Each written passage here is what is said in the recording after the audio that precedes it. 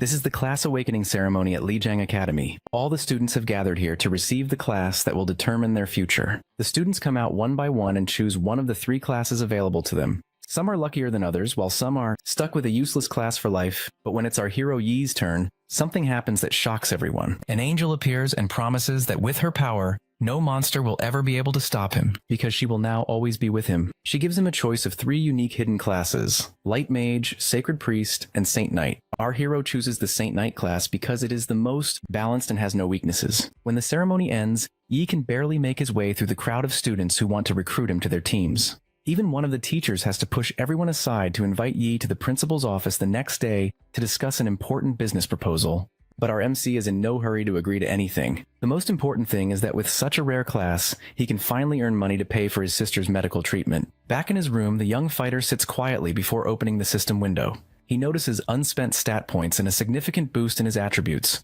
Realizing he can only hunt monsters after becoming stronger, our protagonist decides that improving himself must be his top priority. Suddenly, the system announces that a unique mission has been activated. Yi quickly understands that completing these missions is necessary to earn rewards, so he accepts without hesitation. A strange light engulfs him, teleporting him to a mysterious place. He finds himself in a mine, and recalls that ancient rabbi monsters primarily inhabit such tunnels. One emerges from the shadows, but Yi easily dodges its first attacks. Confident it won't unleash anything strong, he resolves to defeat it without using skills. Swift reactions carry him through each strike, and he realizes his body has grown far more agile after the stat boost. The creature lunges again, and though he evades most blows, one manages to land. Realizing his carelessness could be fatal, he gets serious. Even though it's a low-grade beast, he begins fighting back, unleashing mysterious light attacks. Rushing forward, the young warrior powers up his golden fist, landing multiple punches.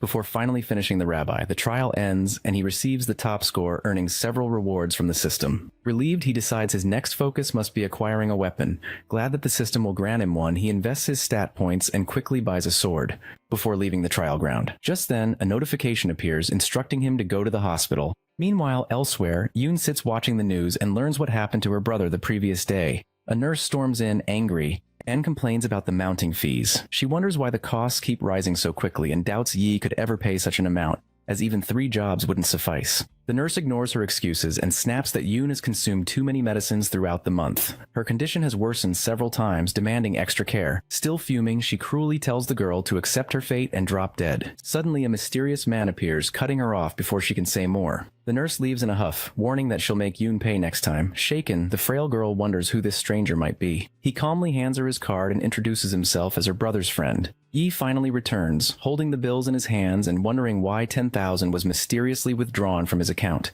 He asks his sister about it, but quickly notices 2 men sitting beside her. One of them smiles politely and introduces himself as the mayor's secretary, explaining that he is there to discuss a few matters. Our boy wonders why someone so important would come looking for him. Still, he shakes hands with the secretary and suggests they step outside if they want to talk. The man agrees but leaves a bodyguard behind to keep Yoon in company. At a nearby restaurant, the secretary congratulates the young warrior on gaining the protection of the sacred angel and awakening such a high-class talent. He tries to downplay it as mere luck, but the man isn't convinced. He explains that receiving an S-grade talent requires far more than luck. Then comes the revelation. The mayor has taken an interest in him and has arranged a stock of cultivation resources just for him so he can prepare for the upcoming exam. Pulling out a shiny key, the secretary is ready to hand it over. But our protagonist remains wary. He knows there's no such thing as a free gift. He suspects the mayor expects something in return, likely hoping he'll one day become a powerful figure. The secretary sweetens the deal by offering to arrange a professional medical team for Yoon, and even promises that the mayor will contact a high-level priest, ensuring he no longer has to worry about his beloved sibling. He hesitates at first, but for his sister's sake, he agrees. Later, he meets up with Yoon. Her eyes shine with excitement as she hears about his achievements. She says she hopes to cling to him like an accessory because she wants to see him reach the top. He dismisses her words as nonsense, urging her to focus on her health instead. The little girl asks about his skills, prompting Yi to remember that his class has 3 exclusive abilities, including one related to healing.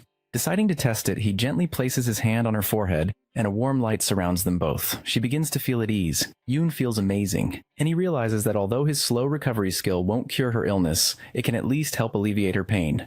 The next day, Yi meets with the headmaster, who informs him that several universities have been persistently trying to recruit him. 4 teachers from the top 10 universities are present, and the old man hopes he will negotiate for as many advantages as possible. He adds that these teachers are all level 35, so choosing any of them would guarantee a bright future. Yi wonders which universities they represent, and the headmaster lists their names, but he notices that the top 3 are missing. The explanation is simple: those schools don't recruit based solely on talent. Students must also prove themselves in exams. The headmaster announces his arrival, and Yi bows politely. The teachers are impressed by his humility, despite his strength. Tien, one of them, gets straight to the point, offering 2 million and 3 exclusive Saint Knight class skill books. Another claims this is too little, and makes an even bigger offer, shocking the old man. Ms. Ju acknowledges their sincerity and immediately offers B-class cultivation resources if he chooses her university. At this point, the headmaster loses patience and urges Yi to accept, insisting that cultivation resources are invaluable. To everyone's surprise, he declines them all. The woman asks why, and he confidently replies that he only wants to join one of the top 3 universities. But since other races are involved, it's nearly impossible for an ordinary human like him to enter those schools. Tien releases his aura, saying he had hoped he wasn't so naive. He knows about the boy's background and how difficult life was before receiving his talent.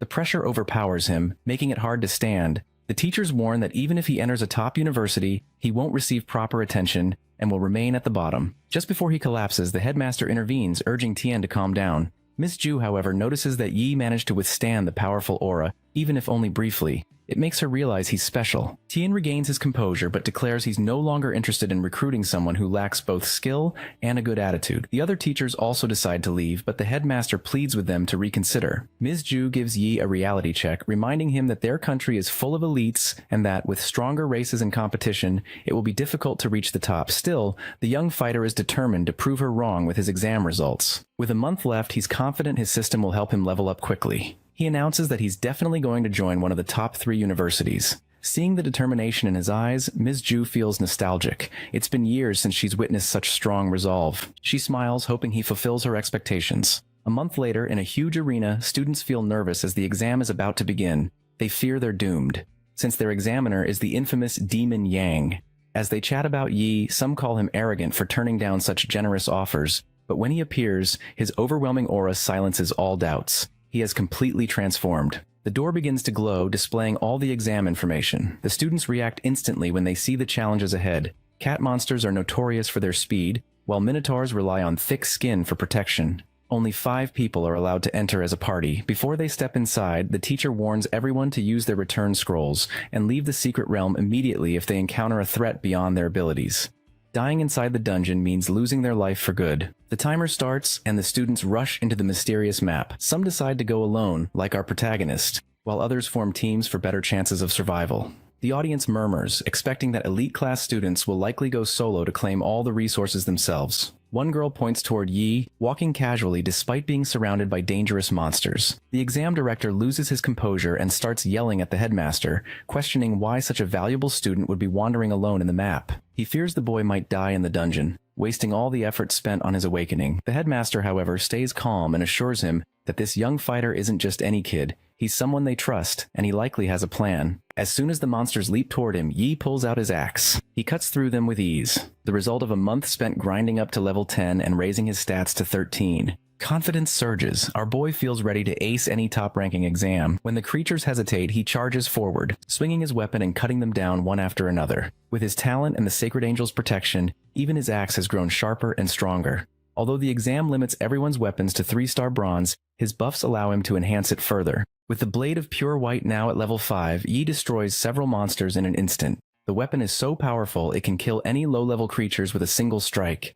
The audience erupts in cheers, stunned by his display of strength. One teacher points out that he's faster than the cat monsters themselves, his speed having risen dramatically. Another adds that his magic is sharper too, bolstered by high intelligence stats. Each attack lands with perfect precision, convincing them he's a combat genius. A third notes his iron determination and strong will to fight. Still, the night map isn't just about power. It overwhelms fighters with sheer numbers. Even veterans risk collapse when their stamina runs low. Observing carefully, a teacher remarks that Yi's axe looks heavy and suspects he's burning energy with every swing. Sure enough, several cat monsters leap at him. With a single sweep, he takes out a handful and finishes the rest with his magic. Suddenly, a blue light flashes, revealing the entrance to the next level as he steps inside. Yi finds himself facing thousands of monsters waiting in the shadows. The host welcomes the audience to his stream and introduces the strongest, most blessed S-rank Shining Knight, Saint Yi. Gasps ripple through the crowd. Our protagonist completed the first trial in under 4 minutes. With unshakable confidence, he strides into the next stage, where a crowd of monsters lies in wait. He quickly sizes them up: mage, healer, and warrior cat monsters, with a minotaur mixed in. The first stage might have been easy, but this one is packed with highly trained foes, each presenting a real danger to his life. With a wild roar, the horde charges, intent on killing. Suddenly, mysterious dark magic coils around him. The cat mages have cursed him. Warriors rush in while the healers prepare to support them. Despite this, Yi only smiles and praises their teamwork, drawing the cross of the sacred light. He unleashes divine energy, disintegrating almost all his enemies within seconds. His class teacher, who once thought the Saint class existed only for support, watches in awe. The young knight proves otherwise. His abilities stand at B grade as well. The old man recalls how little government support this boy had received, making his achievement of a B-rank skill even more astonishing. Nodding in acknowledgement, he observes as our protagonist turns to face the final Minotaur. The beast activates Berserker mode, shattering the ground with its strength before lunging. Yi counters with air slash and pure light, pushing it to the brink of death. As the next door swings open, he guesses the boss fight is coming. A government official, wide-eyed, realizes this youth might truly be trustworthy. His progress in just a month is unbelievable. The Academy's last top student barely reached rank 721 in the district, but with Yi, their reputation could soar higher than ever. Suddenly, a nervous student points out that he has recklessly entered the boss room without resting. Panic sets in for the official, but the headmaster remains calm, suggesting that this young warrior surely has a plan. Now inside, our boy confronts the enraged boss monster. Channeling all his blessings, he transforms into his Saint Knight form, dodges the beast's opening strike, and soars forward to deliver his first blow. The huge monster blocks Yi's attack. He struggles to pierce its tough skin, and quickly realizes this battle won't be as easy as he first thought. The beast, enraged, retaliates with a flurry of strikes, and sends our protagonist flying. He survives only because of his Saint Knight armor. Without it, he would have been killed instantly. Now Yi understands what he needs to do. Drawing on his determination, he summons the spirits of victory and conjures multiple light spears. He throws everything he has at the monster, but it withstands the barrage easily. Our boy realizes he can't overpower such a strong creature by brute force alone. While he could wear it down slowly, he wants to finish the stage quickly to secure first place. Still, he's certain there's a way to win. Yi notices the creature is much slower than he is. If he keeps attacking from all directions, it won't be able to defend against every strike. As he lands a heavy blow, he makes another discovery. The Minotaur may have immense life points and endurance, but its resistance is lacking. The damage he's dealt is starting to add up. Determined to end the fight, Yi unleashes several high-damage abilities at once. He knows timing is crucial. If he runs out of mana, he risks disqualification. Although he hadn't planned to go all out, he uses everything he has. Finally, he brings the beast down. He achieves an SSS rank on his exam clearance, becoming the top student in the district. Even he is shocked by the result. Before arriving in this world, our protagonist faced tragedy. His mother died and his sister fell ill with a terrible disease. Despite everything, he kept moving forward. The appearance of the system gave him a second chance to fix his life, and he refuses to waste it. As he leaves the map, the system displays all the rewards he earned from the battle. People welcome him back, and a boy even calls him a god. Director John congratulates him, saying that solo clearing nightmare difficulty within 10 minutes is an unprecedented honor for the Second Academy. Based on his experience with the exams, John believes Yi has the potential to reach first place in Sukang District. Yi humbly replies that the praise is too much. Suddenly, a supercar arrives at the venue. The director informs him that the final results will be available in at least 3 days and promises to notify him immediately. Yi thanks the man, suggesting he rest and wait for the good news. Leaving the venue, our boy heads straight to the hospital. On the way in, he reflects on how, after their last conversation, Director John quickly kept his promise. Yoon was moved to a deluxe suite with a professional medical team monitoring her condition around the clock. At the hospital, he tells a nurse he's there to visit his sister and share some good news. He also notices an unusual chill coming from the air vents. When they reach the 26th floor and the elevator doors open, they are shocked. The doctors and nurses are frozen in place, and the walls and floors are covered in thick ice. Worried for Yoon, he sprints toward her room, leaving the nurse behind. Within seconds, she too is frozen. He smashes through the ice with his giant axe and enters the room. Inside, he sees a towering ice monster circling, while Ching desperately tries to protect the fragile girl. Yi prepares to attack the ice monster with his magical fireball, but Ching warns him not to. She is busy using her magic to protect Yoon. He asks what's happening, and Ching explains that if they attack carelessly, Yoon's heart might shatter. Our boy then asks about the presence of a dragon in the room. He notices his sister lying on her bed covered in ice. Ching tells him that Yoon's cold disease flared up, freezing everyone into ice. She can only keep the cold from spreading beyond this floor, so she urges him to leave quickly. Yi, however, is worried about his sister. Ching admits that without a high-level priest, there's nothing more she can do. Our protagonist quickly assesses the situation and commands his system to use all his skill points to upgrade slow recovery. The system activates, informing him that slow recovery level 4 enhances slow regeneration level 10. This will gradually restore health and mana to teammates within a certain range for a set period. It also notes that it's using enhanced slow regeneration. Ching is surprised by the power of the Saint Knight's healing skill. It even surpasses the abilities of a level 23 priest like her. While completing the healing process, he tells her he will hold the situation here and instructs her to inform Secretary Zhao immediately, asking him to call a high-level priest as soon as possible. Ching explains that high-level priests have packed schedules. Secretary Zhao had only managed to book an appointment with her for next week, so even if they call now, the priest will not arrive in time. Yi insists she should still tell Zhao. If he can bring a high-level priest here, our boy promises to do anything for him in the future. Understanding, she quickly leaves. Yi reflects that Yoon has endured this burst of cold every night for the past year, suffering intense pain because of the cold aura. He knew the cold had been getting worse, but didn't realize it was severe enough to affect the outside world. As he pushes himself, the freeze shatters the window and begins spilling outside. Yi is still holding back the cold when the ice dragon lurches at him. Suddenly, someone throws a fireball at the beast, hitting it on the head. The fireball ricochets around the room. He yells at the person to stop and not to touch his sister, but the attack accidentally hits him and knocks him away. A female saint appears, challenging the dragon. Wielding a magical spear, she attacks its head and commands it to leave. She increases her magical power, fights fiercely, and eventually defeats it. She then tells Yi that it's over, asking if he is the one she has heard about. She drives her spear into the ground, releasing magical rays that thaw out the frozen doctors and nurses. She introduces herself as Cui Lie, a level 35 secondary awakened priest from Qingyun City. Yi expresses his gratitude. Cui explains that Director John asked her to treat Yoon in advance. She adds that if John hadn't told her about Yi, she wouldn't have broken the rules and fought the cold for so long. It seems the director was truthful. When Yi asks about his sister's disease and whether it can be cured, Cui explains that the leaking cold energy solidifying into a form is a sign of bloodline awakening. He is shocked by this revelation. She elaborates, when the Eternal game first appeared, many players chose characters from other races, elves, giants, demons, and more.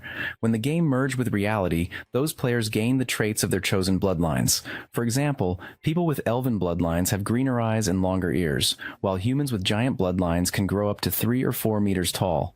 Over the past 200 years, these players intermarried with humans, diluting the bloodlines. Over generations, most lost their special traits and powers, except in cases of bloodline awakening. Shui warns that bloodline awakening can bring both fortune and misfortune. A successful awakening means the person can control the powers of other races, greatly increasing their level and learning abilities. However, failure can result in paralysis or death. She explains that Yoon's body cannot withstand the power of her bloodline, which is likely a rare, freezing bloodline.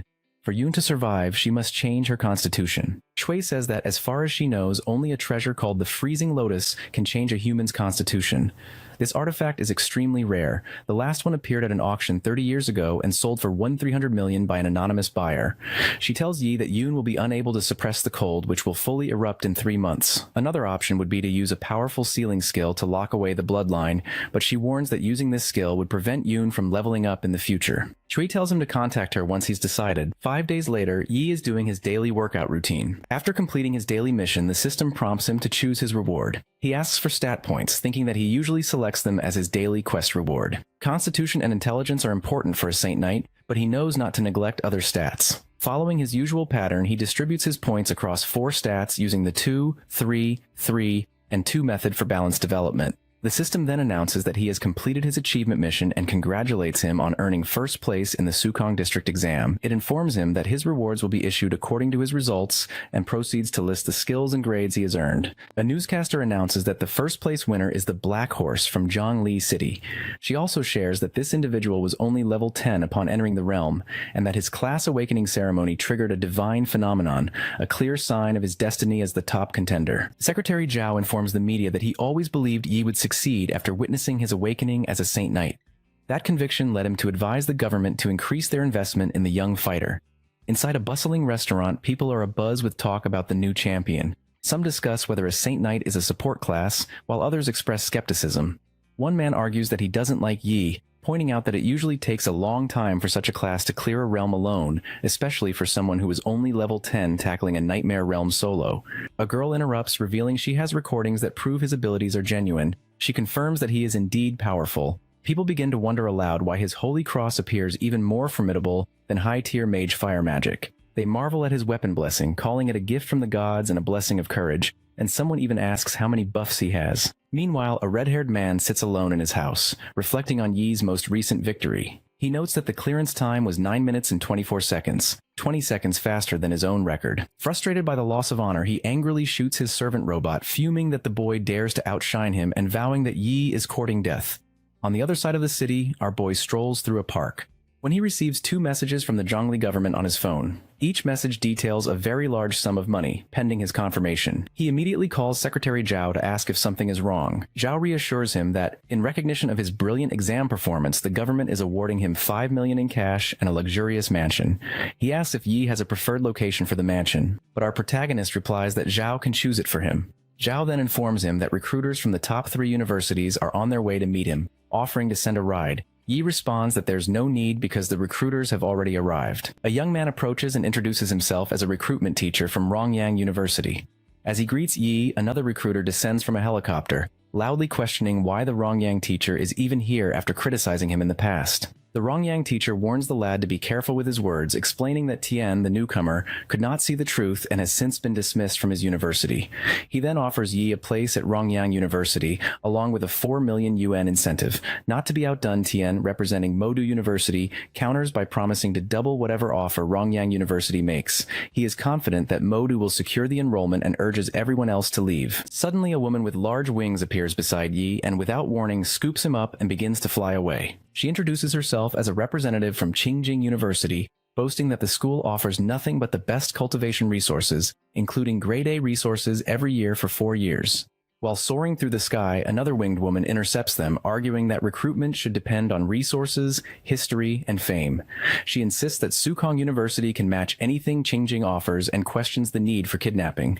She warns the first woman that unless she puts Yi down, she shouldn't be blamed for what happens next. Back on the ground, Tian ups the ante again, promising that Modu will provide not just grade A cultivation resources, but also a full set of golden grade equipment every year. The first winged woman then clarifies that she is not kidnapping him, and she urges Yi to make his own choice. The second woman introduces herself as Mei, recruitment teacher from Sukong University. She explains that Sukong values strength above all, and that students who reach the school's Earth or Heaven rank can earn Grade S resources. She points out that Sukang has won first place in the past 4 freshman exchange contests, demonstrating their ability to cultivate top talent. The 2 women trade barbs, each defending their university's records and achievements, with Mei insisting that Sukong's wins should spur Qingjing to work harder. Amid their arguments, Yi considers his options. All the universities offer similar benefits, and any one of them could guarantee his bright future. But if he truly wants to become even stronger during his university years, he knows he must carefully choose the school that suits him best. As the recruitment teachers argue among themselves, our boy suddenly shouts his decision, causing all 3 to turn and stare at him. He informs Mei that he has chosen Sukong University. With a touch of magic, she conjures the university contract in front of him, explaining that it is Sukong's special recruitment contract. She encourages him to review it and sign if he finds no issues. Meanwhile, Ms. Sun, concerned that Sukong has once again taken the lead, tells Yi that if he finds it difficult to adjust there, he is always welcome to visit Qingjing. Mei, showing little patience for her rival, calls Ms. Sun a stubborn asshole. As Yi reads through the contract, he becomes curious about the mention of staffless casting, a skill typically reserved for high-tier mages. He asks Mei about Ms. Sun's level, and she replies that the mage is level 42, second awakened. She adds that the world is much larger than he realizes, and that upon entering Sukong, he will encounter even more young and powerful individuals. Feeling confident after acquiring the system, he believes that no one his age can rival him. He is eager to enter Sukong, face strong opponents, and grow even faster. Recognizing his burning desire to compete, Mei calls him an interesting boy. Once he signs the contract, it begins to emit magical lights. Mei swiftly takes it and tells Yi he will have a week to pack his belongings, as she will return to take him to Sukong then. He is surprised, wondering if the semester starts so early, but Mei whispers that special recruits will have access to the highest level of cultivation and training. Their strength will increase rapidly, preparing them for better performance in the upcoming National Freshman Exchange Contest. The next day, Yi, accompanied by his sister Yoon and sister Qing, visits his new mansion. Secretary Zhao informs him that the mansion has been gifted by the city government. It boasts 3 floors, the second floor featuring a specialized training room, the third floor offering a spacious balcony and leisure area, and the total area measuring nearly 1,000 square meters. After showing them around, Zhao says he will leave them to rest, but before he can depart, Yi requests a favor. He explains that Yoon is still not fully healed and remains physically weak, so even though Sister Qing will be staying with her, he hopes Zhao can also help look after Yoon for a while. The secretary agrees gladly. Meanwhile, Mei waits for Yi in her car. She reminds him that Yoon needs to take the pills from Priestess Chui every week, have Sister Qing check her health daily, and that Zhao will arrange for her to start school in a few days. Mei also tells Yi that Yoon should listen to Zhao's instructions. Yoon hugs her brother, assuring him she understands. As Yi and Mei drive away, she asks if this is his first time traveling a long distance, and he confirms it is. She tells him to be ready. Suddenly, their car lifts off and enters a portal, transporting them to Ning City and then into Ning University City. Mei explains that large-scale universities are generally under military control, and that Priestess Chui needed to request special permission from the city government to use a miniature teleportation magic array. Upon arrival, Mei points out that Sukong University works closely with the military, which allowed them to build a massive teleportation array near the campus, making travel safe and convenient. As Yi looks out, he sees the university perched on a mountain, with countless humans, monsters, and giants streaming through the school's gate. Yi listens as Mei instructs him to check in, but before he can respond, a sudden commotion catches his attention. Someone is thrown in front of him, and before he can react, an angry girl kicks the man, shouting that she already told him she didn't want to talk. She warns that the kick was just a taste. If he bothers her again, she won't be so lenient. The unfortunate boy is revealed to be young Master Jen, while the fiery girl's name is Chili. Among the onlookers, a girl whispers that Jen tries to flirt with the new juniors every semester. Our protagonist studies Chili closely, noticing that her magic patterns hint at a demonic bloodline. Ms. Mei calmly explains that many students and teachers in University City carry different bloodlines, advising him not to be surprised in the future. He reassures her, saying she need not worry regardless of race. As long as they stand with humanity, he won't be hostile, nor will he blame the entire demon race for his father's death. Mei then presents him with his student ID. Examining it, Yi wonders if the number represents his ranking score. She takes the chance to explain the school system. Every year has its own ranks, with stronger students placed higher. Freshmen are initially ranked based on entrance exams. He's startled to discover that he is ranked Iroro 1, the strongest among the new intake. Mei cautions that this rank is temporary. A freshman competition in a month will reshuffle positions. From now on, he'll be the target, with everyone eyeing his spot. Our boy answers firmly that since he has achieved first place, he doesn't intend to lose it. Mei continues, detailing the school's score system. Freshmen gain points according to their rank, which can be exchanged for meals, equipment, potions, skill books, and even rare S-class skills and resources. Beyond ranking, scores can also be earned through mission boards or by holding a position in the prestigious Heaven and Earth rank. She notes that Su University has around 5,000 students, many aspiring to climb into that elite rank, and warns him not to grow arrogant. As they walk, Yi notices students stepping into a glowing magical gate. Mei explains the 3 realms: the Goblin Dungeon, entry levels 17 to 21, the Distorted Forest levels 23-26, and Purgatory levels 28-31. Apart from meeting level requirements, entering cost scores. She also mentions the training room where students can spar against robots or real opponents to level up. Inside, our protagonist observes fights in progress, while Mei remarks that at Su University, only the strongest command authority and resources, an arrangement meant to ensure survival. Passing a group of students, some call out greetings to Ms. Mei, who praises their work. Curious about Yi, one girl asks who he is, pointing out that it's rare for a teacher to personally escort someone. Another recalls that freshmen usually arrive in groups of 10 under senior supervision, wondering aloud if he received special treatment. Wang Li explains that special recruits are given teachers to help them adapt faster and, perhaps, to attract them into their houses. Meanwhile, Chili questions Sioux University's informant about Yi's background. On hearing that he's from Sukang District, a level 13 Saint Knight ranked first, students are stunned. They can't believe a support class could hold the top spot. One boy mentions that rank Z02 Shenling Feng is a level 14 berserker, and doubts that a heavy support role could surpass such power. Chili, confident in her information, insists her title as informant is no joke, and confirms Yi is indeed the top freshman. Suddenly, a boy declares that he believes Yi's rank is fake. He introduces himself as Liu Jing, a level 13 punishment knight ranked 038, and challenges the Saint Knight, claiming he doesn't deserve his number. Stepping forward, he's halted by a senior who rests a hand on his shoulder, reminding him that duels are private matters and warning not to waste everyone's time. The senior adds that the rank of 001 was decided unanimously by the headmaster and 5 house teachers. It's no mistake. Liu shrugs it off, insisting he can handle this and telling the senior not to interfere.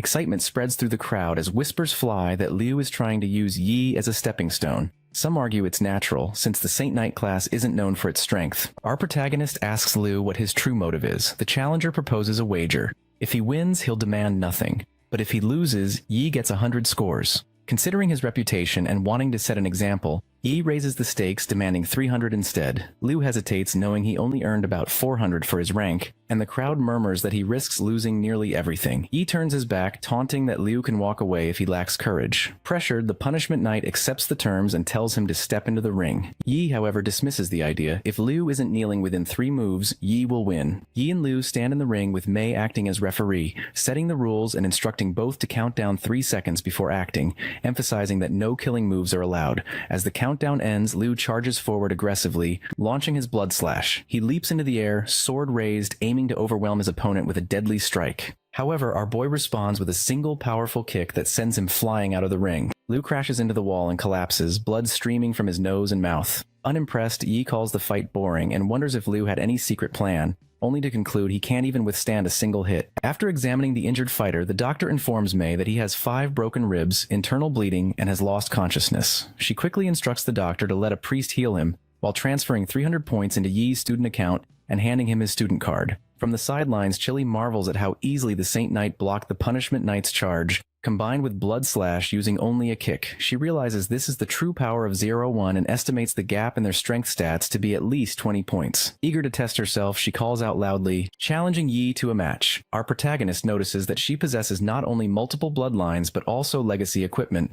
With his magical scan, he calculates her powers and strengths, determining she is indeed a worthy opponent. Satisfied with the assessment, he accepts. Now in the ring, he grips his giant hammer, ready for battle. Meanwhile, Li Dong, captain of the Aurora Club, approaches Mei, expressing surprise at her presence and exchanging a polite greeting.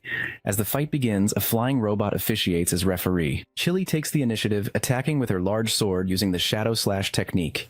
He counters with Typhoon Smash, their weapons colliding in a burst of sparks. She steps back, re-evaluating her opponent's strength, realizing just how powerful and monstrous he is. Determined, Chili escalates with Demonic Slash. Our boy, delighted to finally face someone head-on, welcomes the challenge. She delivers a rapid uppercut followed by an enhanced stab, but Yi retaliates with Shockwave Slash, then unleashes Mountain Crushing Hit. The battle rages across the ring, weapons clashing again and again. Watching intently, Li concludes that without a trump card, the spiritual swordsman is destined to lose, though the doctor believes the two appear evenly matched. Relying on her enhanced block technique, Chili notes that while she once blocked 1 out of every 3 swings, now it's 1 out of every 2. She reflects that most heavy weapon users conserve stamina by defending and retreating, waiting for an opening. Yet Yi shows no sign of restraint or fatigue. She wonders if he is reckless or simply supremely confident. The weight of the warhammer keeps forcing her to defend rather than attack, and concern grows. Deciding to escalate, Yi invokes the gift of God, the gift of courage, and wields the spear of victory. Chili braces with Phantom Slash, wondering when he will unleash his full power. Suddenly, he launches a ferocious strike, overpowering her and slamming her to the ground. The warhammer halts mere inches from her head as he asks if she wishes to continue. Admitting defeat, she concedes, acknowledging she cannot stand against such overwhelming force. Yi questions her, noting she did not go all out, refraining from using her swordsman skills or dark elemental powers. Surprised by his perception, Chili admits that since this is only a spar, she chose not to reveal her trump cards, and points out that he himself did not fight at full strength, referencing his exam video. With a smile, she asks him to add her on social media, hoping to spar again in the future. After the fight, Yi receives guidance from Ms. Mei, who advises him to let go, and he accepts her advice. As they walk outside the school, she explains in detail that the freshman dormitory is located on a small mountain. While the regular student dormitories are situated at the foot and the mountainside, the special recruits dormitory, she tells him, stands at the very top of the mountain, and these special recruits enjoy the privilege of living in independent mansions. May pauses to show our protagonist the building where he will live from now on. Just as he is about to enter, she inquires if it's true that he is searching for the freezing lotus. She informs him that, according to a party who ventured into the Tempest mountain range 6 years ago, a freezing lotus was indeed spotted there. However, they abandoned their attempt to retrieve it because it was guarded by high-level monsters. She warns that this information may no longer be accurate. Without wasting time, Yi quickly establishes his computer lab in his new room and begins researching the freezing lotus. He learns that the Tempest mountain range, which rose after Earth merged with the Eternal Game, is vast and teeming with treasures and exotic flora and fauna. The system, acknowledging his success in the recent exam, rewards him with a life-saving item, resurrection after death. Our boy prepares for his journey, planning to venture out after purchasing the necessary skills and equipment. As he continues his research, his computer system notifies him. Rank 001 has been detected, and Saint Knight's skills under Grade A can be studied for free.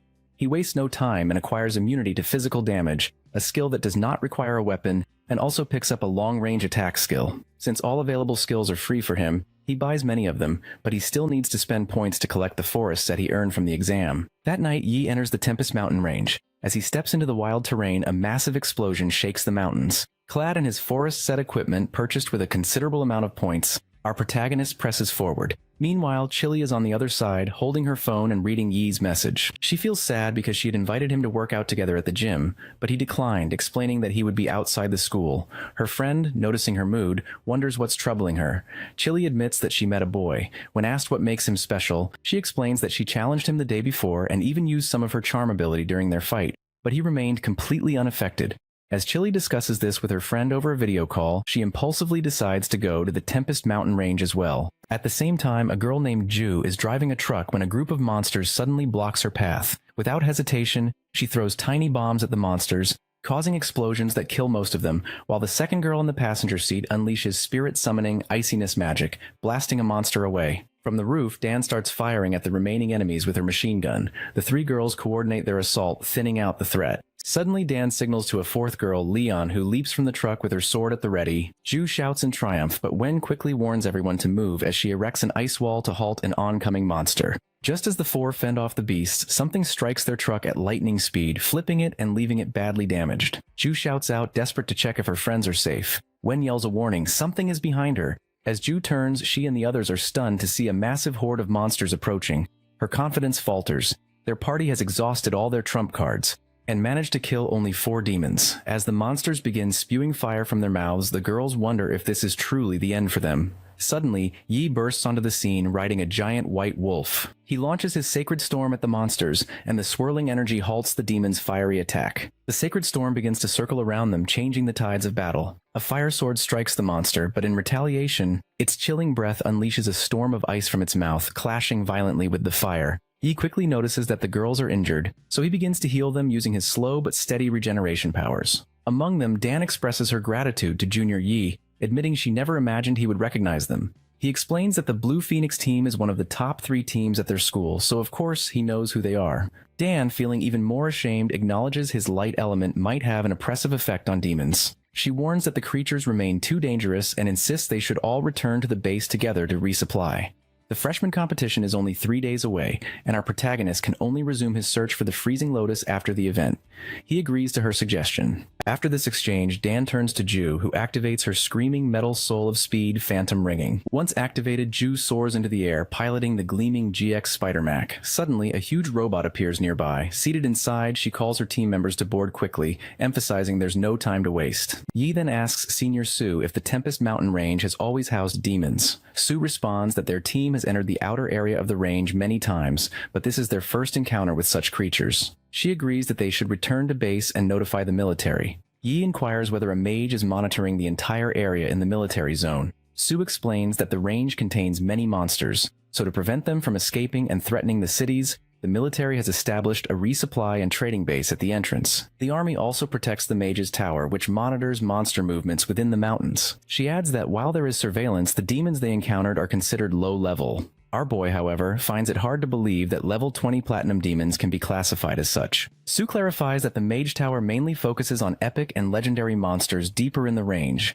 and anything below its minimum detection setting might go unnoticed. She then questions why, if there is a dimensional crack, only low-level demons are coming through. Sue reasons that the military would exterminate such foes immediately, and if the crack could let in level 30 demons, it could also let in those much stronger. Sending weak ones would only waste lives and expose the crack's location. Suddenly, more demons descend into the forest, illuminated by a powerful ray of light. Yi urges the girls to leave. He promises to catch up with them later. Sue, concerned for his safety, warns that they have no way of knowing how many demons are out there, and that it's too dangerous to go alone. Our protagonist mounts his wolf, and together they race toward the site of the demon landing. Meanwhile, a small group sits hidden in the woods, debating whether to help the lone fighter they see. Ultimately, they decide not to intervene, believing they are too trapped and powerless to protect even themselves. Not far away, a girl battles demons with fierce determination. She observes that the enemies move in groups of 10, scattering across the plain, making escape to the resupply base impossible. Resolute, she prepares to fight them all. Suddenly, Yi arrives and unleashes his thunderfall, sending bolts of fire crashing into the demons. In seconds, many of the monsters vanish. The girl looks back in surprise and relief as our boy approaches on his wolf. Before he launches another fireball at the advancing creatures, he shouts to Chiranto, "Get out of the way." A giant demon bellows so loudly that Chiran is forced to cover her ears, bracing herself against the overwhelming sound. A giant demon named Berserk appears at the fight, launching an assault alongside the other demons. Chiran quickly warns Yi to run, explaining this is the demonkind's berserk mode, and she suspects the creature's power has doubled. Calculating the odds, she believes if she self-destructs, there's a 90% chance she could kill Berserk and protect him. As she contemplates this desperate plan, Yi unexpectedly grabs her, lifting her onto his lap while riding atop his massive wolf. Now both rider and mage flee together as the enormous demon attacks. Our boy unleashes a punishment of light upon the pursuing horde, waves of radiant energy raining down to strike their enemies. While they escape, Yi remarks that everyone aspires to the mage class because of the appeal of long-range monster killing. He observes as the demons begin to fly toward them, and within moments they are surrounded. Counting quickly, he estimates 180 closing in, enough that he could handle with area of effect skills were it not for their scattered formation. The commotion has drawn every demon across the plains to this spot. He transfers magical powers to Chu, instructing her to move left, attack, and avoid getting too absorbed in direct combat. He bestows slow regeneration, Blessing of Dawn, Weapons Blessing, and Gift of God upon her, marking her forehead with each saintly buff. The girl notes all the new powers displayed on her device. He leaps down from his wolf and tells her to go now. With a single mighty swing of his warhammer, he crushes many demons at once. Chiran immediately feels the difference. Her stats have increased by 25%, nearly doubling her power, a boost she knows no level 16 or even level 25 Saint Knight should be able to grant. Suddenly, a giant demon leaps in front of her, but Yi's wolves dispatch it before it can harm her. Trusting his orders, Chiran moves as directed. Meanwhile, our protagonist continues to decimate the horde. But soon a group sneaks up behind him. Before they can strike, she hurls her sword, killing them instantly and saving him. He realizes that classes wielding holy light draw the attention of the most demons, and now nearly every fiend from the plains is converging on their position. Deciding the time has come, Yi casts an enormous fireball at the monsters, shouting for Chiranto run. She recognizes he is now harnessing the protection of holy light. Activating his holy cross, Yi calls forth its power. Many demons begin to melt away as gigantic burning crosses fall from the sky, igniting infernos that encircle the horde. A powerful storm sweeps through, hunting down any that remain. Elsewhere, those who had refused to help Chiran watch in shock, questioning each other about Yi's identity. One man consults his boss about announcing themselves, but the leader quickly calculates that except for himself at level 26, the rest of his team are only level 24 and could hardly handle 10 demons together, let alone solo. He concludes Yi is far too powerful and orders them to try befriending him. Suddenly, Ju and her 3 friends arrive in their robotic vehicle. She shouts that they've come to help, but as they approach, they see all the demons already slain. Yi and Chiran stand victorious with their giant wolf, and their system congratulates them, displaying the points they have earned. During the fight, as Chiran grows exhausted, Yi drinks his magical concoction and swiftly finishes off the last of the horde. In total, our boy has killed 180 demons and received 60,000 experience points, though he notes there's a class level cap on experience gain, otherwise he would have earned even more. Dan inquires whether Yi has handled all of the demons, prompting Ju to remark that his strength is beyond what she could have imagined. Suddenly, Chiran collapses to her knees, weakened, and Ju immediately voices her concern. Yi explains that she has exhausted herself by using too much power. Dan shifts the focus, asking if he encountered any stronger demons during the battle. He responds that the highest level among the defeated demons was only level 23, Gold class, with no particularly tough adversaries. Sensing something is troubling her, our boy asks what is wrong. Dan reveals her concern that the Demon Legion, much like the human army, has a general, and since the general has not appeared, it suggests the main force of the Legion is not present. She insists that they should not linger, urging everyone to return to the base for immediate resupply. The group agrees and begins their retreat. As they leave, hidden observers in the bushes, another group, watch them closely. Among these onlookers, a girl asks her boss whether they should reveal themselves now that Yi and his team are departing. The boss prepares to move, but suddenly perceives a dense demonic aura building in the sky, causing panic among his group. He shouts that demons are coming. High above, a fearsome spawn appears, wielding a large sword and accompanied by a flying fire dragon. Back at the control center, the radar system sounds repeated emergency alerts. An officer announces that a fourth-tier otherworld invasion has been confirmed, and all troops are ordered into combat readiness. Orders go out. The Snow Dragon Corps Knight Squad must halt training and assemble at the teleportation square. The pre-squad is told to keep their mana reserves full in preparation for rescue operations, while the logistics squad begins reallocating magic cores and shards. The control center locks onto the mage squad's location and initiates construction of a large-scale teleportation formation, relaying precise directions. The Corps Major, Zhu Yu, confirms that all units have assembled and are standing by for orders. In front of his soldiers, the Major delivers a resolute message. He will be the sword that cuts through all obstacles and the shield that protects their land. In unison, his soldiers echo his words before he finally orders them to mobilize. Meanwhile, in another realm, a demon reports to his king that every member of his legion has been personally selected, and in half a year on Earth, they have lost only a handful until now. In their final celebration before returning to the sacred realm, hundreds were killed. The Demon King gives permission to unleash chaos before their departure, prompting the soldiers to cheer in gratitude. One commander vows revenge. Then the king, astride his massive dragon, descends to Earth, declaring that he will seize souls and incinerate them with hellfire. He commands the demon spawn Oramos to summon more allies. Platinum demons, followed by golden demons, appear in the ranks. Dan observes legendary demons among their numbers and realizes the scale of the threat. Ju tells Yi that the Blue Phoenix team will protect him and urges him to escape at the first opportunity. Wen agrees, stressing that our protagonist must survive. Ju insists to the others that Yi is the most talented genius she has ever seen, someone worth protecting with their lives. Dan notices a portal opening as the Snow Dragon Corps arrives, informing everyone that these warriors are all above level 30, having undergone a second awakening, and that Major Shu Yu himself is a level 51 warrior who has completed a third awakening. She believes their rescue is at hand.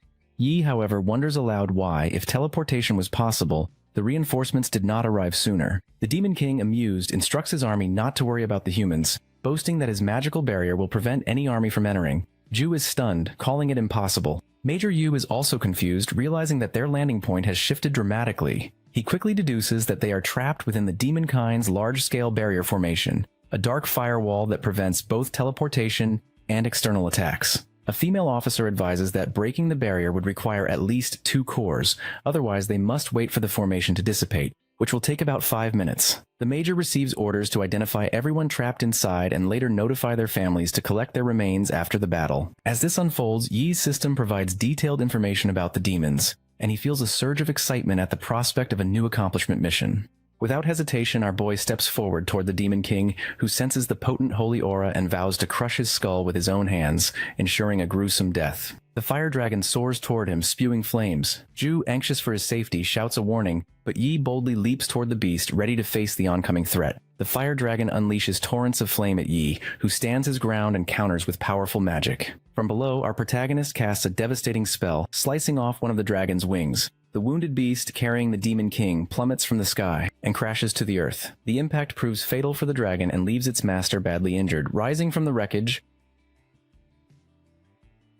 the furious monarch kicks aside his fallen mount and turns his focus entirely to Yi. Our boy attacks without hesitation, but the Demon King parries with his massive sword, astonished at the human's strength. How could someone at level 18 possibly match him? Yi, steady and resolute, informs the fiend that he is exceptionally sturdy and that this is his first time facing a legendary monster. Infuriated, the king swings in a furious arc, forcing Yi to leap out of harm's way. The demon's blade, pure white and blazing, delivers a stunning blow that momentarily hinders him. Undeterred, Yi hurls a punishment of light, but the strike is thwarted by a formidable fire shield. He quickly realizes that ordinary tactics will not be enough against this foe. Drawing on the system's rewards from his recent exam, The young knight prepares for a desperate move. The Demon King, now enraged, calls out to his generals. Moments later, they descend from the sky, determined to destroy the lone human. Surrounded, Yi conjures a powerful fire circle, encasing himself in a barrier of searing heat and magic. Major Yu, watching from afar, marvels at the display. Even the generals hesitate, shocked by the magnitude of the spell.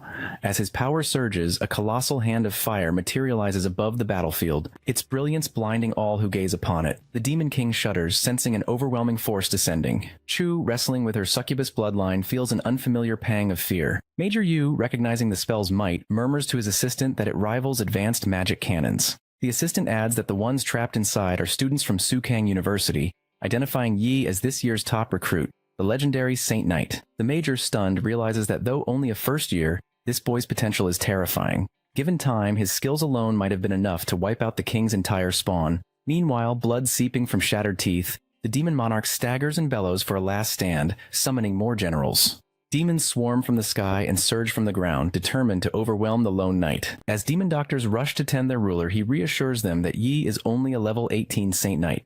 One healer speculates that the youth must be out of mana after such exertion, and that sheer numbers will be enough. The king nods, convinced victory is within reach, but Yi knows the truth. The mighty god hand has drained him dry, and his gear's recovery is too slow. Just then, the system delivers a message. A one-time secret skill from Saint Knight Hall requires no mana and ignores all passive skills. Upon activation, it channels the God of Light's power, dramatically boosting all 4 of his stats in proportion to his durability. Every divine and light-type skill surges, while health, stamina, and mana regeneration increase 20-fold. The effect will be short-lived, followed by crushing weakness, but its might is absolute. Suddenly, a massive ray of radiant light tears down from the heavens. Striking the earth with unrelenting force, the Demon King stands frozen as the blinding column persists, terror gripping every creature present. At its heart, a female angel with immense wings descends. Her holy presence ignites the demons, and one by one they burst into flames, chaos erupting across the battlefield. The feathers of the angel's wings brush against the demons, and instantly they ignite in flames. A captain observes this spectacle, his eyes lingering on the radiant feathers. He wonders aloud if this could be a divine summoning technique,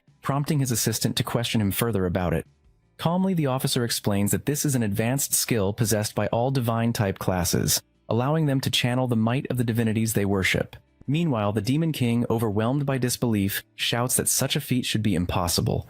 He knows this technique is a closely guarded secret and cannot fathom how someone with the humble rank of a level 18 Saint Knight could wield it. His doctor, Everloyal, informs him that once the divine summoning technique is set in motion, only another being infused with divine power can interrupt it. If the casting completes, their entire legion faces annihilation. Shock clouds the monarch's expression as he realizes this skill shifts seamlessly between offense and defense. Desperate, he turns to his doctor and demands to know how much longer the construction of the return formation in Dark Shadow Valley will take. The physician responds that only 1 minute remains. They need just a single minute for His Highness to escape. Recognizing the urgency, the ruler declares that the time has come to prove loyalty. He commands all flame demons to obey and sacrifice everything for the esteemed demonic son, Oramos, without delay.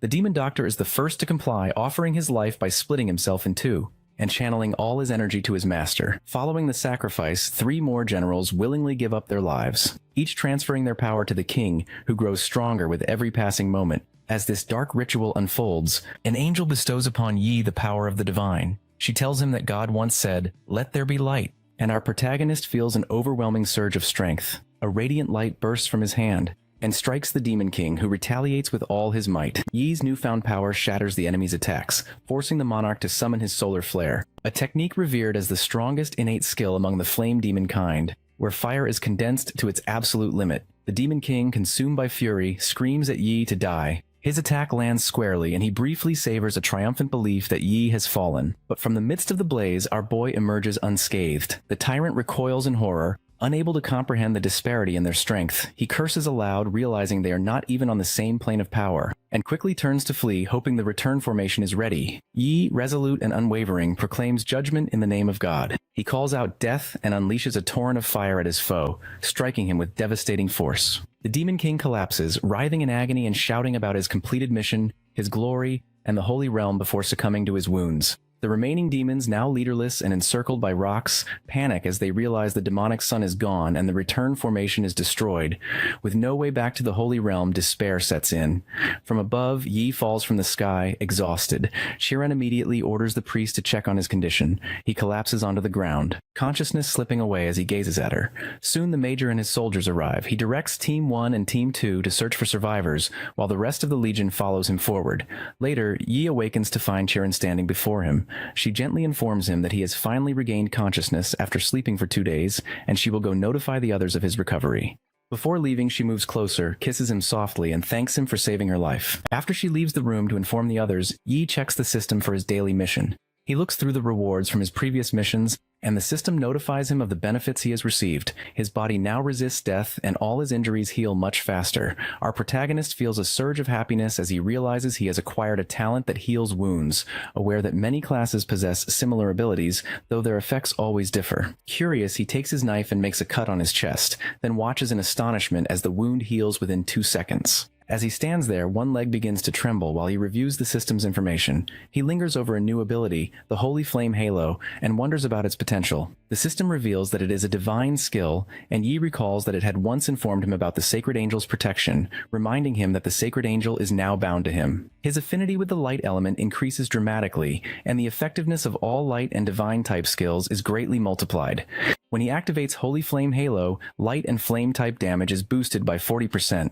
Yi wonders if, with both Holy Flame Halo and Punishment of Light active at the same time, he could function as a dual-element mage specializing in both light and flame. Stepping outside his room, Yi encounters an army officer waiting for him. The man introduces himself as Vice Captain Wang Liang of the Snow Dragon Legion, a mage, and thanks him for his timely defeat of the demonic sun and the destruction of the return portal. He explains that they have captured many demons as prisoners. He responds politely, assuring him it was nothing significant, though inwardly he wonders what business Wang has with him. The vice captain explains that Captain Shu should be present to thank him personally, but pressing matters prevented it, so Wang has come in his place. He describes how Yi's final strike destroyed half of Dark Shadow Valley, yet managed to preserve evidence of a demonic descent, which allowed the Legion to uncover crucial secrets about the enemy. Captain Shu is currently reporting these findings to the higher authorities. Opening his system, the vice captain conjures countless screens in front of them. He explains that these are resources accumulated by the Snow Dragon Legion over centuries, and invites Yi to select whatever he desires. Our boy points to the grade treasures and indicates he's interested in the S-grade treasure known as the Freezing Lotus. Wang searches through the system and soon locates it, displaying its full details. Yi is pleased and Wang agrees to grant it, explaining that the treasure costs 100 million points, equivalent to 3 years of his own salary, and that Yi will need to claim it from the captain. The mage further informs him that the Freezing Lotus is stored in the Legion's headquarters warehouse, and that Yi should remain here for a few more days while arrangements are made. If he grows bored, the Legion can arrange for someone to assist him in hunting monsters in the valley. Yi apologizes, explaining he must return to school for the freshman competition the following day, and requests that the Freezing Lotus simply be mailed to his dormitory. Wang laughs, regretting he forgot Yi is still a student, and promises the treasure will be sent to Sukang University within 2 days. He adds that if Yi encounters any danger he cannot handle in Tempest Valley, he should contact the Snow Dragon Legion immediately. Yi thanks him as the vice captain exits the hall, leaving our protagonist to contemplate his extraordinary new abilities and the future that awaits him. On the other side, Sue steps out of the girls' bathroom after her shower, only to be joined by her 3 friends, Ju, Wen, and Dan. Ju, ever the strategist, turns to her captain and wonders aloud if they should invite Yi to join the Blue Phoenix team, seeking Sue's opinion. Lee voices her doubts, reasoning that with his strength he might prefer hunting monsters solo since it's more efficient for someone with that kind of power. Wen challenges that assumption, arguing they shouldn't dismiss the idea without even trying, and reminds them that their leader wants Yi on the team as well. Dan teases Sue, mentioning she has noticed her sneaking glances at him several times. Eventually, Sue, after considering her friend's encouragement and teasing, gives in and heads to Yi's door to make the invitation herself. When Yi opens the door, he greets Sue and inquires about the reason for her visit. Gathering her resolve, she asks if he would like to join the Blue Phoenix team. Yi is curious and asks for more information. Sue, partly joking, tells him that Ju and Dan would be heartbroken for a while if he refuses, though Yi suspects she isn't entirely serious. She then explains their true intention. They want to thank him properly for saving them in Tempest Valley. Suddenly, Sue steps forward, hugs him tightly, and kisses him, declaring it his special thanks. Without waiting for a response, she says goodbye and leaves, leaving Yi standing there, puzzled by the idea of a special reward and special thanks. Meanwhile, inside the headquarters, the captain is making a detailed report. According to their investigation, the demons invaded half a year ago, and have been hiding in Tempest Valley ever since. Their findings suggest that demons have learned to travel across worlds using medium-sized dimensional cracks. One officer questions the certainty of this information, realizing the implications. The captain explains that until now, otherworldly creatures could only invade their planet through large dimensional cracks, which never lasted long, so the threat was manageable. However, with countless medium-sized cracks scattered across the planet, the situation changes dramatically if creatures can now traverse those as well, potentially threatening planetary extinction. Another officer confirms these results have been meticulously verified, but there is a fortunate limitation. Only monsters under level 30 can pass through medium-sized cracks. Hearing this, one officer insists they must act quickly, ordering Senator Yang to alert all major legions in the country and assign guards to every medium-sized crack without delay. He also directs Senator Jiang to attend an international meeting, share their findings, and observe other nations' responses. A female officer wonders if all this intelligence was gathered because of an 18-year-old. Captain Shu displays Yi's image, confirming that the boy responsible is indeed him, a new Saint Knight, top-ranked in the Sukang district, and a freshman at Sukang University. Shu further explains that Yi used a divine summoning technique in Tempest Valley to defeat the demonic sun, destroyed their returning formation, and made significant contributions to the operation. A male officer remarks on how rare it is for a Saint Knight to rank first, while another wonders aloud about his family name, speculating if he could be a descendant of the legendary Frozen Zhou family from Sukang district. The head officer orders Senator Wang to investigate further when she returns to the university. Headmaster Wang Hui agrees. Before concluding, the head officer instructs Shu not to keep all the promising students to himself and to report if Yi shows even greater potential. Back at Sukang University, a flying robot hovers above the campus, announcing to all students that the freshman competition will begin promptly at 10 o'clock in the morning. The announcement urges everyone to gather on the field in time, signaling the start of a new chapter for Yi and his classmates. All the students of the university gather in the hall, filling every seat as anticipation crackles in the air. On stage, the housemasters of the different houses stand in a row, prepared to address the student body. Wu Meng, the housemaster of Warhouse, steps forward and begins to speak. With a commanding presence, he announces that the freshman competition will take place in 2 phases. The first phase is the Secret Realm Challenge, where rankings will be determined by the difficulty level chosen and the speed at which it's cleared. The second phase is the Free Challenge, where everyone receives 3 opportunities to challenge someone ranked above them. If they win, their positions are switched. Behind the housemasters, Mei stands anxiously, scanning the crowd as she wonders where Yi and Jiang are. The rules are strict. If they do not show up soon, they will lose their qualifications for the freshman competition. Regret tugs at her, thinking she should not have told our protagonist about the unverified freezing lotus. Among the students, whispers ripple through the crowd. One asks about his whereabouts, and another speculates he must have forgotten about the competition, or perhaps has not returned in a month. Some feel relieved, seeing the absence of a powerful competitor as an opportunity, while a red-headed student mocks him for wasting a month instead of training, assuming he lacks the courage to participate. Warhouse Master Wu brings the crowd's attention back, officially declaring the beginning of the first phase, the Secret Realm Challenge. The Silver Secret Realm opens, and he proudly announces that this year's freshmen are not only the strongest, but also the largest group in the university's history. He urges them to unleash their full potential.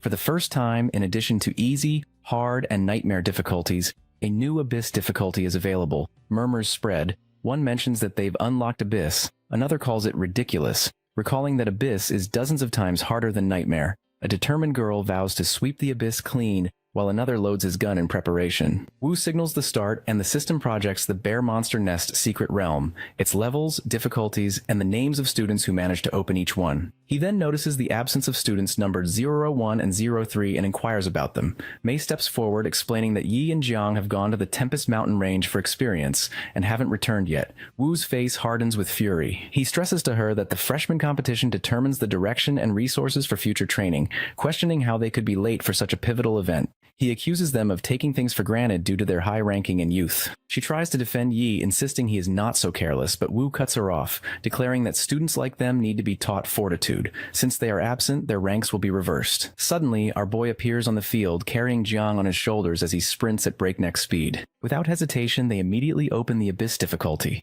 drawing astonished looks from the crowd. Jiang beams with satisfaction. They've made it just in time. The system informs Yi that he has entered the Bear Monster Nest on Abyss difficulty, warning about the extreme violence of monsters and advising caution with the return scroll. He swiftly activates the Blessing of Dawn and Blessing of Courage. He follows up with the Blessing of God and Blessing of Protection, preparing for the challenge ahead. The system relays details of the bear warrior and the 3 types of bear monsters waiting for him. He charges forward, swinging his warhammer with force, slaying a bear monster in a single blow. The system updates Jiang, explaining the instant army-breaking slash, which rapidly swings the weapon to release continuous sword energy, as well as a technique to gather all her power for a devastating punch. Elsewhere, another student executes a typhoon heartbreaker kick, spinning into a powerful jumping strike that knocks his opponent away and leaves them stunned. He boasts that he has already defeated 16 bears at the start.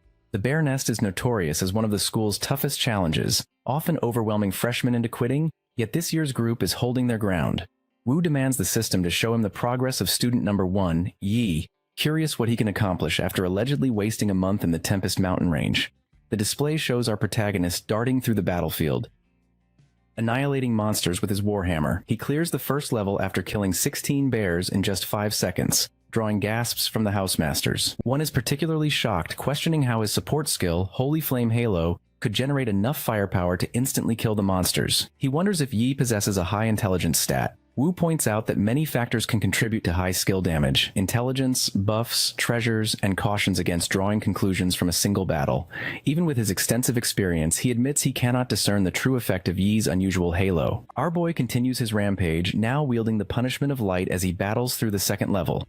The system congratulates him on clearing it after killing 200 monsters in only 1 minute and 23 seconds. He then dispatches another foe with a move he calls the Spear of Victory. The system announces he has cleared the 3rd level after just 3 minutes and 29 seconds. Finally, it declares he has conquered the Abyss-level Secret Realm in 4 minutes and 57 seconds, earning a triple S grade and setting a new record. Rewards and points are listed in detail. The narrative reflects on the significance of talent to a class's strength, explaining that in the beginning, Yi relied on his S+ grade talent to awaken the rare Saint Knight class during the ceremony. He realizes that such generous rewards must be a privilege reserved for those who clear secret realms of silver grade and above, since he never received anything similar when he broke the record in the bronze secret realm. As he examines his new abilities, he quickly decides that strong protection is most suited for tanks and doesn't offer him much value.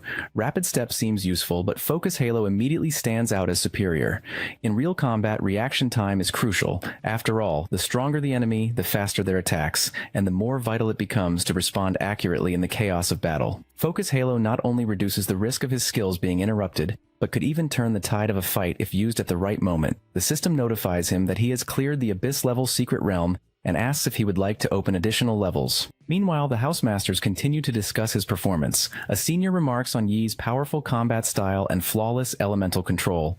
Wumeng adds that his quick thinking and adaptability made the most of Abyss difficulty. A younger one points out that Yi is remarkably well-rounded, excelling not only in magic attacks, but also in buff skills and close combat prowess. However, a female housemaster notes that the Saint Knight class is so balanced that, as his level rises, he will need more points to maintain this versatility, which could eventually make his results seem ordinary. Wu agrees, mentioning that he plans to have a talk with our boy after the competition ends. Another young housemaster reminds him that Yi has yet to declare which house he will join, suggesting they let him choose before approaching. The old master concurs, noting his exceptional talent in elemental magic and his suitability for the elemental house, where recruitment has already begun. The headmaster, entering the conversation, observes that everyone seems eager to recruit him, and laments that he missed the chance to witness the performance firsthand due to his late arrival. Now Yi finds himself entering a dark, ominous chamber. At the center, atop a mound of human bones, stands a throne, and on that throne sits a human skeleton. He recalls that the term evil gods does not simply refer to the god of darkness, but rather to deities that are mad and chaotic, fundamentally different in nature. Faith in the gods of light or darkness demands pure, unwavering devotion, while worship of evil gods requires the offering of fresh life and souls. He remembers the infamous Bloody Abyss incident from decades ago, where a tertiary awakened class holder, a secret follower of the evil gods, orchestrated the sacrifice of an entire city. Millions perished in an instant, and the perpetrator's power soared from level 54 to 89 before the Patrol Legion and army ultimately destroyed him. The souls consumed by the evil god could not be restored, and since then, the nation has enforced a strict ban on worshipping such beings. Those caught are executed without mercy. Still, the promise of rapid power tempts many down this forbidden path. The system now provides details on a terrifying new foe, the bear monster ghost. The ghost regards Yi with a chilling hunger, wondering aloud how long it has been since it last tasted fresh human flesh, savoring the anticipation of its next meal. He understands that he is facing an undead foe, completely immune to physical attacks, and knows that any martial artist would be astonished to see this final boss. Our protagonist boldly challenges the bear ghost monster, daring it to come at him. The enormous creature responds with contempt, telling him his efforts are useless before launching an attack. Yi remains calm, carefully observing its movements, analyzing every step and gesture. The monster admits that his holy light is powerful, but insists such power holds no meaning in the face of the immortality granted by the great lord of Exia. Noticing the intensity of that radiant glow, the bear ghost decides to reveal his trump card, warning that resistance is pointless, and taunting by questioning how much energy the boy has left after this display. The ghost boasts that upon his next resurrection, it will mark the time of Yi's defeat. Unfazed, our boy challenges the monster's confidence and unleashes enormous waves of magical fire. Hurling them at the towering specter, the ghost catches fire yet defiantly screams that Yi cannot kill him. With deliberate circular movements of his arms, the Saint Knight conjures an even greater blaze, directing the inferno toward the bear ghost. Overwhelmed and unable to withstand the fire, the monster wails, calling desperately for his lord Exia and lamenting that his powers are fading. Ultimately, the spectral foe vanishes, consumed by the flames. The system congratulates Yi on clearing the extra level, reporting that he completed it in 1 minute and 12 seconds, and then lists the rewards he has earned. He examines his prizes, feeling a sense of accomplishment as he prepares to return to his own world. Reflecting on the experience, Yi recalls sensing a faint, violent power when he first entered the space. The energy was not elemental, but it felt reminiscent of the strength he harnesses during divine summoning. He suspects it to be a remnant of some evil god's influence. When the bear monster resurrected for the first time, he noticed the sinister energy weakened slightly, leading him to deduce that there is a limit to its resurrection. The true strategy for passing this level, he realizes, is to repeatedly defeat the creature, forcing it to drain the evil god's supply until it is depleted. Meanwhile, another student battles his own bear ghost, shouting in frustration that extra levels are truly the hardest parts of any secret realm, and that he will need to defeat it 10 times to succeed. He feels relieved that he managed to raise 2 levels earlier, knowing it gives him a significant advantage. Soon, the bear monster stands before him once more. While the other student remains locked in combat with his adversary elsewhere, an elderly housemaster briefs the others about Yi's achievements, revealing that he used an S-rank skill, and by coincidence discovered a shortcut. Another wonders whether other freshmen should be allowed to try this shortcut. A female housemaster agrees and remarks that their Saint Knight has his own secrets. Yet another points out that S-rank skills are normally out of reach for students from barren regions, and he begins to suspect the headmaster of offering Yi special assistance. Ms. May, concerned, tells the group that his supposed level is suspicious, questioning how he could have reached 19 when, at the time of the entrance exam, he was only 13. No abyss-level secret realm, she insists, should allow such rapid advancement. One housemaster explains that after admission, he went hunting monsters to level up, and his trip to the Tempest yielded significant gains. He was already 18 before entering the realm. For someone capable of single-handedly annihilating the Flame Demon army, the freshman competition is trivial. If not for the competition's influence on resource allocation, Yi would not have participated at all. Suddenly, he notices a red-headed student standing nearby who wonders how Yi could be present and whether he cleared the realm ahead of him. The redhead finds it inconceivable, believing he must have left earlier after failing the extra level. As someone carrying the reputation of one of Jiangning's 8 great families, Shen refuses to believe he could lose to someone from the barren north. At that moment, Yi catches sight of Tiran falling from a height and rushes to save her. Grateful, she acknowledges that he finished even faster than she did. Playfully, she asks if he is a few months older, suggesting she should call him brother, and he agrees. Together, they notice many other students struggling against the monsters. Suddenly, Miss May arrives and urgently calls the medical team to administer first aid to the injured. An hour later, all the students have returned to the university, most of them wounded. The Warhouse Master announces the official end of the first phase of the freshman competition and proceeds to reveal the rankings and clear times. The fiery redhead grows impatient, determined to see the results. As expected, Yi claims first place, with Shen taking second. The system announces the standings for the other students. Shen, frustrated, notes that he actually finished 15 minutes ahead. Suddenly, he climbs a tall pillar and yells at Yi, accusing him of taking first place in the entrance exams and now in the freshman competition. Shen vows that regardless of how he did it, he will defeat him in the next phase and make sure to crush him. The Warhouse Master then declares the beginning of the second phase of the freshman competition, the Free Challenge.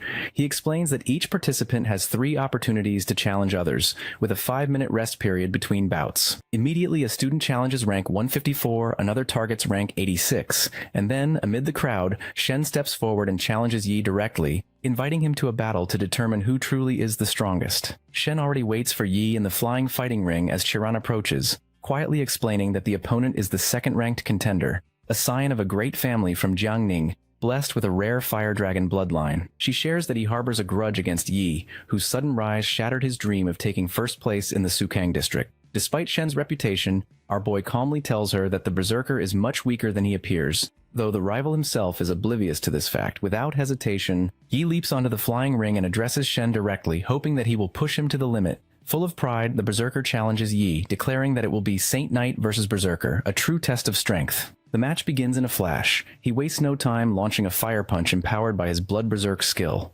The headmaster observes with keen interest, recognizing the signature technique and noting the urgency to finish the fight quickly. The buff amplifies the fiery strike, and he aims to prevent Yi from activating his own blessings. The headmaster remarks on such decisiveness, befitting a descendant of a prestigious family. However, the blow does not faze our protagonist. Shen notices the protection of the holy light shielding Yi and wonders when it was cast. He realizes too late that the B+ grade skill, Protection of the Holy Light, partially blocks physical damage, something he had not wanted Yi to employ. Calmly, the Saint Knight acknowledges the strategy, complimenting his speed, but reveals that activating the Holy Light requires only a tenth of a second. Drawing his warhammer, Yi tells him that he had hoped for a more challenging opponent and thus refrained from striking first. As the hammer descends, Yi apologizes, stating that Shen fails to interest him, and effortlessly shatters the fire shield. Stunned, the berserker cannot comprehend Yi's overwhelming power, and as a punch lands, he finds himself unable to dodge. Desperate and refusing to accept defeat, Shen transforms into his fire dragon form and launches a powerful attack. Unmoved, Yi stops the blow with his hand and lifts the warhammer high, calmly telling him that even with his bloodline awakened, he remains no true match. One strike sends Shen flying, only for Yi to realize the rival narrowly dodged at the last instant. Regaining his footing, the fire dragon asserts that his bloodline is not limited to close combat, and vows to show Yi the true power of his heritage. He unleashes a barrage of dragon breath, high-temperature flames that would incinerate most opponents. Yet our boy stands unharmed, shielded from harm. Spectators murmur in awe, recognizing the legendary skill of the fire dragon bloodline. Y responds by summoning the holy flame halo, which absorbs the fiery breath effortlessly. Watching his signature move dissipate, Shen is incredulous, comparing the scene to a minister kneeling before a king. Refusing to believe it, he unleashes even fiercer breaths. But Yi assures him it is pointless. The flames cannot escape his control. Deciding to end the match, Yi advances and strikes with his warhammer. Shen defiantly declares that the Saint Knight can only dream of defeating him with his own flames, vowing to reclaim control over his power. Yet as the redirected fire lashes back, the berserker is unable to defend himself and collapses to the ground. The housemaster announces his defeat and loss of consciousness. Yi is declared the victor. The housemaster notes that Shen, once a prideful and arrogant contender, was defeated without Yi even revealing his full strength. The implications of such hidden power are left to the imagination. Among the students, one remarks that given Yi's level and combat intellect, it's unsurprising the berserker was so thoroughly outmatched. Attention shifts as the Warhouse Master points out another district's first-place contender. A female student steps forward to challenge Yi. She introduces herself as Song Shaolin, a level 17 spiritual Taoist priest, expressing her wish to learn from him. He responds, giving his name and stating he is a level 19 Saint Knight. Song asks why he did not use his full power in his previous fight, and requests that when their match begins, he show her the extent of his abilities. Watching from the sidelines, another student wonders how Yi reached level 19, realizing this explains why they could not use their examination skill on him. He stands 3 levels above them. They also speculate that Song might be the young lady from the Song family of the Yungui district. Yi agrees to her request, promising to go all out. The referee signals the beginning of the fight. This time, our protagonist immediately activates the Blessing of Dawn, Blessing of Courage, and Blessing of Protection. Song is shocked as his appearance transforms, and he calmly informs her that she is now witnessing his full power. As the fight starts, Yi attacks Song with a hammer of penance. She defends herself using Heaven's Call, the Star's Guide, the Spell Reveals, and Heed Her Command, blocking his initial attack. Our protagonist quickly throws a burst at her, and in a sudden movement appears from behind, warning that she cannot dodge his pursuit simply by changing position. He strikes her shield with his warhammer. Despite all her passive defensive gear activating, it can barely withstand the blow. Realizing the danger, Song decides to take a risk. She begins hurling fireballs. While commanding Borrowing Cancun, beans turn to soldiers, show their might, and heed her command. Her fireballs transform into soldiers that now stand ready to fight for her.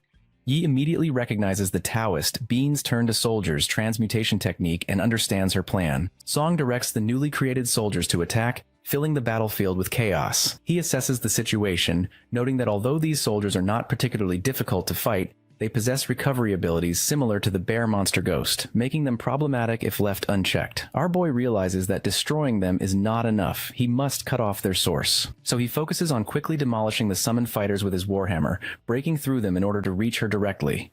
Once again, Yi maneuvers himself behind Song, this time catching her by complete surprise. As he prepares to strike with his warhammer, she suddenly shouts her surrender and the system instantly announces his victory. After the fight, Yi wonders aloud why she didn't go all out. Song explains candidly that they are not even on the same level, and she accepts defeat without hesitation. She mentions that there is more than one free challenge match, and if she continues to push herself, she may end up like Shen. She tells him she will seek lessons from him again in the future. Now with his warhammer in hand, Yi turns to address the students, swinging the weapon, and announcing loudly that he's still here, ready and waiting for anyone else who wants to challenge him. Among the crowd, one asks another if Yi is that person they met when younger, revealing his own number, 156, and asking the other, number 172, if he is interested in a match. Meanwhile, the Warhouse Master observes that Phase 2 is nearly over, and realizes it will soon be time for the houses to recruit the freshmen. He is certain that Yi, now recognized as an outstanding talent, will become the focus of every house's attention. Miss May looks toward Housemaster Wu, wondering how they can possibly recruit him. Wu reassures her not to worry, revealing that he is well prepared and determined to bring Yi into his house. Elsewhere, in another match, the system announces that Wang Li is the winner, and his rank rises to 10 while Shen drops to 16. Wang congratulates Shen on a good match, while Shen, lying on the ground, mulls over how everyone is challenging him when he is severely weakened. He feels as if they all want to trample on him while he's down, and burning with resentment, vows that once he recovers from his injuries, he will make them all regret it. The system finally announces the overall results. Yi takes first place, Shiranus in second, and Song is in third. The headmaster steps forward, declaring that the free challenge matches are over and the freshman competition has come to an end. With all the ranks now rearranged, the students' accommodations and points will also be updated. He encourages everyone not to worry if they find themselves ranked lower with fewer points, reminding them that as long as they work hard, there are many ways to earn points at the school. The Warhouse Master announces that it is now time for the house arrangement session, and he introduces the 5 house masters, each of whom will explain the educational philosophy of their respective houses. He begins by reminding everyone that although the dark age of invasion by otherworldly races is over, many still perish on the battlefield, and the mission of combat academies is to cultivate students' strength and increase their survivability. The housemaster of the Element House explains that their house recruits classes that primarily use elemental powers, promising to lead students to uncover the truth of the elements. The Armament House housemaster follows, explaining that their philosophy is to maximize the use of weapons, rather than relying solely on skills, and inviting students to join if they wish to become the strongest with just their bodies and weapons. The Tactic House housemaster addresses the crowd, announcing that the Tactic House seeks to train tactical students to command operations. She notes that any class can join and stresses the importance of a top-tier commander class in reducing the mortality rate of an entire legion. The Logistic House housemaster then welcomes students from lifestyle classes, emphasizing that while they do not focus on combat, they offer the most professional education for lifestyle classes. A competent logistics line, he reminds them, is the backbone of any operation. The Warhouse Master concludes the introductions, announcing that all houses have now been explained and inviting students to register with the system to choose their intended houses. Shiran turns to Yi, asking which house he plans to choose. The Warhouse Master quietly whispers an offer to be his personal mentor if he joins the Warhouse. He explains that each mentor can personally select an elite student and that the house's resources will favor that student. He adds that he has prepared special welcome gifts, 3 Grade A skill books, and 1 Grade A resource exchange request. Not to be outdone, the Elemental Housemaster approaches, urging Yi to consider their house and promising a set of legendary equipment. The Armament Housemaster hurries over as well, telling him that anything that can increase his strength will be his to use if he joins their ranks. All the Housemasters begin to compete for Yi's attention, pushing forward with their offers. The Warhouse Master jostles the others, insisting he arrived first, while the Armament Housemaster argues that sincerity is more important than order of arrival. Just as the tension rises, the headmaster shocks everyone by offering to take Yi as his personal disciple. All the housemasters are left speechless. The headmaster turns to him and explains that he will perform a bloodline forging technique if he accepts. When Yi asks what that means, the headmaster describes it as a forbidden grade spell that, when used in conjunction with the blood of another race, grants a special bloodline. This technique will drastically enhance his physical capabilities, and he will receive additional free points and skill points every time he levels up. One student is astounded, exclaiming that casting a forbidden grade spell immediately is outrageous and unprecedented. Another, more informed, explains that Headmaster Wang Hui's disciples stand at the very pinnacle of China's associations. The TNU Association's president himself is a disciple, and if Yi becomes Wang's disciple, he will gain the support of Wang's extensive network and rapidly rise to the top. Shen can only stew in frustration, thinking our protagonist is blessed with incredible fortune. If not for him, Shen would be in first place and could have received such powerful support from Headmaster Wang himself. Chu, meanwhile, observes quietly, convinced that with a new bloodline, Brother Yi will only become stronger. The old housemaster bursts out in laughter, never expecting our boy to be so exceptional that even the headmaster would personally vie for him. The headmaster, unfazed, tells everyone that there are plenty of surprises still in store regarding Yi, and reveals that this reward is actually something the Snow Dragon Legion's captain specifically requested he deliver. Shen's mind races as he spots the gold medal in the headmaster's hand, finding it hard to believe. Not even the Shen family of Ning'an's great 8 families possesses such a medal. Why does Yi receive an honor not even granted to them? Song, equally astonished, wonders if her eyes deceive her. Isn't that an honor medal? Shirin clarifies for him that it is indeed a gold medal, recounting how her grandfather fought on the front lines for years and earned only a silver medal. She points out the inscription. It is awarded in respect to those who have made significant contributions to the civilization of China. Yi himself is baffled, unable to grasp how or when he contributed so greatly to his country. The headmaster addresses him directly, explaining that he is well aware of Yi's actions in Tempest Valley, which more than merit the Outstanding Achievement Gold Medal. Our protagonist is taken aback, thinking to himself that it's hard to believe a medal of such caliber could be awarded simply for defeating a demon legion. There must be a hidden reason behind it. Still, he thanks the headmaster sincerely. The old housemaster chides him for his stiffness, telling him to call the headmaster teacher. He accepts the offer, addressing the headmaster as his teacher and expressing his honor at becoming his student. The headmaster wastes no time, announcing that they should leave together at once. The Warhouse Master wonders aloud if the headmaster is simply afraid they will snatch Yi away from him. In a flash of bright light, the headmaster disappears with our boy. The other housemasters immediately turn to Chu, offering her the same temptations promised to Yi if she will become their personal disciple. Housemaster Wu warns Old Song not to deliberately oppose him, while Old Song fires back that since Yi has already been recruited by the headmaster, there's no way he'll let Jiang Qiran go to Wu. Meanwhile, the headmaster leads Yi to his private mansion, explaining that this place is mostly used for storing valuable items and that our protagonist can always come here if he needs anything. Today he will guide Yi in choosing the materials required for the bloodline forging technique. The headmaster lays out several diagrams and begins to explain that, while most are drawn to the forbidden grade spell itself, they overlook the real core of bloodline metamorphosis, the source blood. He tells Yi that a regular human's bloodline potential is extremely limited, and as one's level increases, the stat gains from each level up weaken. This is why when most classes reach their limit and cannot level up further, they choose to merge with other race blood to enhance their power. The teacher notes that naturally, with tertiary awakening, each level demands a tremendous amount of experience. He is currently level 64, a stage where most otherworld monsters are leader-level bosses, rarely defeated easily. The headmaster reveals that he has prepared 3 source bloods for Yi, each from a divine race, angel, titan, and dragon. He explains that the bloodline forging technique can only grant a single unique bloodline, so Yi must choose carefully from these 3. The angel source blood is extracted from an angel's corpse, members of the God of Light's divine race, and merging with it will grant Yi extremely high light affinity. The Titan source blood comes from those who worship the God of Thunder, and who are naturally gifted in controlling lightning. Merging with it will vastly amplify any of his lightning-type abilities. The dragon source blood, on the other hand, comes from the direct descendants of the dragon god, containing the purest dragon lineage, and will allow Yi to exert a natural pressure over all beast races. All 3, angel, titan, and dragon, are at least level 60, marking them as high-tier races. Continuing, the headmaster explains that while the Titan and Dragon Source Bloods are powerful and will mainly boost Yi's strength and mana, the Angel Source Blood, due to his affinity with the God of Light, might bring him improvements beyond imagination. After some thought, our boy informs his teacher that he chooses the Angel Source Blood. Wang, pleased, notes that Yi seems highly compatible with this option and mentions that he is his 5th student, with 4 seniors whom he will introduce in due course. Yi then asks, unable to contain his curiosity, why he would receive a gold medal for his deeds. Surely eliminating a demon legion is not enough for such recognition. The teacher, deciding to be candid, reveals that Yi's actions at Tempest Valley exposed the enemy's plan, leading the military to discover that otherworld creatures can slip into China via medium-sized cracks. Yi grasps the significance of this, asking if it means there are already many otherworld creatures hidden across China. The teacher confirms this, stating that initial investigations have found evidence of hundreds of such cracks, though for now the invaders are low-level enough for the Legion to handle. He adds that legions nationwide have been mobilized to eradicate these threats, and that the Academy's mission system will offer related tasks. As his instructor, he hopes to see Yi grow as strong as his seniors and one day offer his strength to the nation.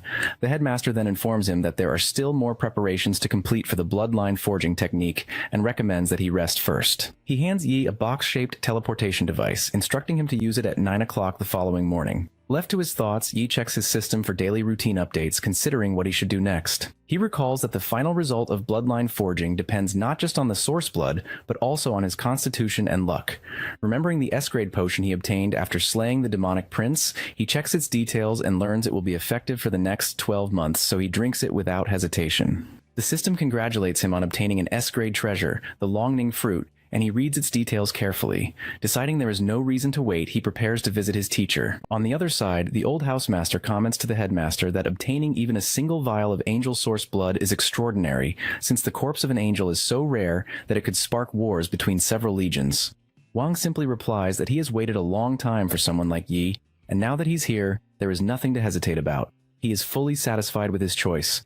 Meanwhile, Yi teleports to his teacher's mansion, where Wang welcomes him and tells him the bloodline forging technique is ready. Wang instructs Yi to remove his clothes and sit in the center of the formation, which he does obediently. The headmaster asks Master Zhou to activate the formation and stands ready to protect the process. Master Zhou complies, and as the bloodline forging technique begins, radiant light pours from our protagonist's body while power circulates around him. Soon, a blue liquid covers Yi completely. As Wang and Zhou closely observe the changes, Master Zhou remarks in amazement that the freeze is incredibly powerful, suggesting that Yi possesses a special bloodline from the beginning. Master Zhou observes the ritual closely, marveling that if Yi ever decides to change his class to mage, he could easily become one of the top ice mages based on his terrifying frost abilities alone.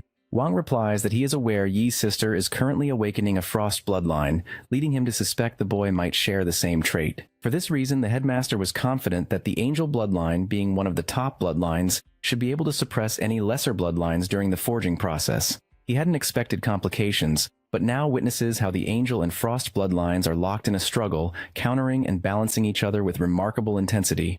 To possess such a high-quality frost bloodline, Wang contemplates, there must be more to Yi's lineage than meets the eye. The headmaster considers the origins of humanity's other race bloodlines, reasoning that most trace back to the earliest Eternal Game players.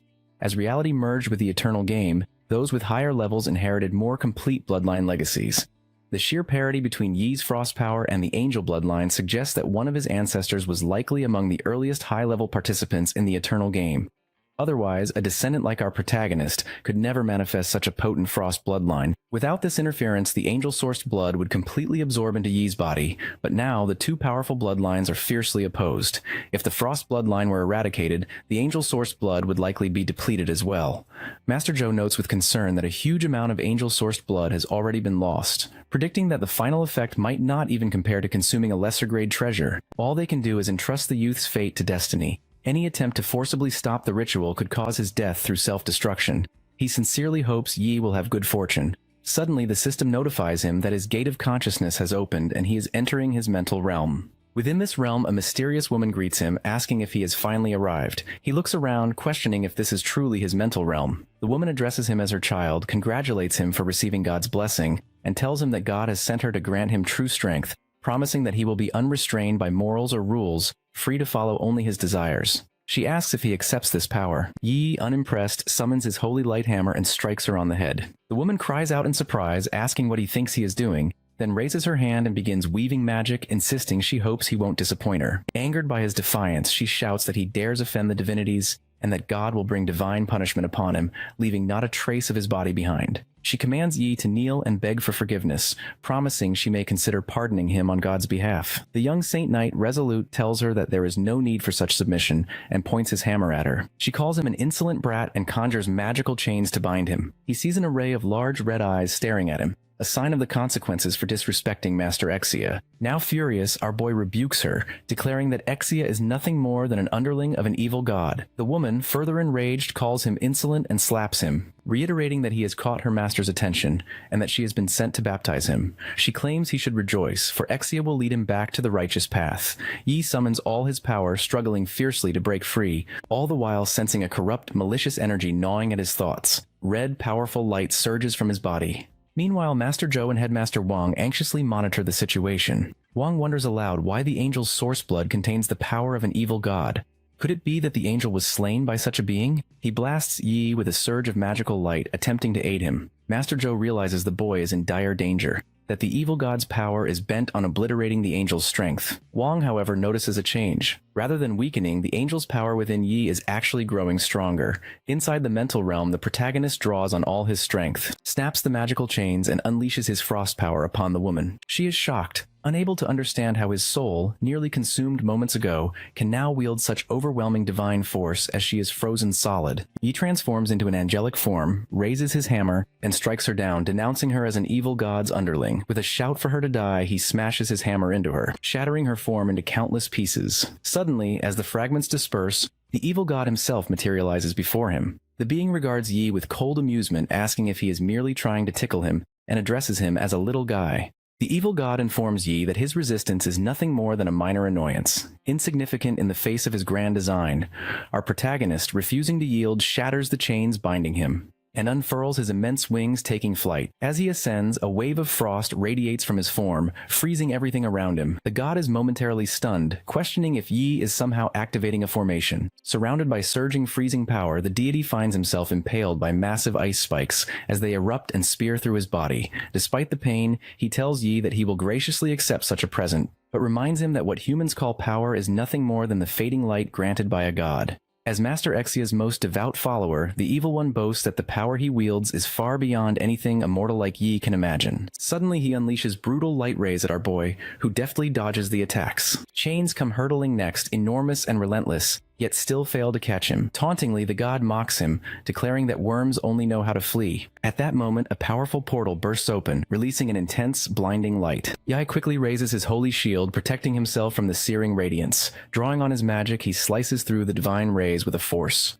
that stuns his opponent. The evil god, unable to comprehend what he is witnessing, reels as Yi advances and, in a startling move, plunges a finger into one of his many eyes. A tremendous ray of light bursts from the wound, and the god recoils in disbelief, shouting that such power is impossible and demanding to know where this strength originates. The blinding light overwhelms him, sending the deity tumbling and screaming in denial. When the brilliance fades, the sigil of Yi's master, Wang, appears in front of him, and our protagonist returns to his original form, clutching the sigil in his hands. Back at Headmaster Wang's villa, a brilliant yellow light swirls around Yi's body. Old Housemaster Zhou marvels at the angelic power that has completely eradicated the corruption. Wang explains that the angel bloodline and frost bloodline within his disciple have fused in a way he has never seen before.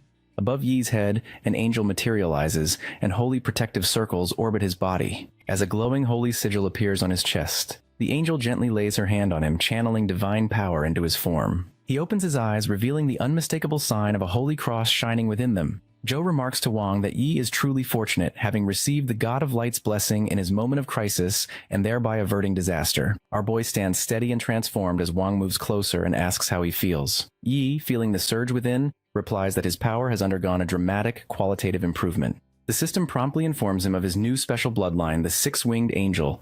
It lists the details of his inherited talents and all the new abilities at his disposal.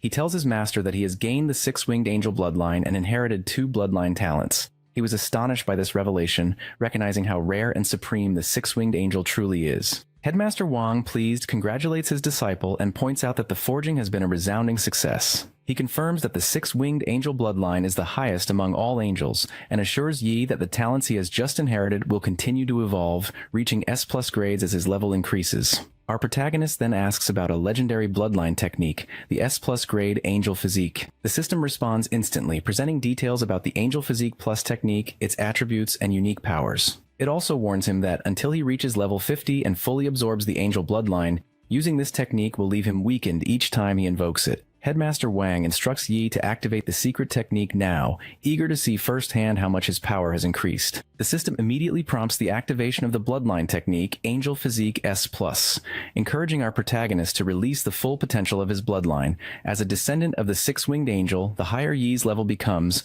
the more power he can draw forth. He channels Angel Physique, and immediately his body becomes a vessel for the overwhelming power of angels. Elemental energy surges around him, and a radiant energy circle appears on his forehead, releasing torrents of elemental force. Master Zhou is astounded by the magnitude of the elemental energy waves. The headmaster watches with growing satisfaction, declaring it excellent, and estimates that, with this bloodline secret technique, Yi's strength has increased at least fivefold. Wang inquires about his condition, and Yi reports that his body is brimming with unprecedented strength. The light and ice elements feel as if they are his most loyal companions, completely at his command. Suddenly, a nearby robot begins to sound a warning, alerting them to high-level elemental energy and activating Level 3 defense protocols, while streaming detailed data about the phenomenon. Unfazed, Wang muses that six-winged angels truly are the darlings of elemental energy. He quickly tells our boy to deactivate the secret technique before the room's defense system reacts more aggressively. Yi complies, cooling down and ceasing the flow of energy. Zhou asks if something is wrong. Wei explains that while the secret technique drastically improved his strength, even without combat or prolonged use, his entire body now feels sore and bloated. The headmaster explains that the bloodline's secret technique exponentially increases Yi's power, but the six-winged angel bloodline is simply too potent for him to handle without consequence at his current level. He advises him to reserve this technique as his final trump card. With the six-winged angel bloodline, 2 evolutionary talents, and an S+ grade bloodline technique, Angel Physique, Zhou concludes that for other freshmen to catch up to Yi is likely just a dream. Based on the signs of his bloodline activation, Zhou speculates that Yi's sister's frost bloodline might be equally formidable. Wang recommends that if Yi wants his sister to awaken her bloodline in optimal condition, he should have the freezing lotus refined into a frost pill for her. He mentions that the university's specialized pill forging department can handle the order directly through the school system. Yi confirms he understands, and Wang instructs him to rest well. Before leaving, Zhou asks the headmaster about the earlier danger, how Yi was touched by the power of an evil god. He emphasizes that if anything had happened, it would have been a tremendous loss for Sukang University, and even for the country itself.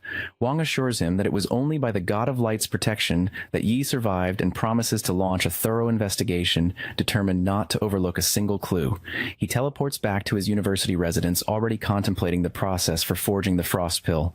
Besides the main ingredient, the freezing lotus, he also needs a Grade A treasure, icicle grass. While the Snow Dragon Legion will deliver the freezing lotus soon, the icicle grass must be acquired separately. He calculates that a bronze medal costs 500 points, a silver medal costs 1,000, and a gold medal costs 2,000 points. With his current balance, buying the icicle grass from the school market should be straightforward. Just then, a knock interrupts his thoughts. Opening the door, he finds Miss Su waiting outside. Yi asks if she has business with him, and she comments on his transformation, remarking that his newfound nobility isn't just from higher levels, but from a truly elevated bloodline. Ms. Su explains that Housemaster Wu asked her to bring Yi the resources promised to him by the War House.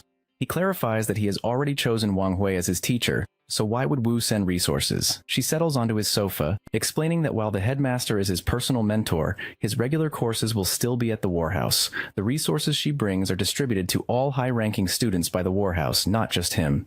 Now understanding, Yi muses about Miss Su's role, curious if a mage can really teach at the War House. She answers his unspoken question, affirming that mages can indeed teach there, and urges him to review his resources. With a flick of magic, she displays a massive list of treasures for Yi to choose from. He is pleased to find exactly what he needs, crediting his luck potion as expected.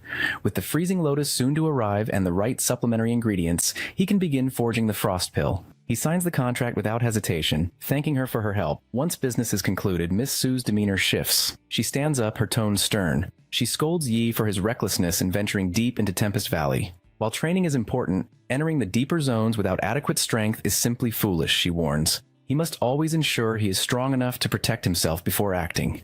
He listens, unable to explain that the system's protection kept him safe, and that he always had control over the situation in Tempest Valley. Her expression softens as she admits that every year, many geniuses graduate from Sukang University, but only a small fraction become true elites. Many have fallen due to accidents or misfortune. She insists that her warnings are not nagging, but grounded in concern. It is always better to be careful. He promises that he understands and assures her he'll heed her advice.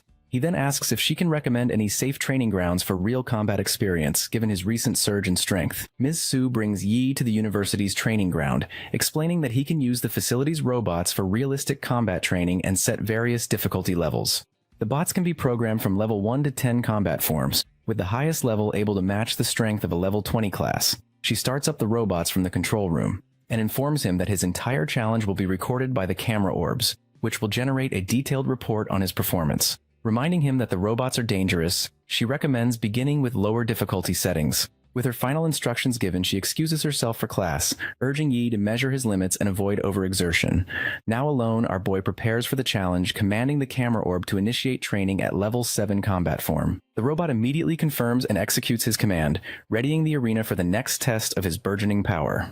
The training session begins as the robot's camera system announces the activation of combat monitoring, deploying 50 combat training robots, and warning Yi that level 7 combat form has been engaged. In an instant, the robots open fire. He swiftly dodges their bullets, weaving through the barrage, seizing an opportunity to test the frost power he gained from merging with the frost bloodline. Our protagonist leaps onto a robot and delivers a powerful punch, shattering it into pieces. In response, the remaining units unleashed streams of fire, but he blocks the assault with his holy shield and presses forward. Deciding to escalate, Yi unleashes his Frost Winds, his signature move, Frost Tempest. The chilling gales sweep across the training ground, rapidly immobilizing and freezing the robots in their tracks. Within seconds, the entire arena is encased in ice, not a single machine left moving. The system congratulates him for passing the level 7 combat form test, and begins calculating his training results, providing a detailed report.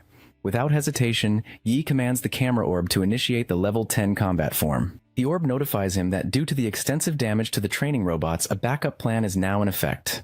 A massive robot, far larger and more formidable, steps forward. The system explains that this is the supernatural-grade training robot, equivalent in strength to a regular level 25 class, and will operate using the highest intelligence protocols to optimize both offense and defense. For safety, the system will intervene if his well-being is at risk. Now, our boy is ready to go all out. The countdown begins and the system signals the start. Immediately, the supernatural-grade opponent launches an assault, hurling frost power at him, forcing Yi to sprint for his life. Watching for an opening, he retaliates with his hammer, striking the giant machine while the system feeds him real-time data on its abilities. He aims to disarm his opponent, but the robot counters, firing a devastating light ray that knocks him back and causes him to lose his grip on the weapon.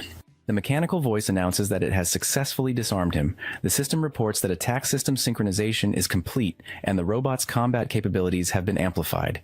It now stands before Yi, launching waves of fire. He invokes his magical shield once more, but the constant defense begins to drain his energy. Just as our protagonist struggles to hold his ground, the system updates him. Weapon model optimization is complete and coming online. The robot's form shifts, transforming into a wolf that charges after him with incredible speed, replicating the Tempest Wolves. Realizing the threat, Yi activates his angel physique, challenging the machine to replicate his divine transformation. At that moment, someone else enters the training ground, placing her hand on the scanner.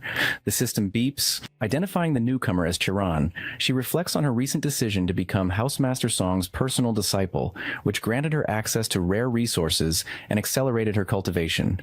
Although she struggled with a level 7 combat form before, she is now eager to try again. The system reminds her that her last recorded challenge result was level 6 and apologizes, explaining that heavy damage to the training robots requires her to reschedule her attempt for tomorrow. Chiron notices the display screens filled with warning signals and sees that a student is currently challenging the level 10 combat form. She is surprised, knowing that this training ground is meant for freshmen. Most struggle with level 6, and even Yi, her brother, would not find challenging level 10 an easy feat. The system displays details about holy chains, radiant bindings that restrain enemy movements. Yi shouts the spell, and countless brilliant chains shoot out, wrapping around the robotic wolf and securing it from further action. Simultaneously, the wolf's internal system detects an anomaly, failing to match the skill in its database. Its analysis falters, unable to provide answers. Meanwhile, the system informs our protagonist that Vision of Light scans enemy weaknesses and reveals hidden abilities. Following this guidance, he delivers a decisive punch to the wolf's chest, utterly destroying it. Moments later, the system announces the final protocol. The self-destruction sequence executes, signaling the end of the battle. Chiron enters the training ground, immediately noticing the thick smoke. The system declares that the level 10 combat form challenge has been cleared and that the entrance access has been reactivated. Because of the extensive damage within the training field, it suggests visiting again in a week for repairs. As she walks further in, the system congratulates Yi, announcing that he cleared the trial in 8 minutes and 32 seconds. It then provides him with a detailed summary of the points and powers he earned, advising that he now needs to contract a magic pet to strengthen his potential. Chiron soon finds him and asks if the bloodline forging is complete, amazed by how much stronger he has become in just one day. Yi confirms, explaining that he now possesses the rare six-winged angel bloodline. She expresses genuine admiration, remarking on how exceptional and precious such a divinity bloodline is compared to her own succubus one, which, though above average, is still common. He then asks if she can accompany him to the magic pet market. Chiron quickly agrees, reassuring him that the market is nearby. Together, they arrive at the bustling magic pet market in Fantasia Lee. The first shopkeeper presents a silver-tier fire tiger cub, able to grow to level 20, priced at 110 points. Another introduces a level 19 adult dragonhorn rhino with a draconic bloodline for 210 points, stressing that it's first come, first served. Holding Yi's hand, Chiron asks if he already has a type of pet in mind. A third vendor offers a silver-tier golden-clawed green hawk egg at a bargain price.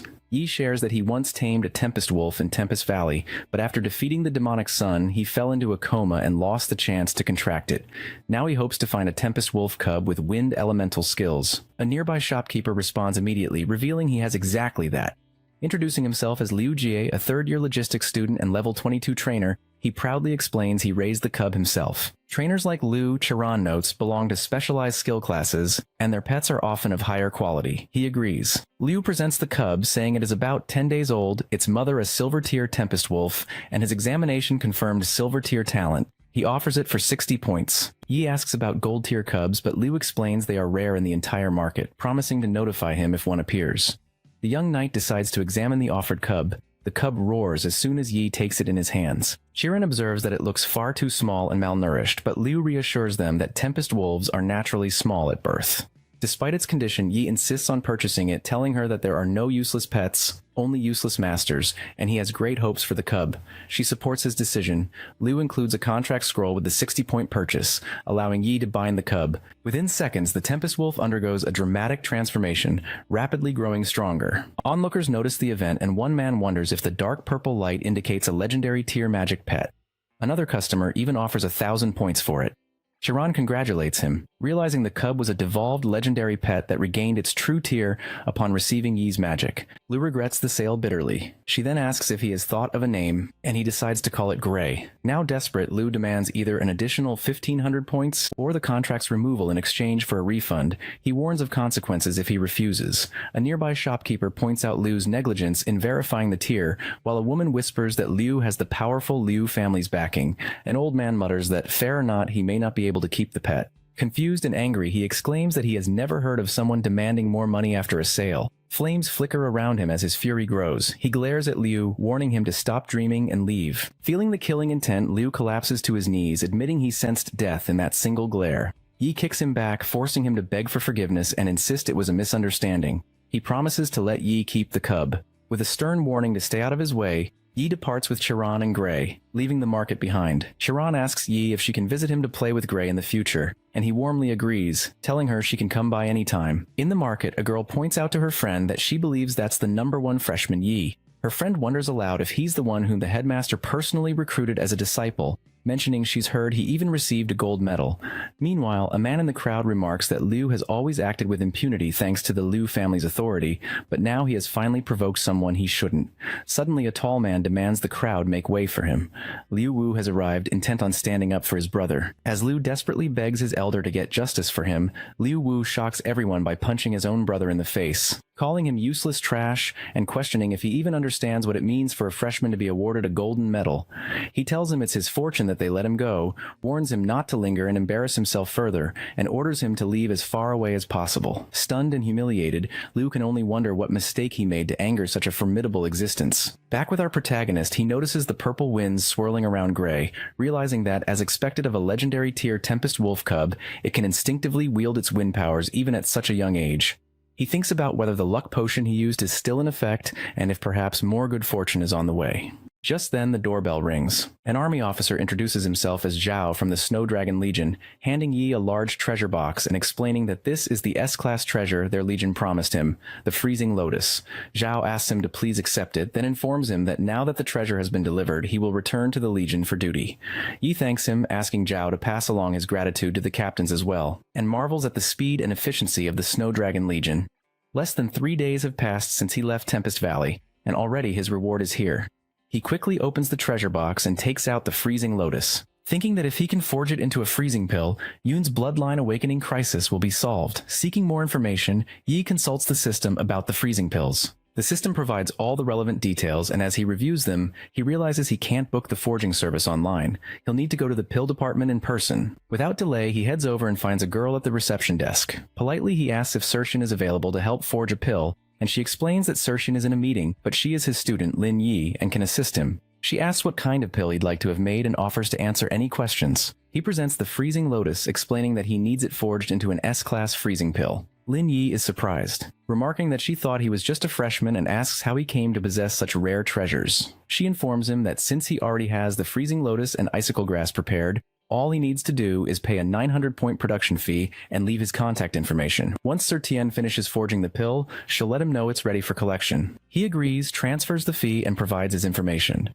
Meanwhile, in the university canteen, one student tells another that recently, many places have discovered otherworld creatures. He asks if his friend has heard that numerous guilds and legions have been ordered back from the front lines. Yi overhears their conversation, as another student explains that his friend in the Legion said it's because signs of otherworld creatures have appeared all across the country. Suddenly he is pushed from behind, and turns to find Song Shaylin, who expresses surprise to see him in this class as well. She explains that her personal mentor is Housemaster Wu, so it looks like they'll be classmates from now on, and she politely asks Yi to look after her. He responds in kind, asking her to look after him too, but Song laughs and says Yi is so strong, asking her to protect him is impossible. Still, if he ever needs her help, he only has to ask. At that moment, Miss May enters the classroom, greets the students, and introduces herself as the teacher responsible for monster studies and intelligence. Before starting the day's lesson, she announces important news. As the rumors said, there have been large-scale invasions by otherworld creatures within the country's borders. While these invaders are not particularly strong, the government is taking their presence extremely seriously, raising the alert to level 3 combat preparation and significantly increasing resources allocated to schools.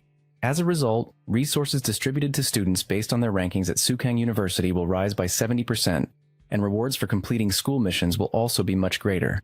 Furthermore, the Abyss mode of the school's 3 realms will be opened, though students will need to purchase Abyss stones with points to unlock access. A student excitedly comments that the nation has poured in massive resources to cultivate strong talent at any cost, and he's eager to finally access Abyss mode for more XP and increased mission rewards. It seems clear the school is preparing for something big. Miss May quiets the students with a flick of her fingers, reminding them that regardless of how many resources they receive, their job as students is to focus on getting stronger. She instructs everyone to open their textbooks and begin the day's lesson. As they get started, one student tells another that he tried to challenge the Goblin Dungeon's boss yesterday and lost several hundred points after being defeated. His friend replies that it's his own fault for trying Nightmare difficulty and asks if he regrets it. The first student admits he hadn't expected the final boss to be so tough. Yi considers his own situation. Now that he's level 19 and has the Frozen Lotus, there's no need for him to risk returning to Tempest Valley. Abyss-level Goblin Dungeon is the perfect spot for him to farm experience. After class, Yi finds Chiron waiting for him outside. He asks what brings her here, and she admits she heard that the school's 3 realms have increased their rewards and wants to invite him to try them out together. He laughs, saying that's exactly what he was planning to do as well. The two of them head to the training ground, where Chiron asks which difficulty level he intends to challenge. He tells her he's going for Abyss level, then asks about her choice. She says Abyss level is too difficult for her, as the gap in their strengths is simply too wide, and she can only attempt the hard difficulty for now. He reassures her by gently holding her hand, promising that once he clears Abyss level, he'll team up with her for another challenge. Chiron makes him promise, then covers her eyes and says she'll challenge hard difficulty first, telling him to do his best. Yi reminds her to stay safe. Suddenly, a commotion erupts nearby as a student shouts at Jiming, demanding to know why he's there. He announces to the crowd that it's been ages since anyone from the Earth rank attempted a realm challenge, and asks if Jiming doesn't know that breaking a dungeon record earns an achievement talent. Without special encounters, it's nearly impossible to earn one, so it's no wonder she'll hurry over. At that moment, the realm's door swings open and the system repeats Yi's earlier words, declaring that it's boring and he will go ahead and challenge the Abyss realm. The Goblin Dungeon's difficulty is set to Abyss level, with entry limited to those between levels 17 and 21. As a level 19 Saint Knight, Yi qualifies for entry. The other students whisper among themselves, wondering if he is truly the #1 freshman, while one laughs and mocks his arrogance, predicting he'll just waste his 400 points. She observes that the influx of resources seems to have made some students overconfident. The system informs Yi that he has selected Abyss level, the most challenging difficulty, and that 400 points will be automatically deducted from his account in exchange for an Abyss Magic Stone. It continues, notifying him that he has been teleported into a goblin dungeon and warning him that monsters in the Abyss realm are much more vicious due to the increased difficulty. If he feels overwhelmed, the system instructs him to smash the Abyss Magic Stone to exit the realm immediately. Our protagonist surveys his surroundings, wondering why the area looks like a ruin, and whether this devastation is the result of goblins conquering and destroying everything in their path. Suddenly, a goblin attacks from behind, but Yi senses the threat and counters with a powerful punch. He quickly observes that this dungeon is swarming with goblins, and as the system provides details about these monsters, he sees them all charging toward him. His excitement grows, thinking these powerful enemies are truly worth the challenge. As the goblins leap at him, he brings out his warhammer, smashing through the wave of attackers. More and more monsters appear, and he realizes the true difficulty of this realm lies in the endless goblin grunts launching suicide attacks, rapidly draining his mana. The young knight leaps into battle, determined to conserve as much mana as possible to unleash his most powerful skills against the boss. He employs his Shining Phantom Slash, effortlessly cutting down goblins as the system congratulates him for defeating the horde and informs him of the points he has earned. Nonetheless, Yi notes that, as expected, leveling up has become much harder at his current stage. Despite having defeated so many goblins, he is still a long way from reaching level 20, and hopes that defeating the boss will yield enough rewards to help him advance. He pushes open a massive door, wondering where the final boss awaits, and suddenly the Goblin King appears before him. The system immediately provides details about this new foe, who challenges the intruder with a sneer, calling him a foolish human and welcoming him to the land of death he has prepared. The Goblin King berates him for slaughtering his people so carelessly, then lets out a furious roar, commanding Yi to die. Our boy leaps into the air and strikes with his warhammer, only to find the attack has little effect. He quickly realizes this boss is far stronger and faster than expected, likely a strength type yet with impressive speed. He attacks again with his full power, but the Goblin King activates the dominant body skill, reflecting him away and taunting him by asking if he's only capable of leaving scratches. Yi understands that relying solely on physical attacks is ineffective. Yes, so he calls forth light chains that pierce the monster's body and bind it. The Goblin King is shocked, finding himself unable to move. While the Saint Knight notes that its magic resistance is surprisingly low, he taunts the monster, inviting it to enjoy his special gift. Before hurling a massive fire attack, he reflects that, for an Abyss-level realm boss, the Goblin King is surprisingly weak. The system congratulates him and informs Yi of the rewards he has just received. He is pleased that he managed to conserve a large amount of mana in preparation for the boss fight. And his hunch was right. Setting a new record on the Abyss-level map has granted him a new talent. The system announces that because he set a new record, he will unlock a new achievement talent and lists the details. With his newly acquired Grade A talent, Rapid Casting, Yi is confident he will become even more powerful. He decides it's time to leave, though he regrets coming so close to level 20 without quite reaching it. Still, with plenty of points earned, he considers bringing Chiron along to challenge the Abyss-level realm again. Back at the university, the scorecard displays the top 6 students and their respective points. One student mentions that no one has cleared the Abyss realm until now. It's simply too hard, as anyone who enters is instantly surrounded by hundreds of silver-tier goblins and would die if they didn't escape quickly enough. As expected, the Abyss level is brutally difficult. Another comments that only Earth-rank elites like Shiming stand a chance. Chiron, relieved that she chose the hard difficulty, passes without issue and now hopes her brother Yi can succeed. Another says he heard the Abyss-level realm was added to the freshman competition, and surprisingly, a lot of people passed, but his friend confirms that a level 19 Saint Knight named Yi got first place and set a new record. The crowd is astonished to hear the realm record was broken and someone finally cleared the Abyss difficulty. All eyes turn to the screen. A student wonders aloud if he's ever heard of Yi before, guessing he must be a senior. Another corrects him, saying he's actually the #1 freshman. Someone else protests that there's no way a level 19 could defeat the level 24 legendary Goblin King, no matter how strong he is, and insists he watched the freshman competition and can't believe how much the Saint Knight improved in just a few days. Another laughs, predicting that Brother Xuan entered the realm after Yi, and though his progress is slower, once Xuan's clear record comes out, he'll push him down in the rankings. Suddenly, Brother Xuan returns in terrible condition, and his supporters are shocked to see him like this. He admits to his friend that the Abyss-level realm is too hard. He lost several pieces of golden grade equipment, and still failed. Xuan wonders what's happening among the students, and his friend tells him that Yi, the freshman who entered before him, spent only 10 minutes and 56 seconds to break the Abyss-level clear record. Xuan is stunned to learn Yi has taken first place. Students begin to shout as our protagonist emerges from the realm, and Zhuan grows jealous, questioning how a level 19 freshman could possibly clear the Abyss realm and why he himself lost. He suspects cheating since Yi only came out now and decides to confront him with a fake smile, introducing himself, but the Saint Knight ignores him and continues walking, politely saying he has other business and bidding farewell. Zhuan is left speechless by Yi's dismissive behavior. Qiren congratulates her brother on his success, admitting she could only barely clear the hard difficulty and that it's getting harder to keep up with him. Wei reassures her, saying the Goblin King is actually pretty easy to fight and promises to teach her all of his best tips for clearing. With his surplus of points, he offers to take her along to try the Abyss-level realm together, determined to help her learn how to clear it. Zhuan, watching, is shocked that Yi wants to go back in so soon, and wonders if he really is a freshman, since he treats the Abyss realm as casually as his own home. He realizes this is the gap between true elites and ordinary students. Zhuan's friend tries to encourage him, saying he nearly cleared it and might succeed if he tries once more, but Zhuan feels only shame and depression, and his friend wonders what's wrong with him. Later, Zhuan sits alone in his room, reflecting that some people appear to be heroes but reveal their true selves at the slightest setback. This is how real elites behave, with each new wave pushing the old to the shore. He resigns himself, deciding there's no need to challenge the realm again and accepting his place in the order of things. Yi discusses with Qiren how this is actually their second time teaming up, and it feels like just yesterday they were adventuring together in Tempest Valley. She also recalls that experience vividly, a memory still fresh and meaningful.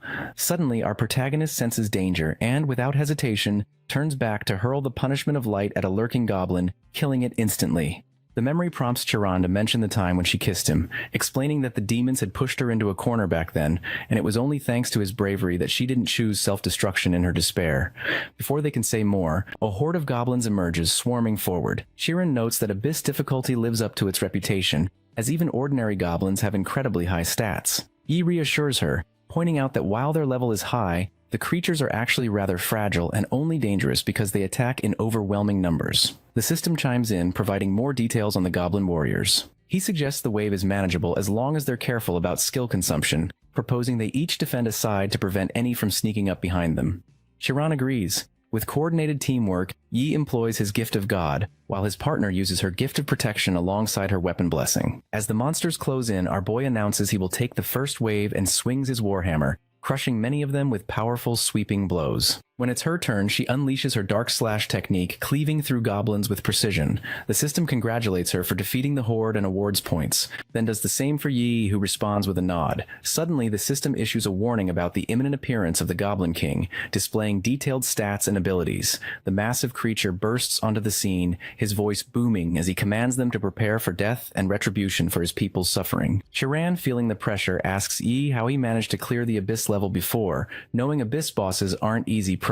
He explains that the Goblin King looks intimidating but actually has weak spell resistance, and she should be able to defeat it with a strong spell-based attack. Eager to take the lead, Qiren prepares her strongest spell, wondering if she should attempt the demonic power of her succubus bloodline. The system offers her information about the demonic blade's qualities, helping her strategize. She leaps into the air and attacks, but her effort fails. The Goblin King laughs, taunting her by saying that the demonic energy in her strike has only fueled his strength, elevating him to a new level. Without warning, he unleashes a ground-shattering shockwave at them. Qiren reassures Yi that she's unharmed but blames herself for failing to control the demonic power, inadvertently strengthening the enemy by letting him absorb it. He tells her not to worry and decides to see if his old tactics still work. He hurls Punishment of Light at the monster, but this time the skill proves far less effective. Its spell resistance has improved drastically. The young warrior tells her this fight may be tricky, and if he can't defeat the boss, she should crush the Abyss Stone and escape without hesitation, reminding her that a realm challenge isn't worth risking herself over. Yi attacks with his light chains, but the Goblin King effortlessly shatters them. At that tense moment, Chiron's inner demon appears, chiding her for being too weak. The demon tells her that if she could fully master the demonic power in her succubus bloodline, Brother Yi wouldn't be in such danger, and that it's time to release her true strength. While our protagonist struggles to restrain the Goblin King, determined not to let his companion be put in danger, he activates his angel physique. The monster, wielding his hammer, lands a crushing blow that sends Yi to the ground. When he looks up, he is astonished to see Qiren transformed. She has embraced her demon form, radiating immense power, and the Goblin King recoils in shock. She declares that this is her royal power and confidently tells him to let her finish the fight. The beast is bewildered, unable to absorb her demonic energy as before, and instead feeling it eat away at his own strength. Chiran, now fully in control, taunts him, assuring the foe that what he's experiencing is just the appetizer. The Goblin King, desperate, demands more demonic power. But she unleashes a devastating magical spell, shouting for him to die. The power of her spell is so overwhelming that even Yi finds it difficult to witness, blinded by its intensity. The system congratulates Ms. Chiran for defeating the boss Goblin King, announcing that she has earned 15 free stat points, 15 skill points, and a trove of additional rewards. After finishing off the monsters, she turns back to Yi, breathless, and tells him she finally managed to kill the monstrous foe. Our protagonist, still wary, quickly withdraws his hand and asks if she is truly Chu. As she regains her composure, her consciousness slowly returns. After a few seconds, she reverts to her original form and explains that everything that happened just now was because of the demonic power in her succubus bloodline, something she still struggles to control. Yi, seeing her exhaustion, suggests they team up and tackle the Abyss-level realm a few more times together. But she is tired and encourages him instead, saying she believes he will soon be able to solo the Abyss-level realm, especially once he becomes more familiar with the demonic power. He jokes that the Goblin King has become something of an old friend, and he trusts the boss will understand, since students always need to consider so many things to maximize realm rewards. Meanwhile, at the university, a group of students discusses the Abyss-level realm's extreme difficulty.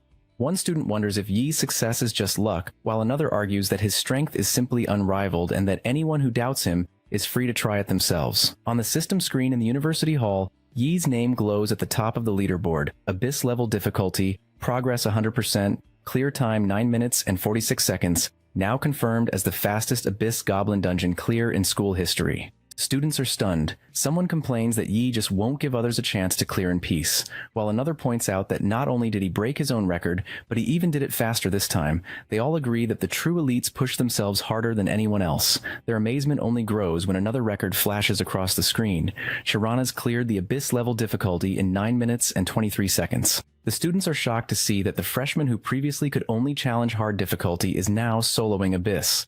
Another points out that she is the second strongest freshman, and it's not surprising she can fight above her level under Yi's guidance. The system provides a detailed listing of their achievements, and some students quietly admit they finally understand the sense of powerlessness that comes when realizing the vast gap between themselves and true geniuses. Now Yi is challenging the Abyss level for the second time, and Tirana's completed her first solo Abyss run, and then her second time in a party with him. Afterward, she mentions that she heard the Elemental House has prepared a fireworks show for the freshmen, and invites him to go watch together. Outside the Elemental House, she thanks him, saying it's because of him that she gained so much from the Abyss realm. But Yi credits her own efforts, insisting he merely gave her a little push. As they walk, Yi's attention is drawn to a massive statue atop the building. Chiran explains that this is the Mage Yang, honored as the protective deity, because he once single-handedly defended against several otherworld legions. His heroic deeds became legendary, but in his final battle, a demon lord attacked him from behind, resulting in his ultimate sacrifice. His soul was wiped out beyond resurrection. He admits his knowledge of history is limited and asks her to tell him about the Dark Ages. She responds affirmatively, explaining that any discussion of the Dark Ages must begin with the Golden Age 80 years ago, in the year 2544. During that period, many talented classes emerged, earning it the title of the Golden Age. Legendary heroes such as the Tempest Sword, Saint Changping, and the Heatblade Saint Li appeared and are still fighting on the front lines today. However, when humanity was finally hopeful and ready to strike back at the Otherworld, the Dark Age suddenly descended, marking the most intense invasion of otherworld creatures ever seen. The elites of the Golden Age sacrificed everything in those battles. After 30 years of relentless war and the loss of millions of heroes, peace was finally restored. A peace now threatened by a new wave of invasions. Chiran confides that she hopes her fears are wrong, but she cannot shake the sense of foreboding. Yi comforts her, suggesting that this time the influx of otherworld creatures likely slipped through from mid-sized dimension cracks. They are not as powerful as those from the past, and even if darkness descends again, it will be the otherworld creatures who are unfortunate this time. As he finishes reassuring her, the fireworks show begins, lighting up the night with color. Later, Yi is traveling on a train, feeling grateful that he now has the frost pill, which will resolve Yoon's illness once and for all. At his mansion, Yoon nervously asks Ching why her brother is not back yet. Ching assures her not to worry, explaining that he called and will be home soon. Just then, the door opens and Yi enters, announcing his return. Yoon runs up and hugs him tightly, joyfully welcoming him home, and confirms she has been taking her medicine as promised. Ching is overjoyed to see Yi return home and immediately asks how long he plans to stay this time. He tells her he'll be home for 3 or 4 days, explaining that his main purpose is to complete Yoon's final treatment. The younger sister, always eager, asks if her big brother brought her any gifts. With a smile, our protagonist assures her he did. He presents her with a special reward from the Abyss-level realm, a horn that, when blown, will summon a golden-grade bear monster ghost to protect her. He tells Yoon that once she's fully cured, he believes she can become as strong as he is. Suddenly, the doorbell rings and Yi is delighted to welcome Secretary Zhao and Madame Chui inside. Zhao explains that he contacted the priestess the previous night, and she rushed over immediately. Madame Chui remarks that an invitation from Yi is not something she can take lightly, and he insists she overestimates him, thanking her sincerely for coming to help. She almost forgets to congratulate him and marvels aloud that not only did he find the freezing lotus, he managed to have it forged into the even more powerful frost pill. Zhao is astonished to learn about the pill, noting that S-grade pills are priceless and in high demand. Our protagonist credits the tertiary turn class pillmaster recommended by his teacher and suggests they get started on Yoon's treatment without delay. Zhao agrees, and they prepare to begin. The girl looks at her brother with concern, asking if this is really safe. Yi reassures her, telling her not to worry. She just needs to eat the pill, and she will awaken the frost bloodline, after which the power of frost will no longer trouble her. Yoon steels herself and gets ready. He explains to Madame Chui that he'll cast a series of buffs on his sister first. He starts with the blessing of protection, follows with the blessing of dawn, and finishes with the blessing of courage. The priestess senses the powerful aura of holy light, and despite being a secondary turn priest herself, notes that Yi's holy light is even purer than hers. He then asks her to activate the formation, which she does promptly, instructing Yoon to take the frost pill. Yoon eats the pill, and immediately the frost energy within her surges. Madame Chui alerts Yi that her patient's frost is bursting out and asks if there's a problem. But he remains calm and confident, assuring everyone he's got it under control. He applies his sacred flame to stabilize the frost, quickly mastering the frozen energy and noting that for him, it's a simple task. The young man predicts that after this first pill, this will be the last frost burst Yoon will ever experience. Madame Chui agrees, explaining that the hardest step is now complete. They just need to be patient as the awakening finishes. Soon the girl is surrounded by swirling energy, and as she regains consciousness, she opens her covered eye, releasing the form of an ice dragon. The priestess observes that the power is extraordinarily pure, confirming that Yoon's frost bloodline is now fully activated. Wei encourages his sister to check her status for any changes. She tells him she can now fully control the ice element, and believes her bloodline talent allows her to manipulate ice at will. He beams with pride, explaining that most bloodline awakenings don't grant such talents, but her case is rare and special, a true first bloodline awakening. Yoon asks if it's possible to gain more talents as she continues to develop her bloodline, and he wonders if perhaps their ancestors included a powerful frost class, given the immense benefits both siblings have received. Even so, he suspects their family may have fallen into obscurity over the years. To be sure everything is well, Yi asks Madame Chui to conduct a thorough check on Yoon, and she readily agrees. Zhao meanwhile congratulates him, stating that the girl is not only cured, but has also awakened her frost bloodline. He shares that the mayor is taking her situation seriously, and has arranged additional resources to support her cultivation. Our protagonist thanks him and explains he'll need to return to school soon, so he'll rely on Zhao to look after Yoon. The secretary assures him it's an honor. The priestess turns to Yoon and asks if she's thought about what class she might want to pursue in the future. She immediately says she wants to be a mage, and Yi agrees that the class suits her perfectly. He promises that once she reaches level 10, he'll help her find a hidden mage class conversion book. Suddenly, her eye flashes red, and she announces she can feel a dark power awakening within her, and it won't be long before its full strength is released. Everyone in the room is stunned. Madame Chui quickly examines her, worried she may have missed something, and questions the presence of dark power. She wonders aloud if Yoon really needs to go through with this. As the girl's new powers threaten to emerge, the priestess starts to say that she, the Princess of Dark Tears, Phantom Yoon, will... But Yi quickly intervenes, grabbing his sister and insisting on showing her the true power of frost. He drags her to another room, while Yoon pleads with Ching to save her from her brother, who she claims is about to kill her.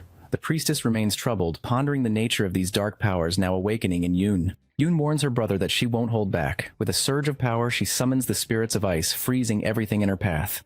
Before launching sharp-edged ice blocks at Yi, he calmly raises his holy shield, blocking the icy assault. As the clash ends, he observes her closely and sees that her body has fully recovered. Now they can finally set up her cultivation schedule. She returns to her normal self, briefly worrying that her frost is acting up again and thinking she won't be able to cultivate with him. Quickly, Yoon reassures her brother that she's fine and it was just a false alarm. To lighten the mood, our protagonist brings out his pet Gray, using magic, and introduces Gray as his newly contracted magic pet.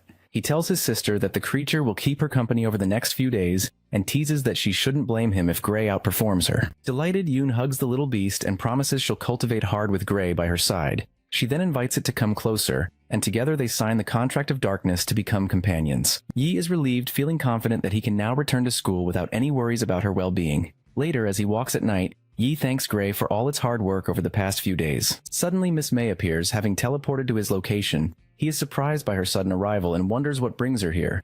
May explains that the National Freshman Exchange Competition is beginning soon, and that the team match requires 5 people per team. As the first-place winner of their freshman competition, Yi is naturally the team leader and must complete the team-building process. He assures her that this won't be a problem. May displays a list of the top 10 students from the freshman competition, excluding him, and tells Yi he needs to select 4 teammates. He asks if he can simply pick the next top 4 freshmen. She thinks his choice is a bit hasty, and reminds him that the team match is a marathon, not a sprint. Later rounds test stamina, and priest-class characters are important for recovery. She points out that while Yi as a Saint Knight can cast buffs, his recovery skills are weaker than those of a priest. May advises that most winning teams include a priest for support. Our boy is confident, explaining that as long as they defeat opponents quickly, they won't even need recovery. He believes he can take first place in the individual bracket and even solo teams in the group match if he activates his 6-winged angel bloodline. May privately reflects that his strength is on a different level, and with him, they might not need a priest at all. She agrees to submit his chosen roster to Housemaster Wu and leaves with a smile, confident in his abilities.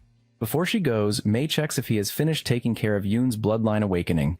He thanks her for telling him about the freezing lotus, which made all the difference, and she's glad to hear Yoon is doing well. He then asks if she knows where he can find a hidden class conversion book for his sister. May replies that the school network does have the book, but obtaining one is very difficult. She encourages him to do his best in the upcoming competition and departs on other business. Soon, Yi learns just how challenging it is to buy such a book. His research reveals even the cheapest hidden class conversion book costs 20,000 points. Though it may take time, he resolves to achieve this goal for Yoon within the next 6 months. He checks his new system mission, thinking about how the rewards from his last 2 achievement missions have greatly strengthened him. Meanwhile, in the university meeting room, the Housemasters convene to discuss the team match. Warhouse Master Wu presents Yi's team roster to the others, listing all the team members. An old housemaster questions why there isn't a priest on the team, and another worries that the lack of healing support makes the team too risky. However, an experienced elder argues that Yi's abilities more than compensate. After witnessing his bloodline forging, he's convinced that Yi alone can replace the role of a priest. He adds that the young knight provides buffs, has outstanding defense, and powerful attack skills, effectively covering 3 roles in one. A female housemaster voices no objections, noting that fully utilizing Yi's strength is a sound tactic, while a younger master expresses hope that he will surprise everyone at the exchange competition. Wu concludes the discussion, agreeing to the plan and promising the lady housemaster that he will take care of their training. He notes that while the freshmen may be individually strong, they still need to develop teamwork and cooperation. Wu promises to have Miss May gather them at the Warhouse in 3 days for practice. Later, as Yi completes his workout, he receives a message from Mr. Wang, who has arranged a one-on-one class for him. Our protagonist looks forward to it, thinking this will be his first class since becoming a disciple and hoping to learn new skills. He chooses skill points as his reward for the day and reflects on how easy it is to stay ahead of others with the system. Daily missions keep his skill and stat points steadily increasing. At this moment, the headmaster mentions he is personally overseeing Yi's training, and our protagonist is surprised to be able to see Yi, to find himself surrounded by forest wolves. He wonders aloud about their presence and asks his teacher if he needs to drive them away. The master explains that this is the Edge Forest, a private training ground owned by the Tien Guild, an organization he himself founded, so there is nothing to worry about. As he surveys the area, he suddenly notices a flying dragon soaring above, its presence sending the wolves into retreat.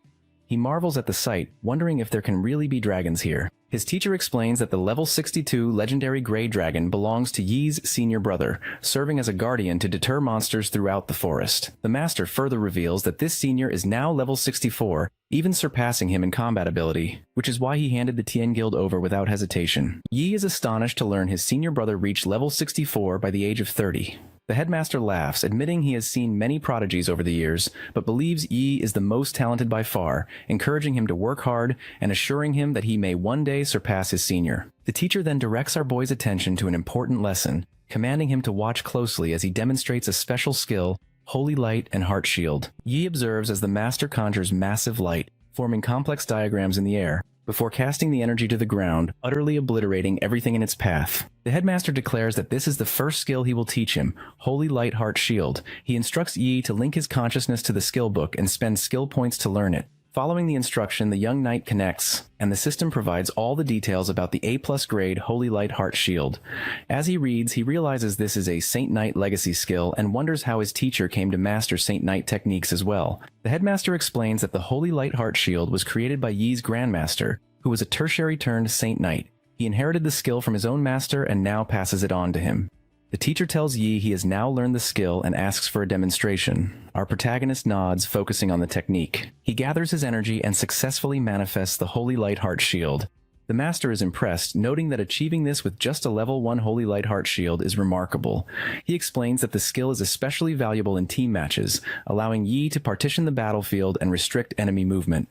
Suddenly, a massive dragon appears nearby. The teacher announces it's time for practical combat and instructs Glalong, the dragon, to command the surrounding monsters to attack. The amount of experience Yi gains now will depend on his own ability. Glalong roars, summoning a chorus of responding dragons, and soon countless beasts fill the area. He immediately arms himself with the Blessing of God, Blessing of Dawn, and Blessing of Courage, preparing for battle. He leaps into the air, launching sharp ice crystals at a particularly large dragon and killing it instantly. Without pause, he swings his massive warhammer at another, striking it on the head and hurling it away. In a matter of minutes, Yi defeats every dragon in sight, but the effort leaves him utterly exhausted. The headmaster observes his student, surprised that he went all out and used up all his stamina and mana. He asks if Yi isn't worried about more monsters appearing. The resourceful youth opens a magical space and produces a mana potion, reassuring his teacher that he has it covered. The system congratulates Yi for reaching level 22, awarding him 20 stat points and 20 skill points.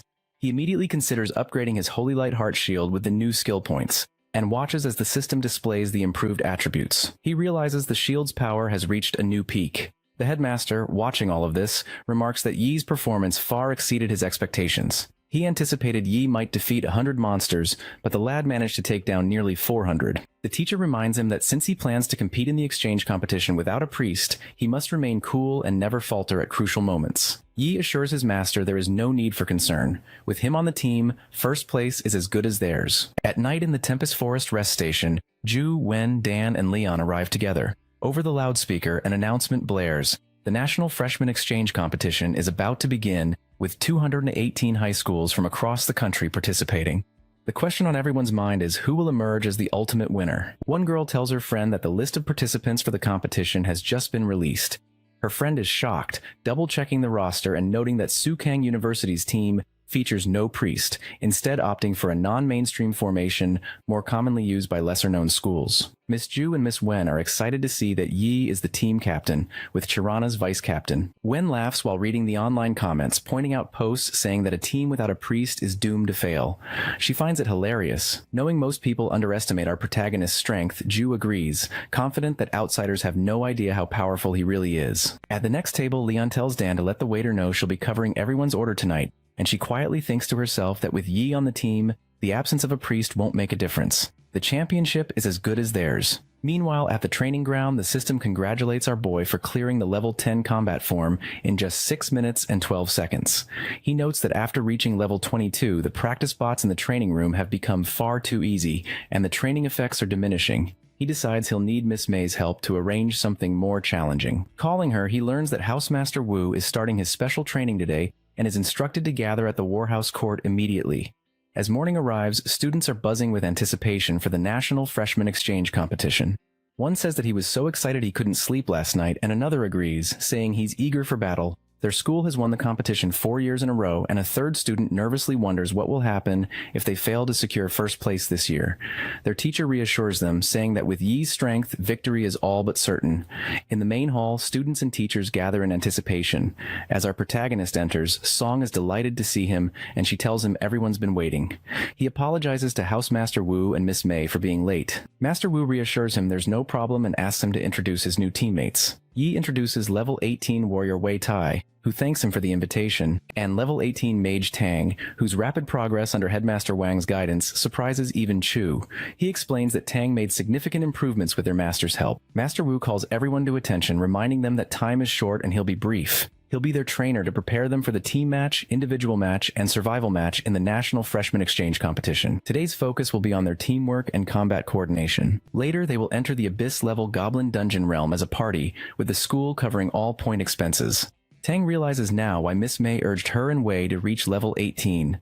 With their strength pooled together, she feels confident they'll be able to dominate the Abyss-level realm, especially with Yi leading, who could likely solo it himself.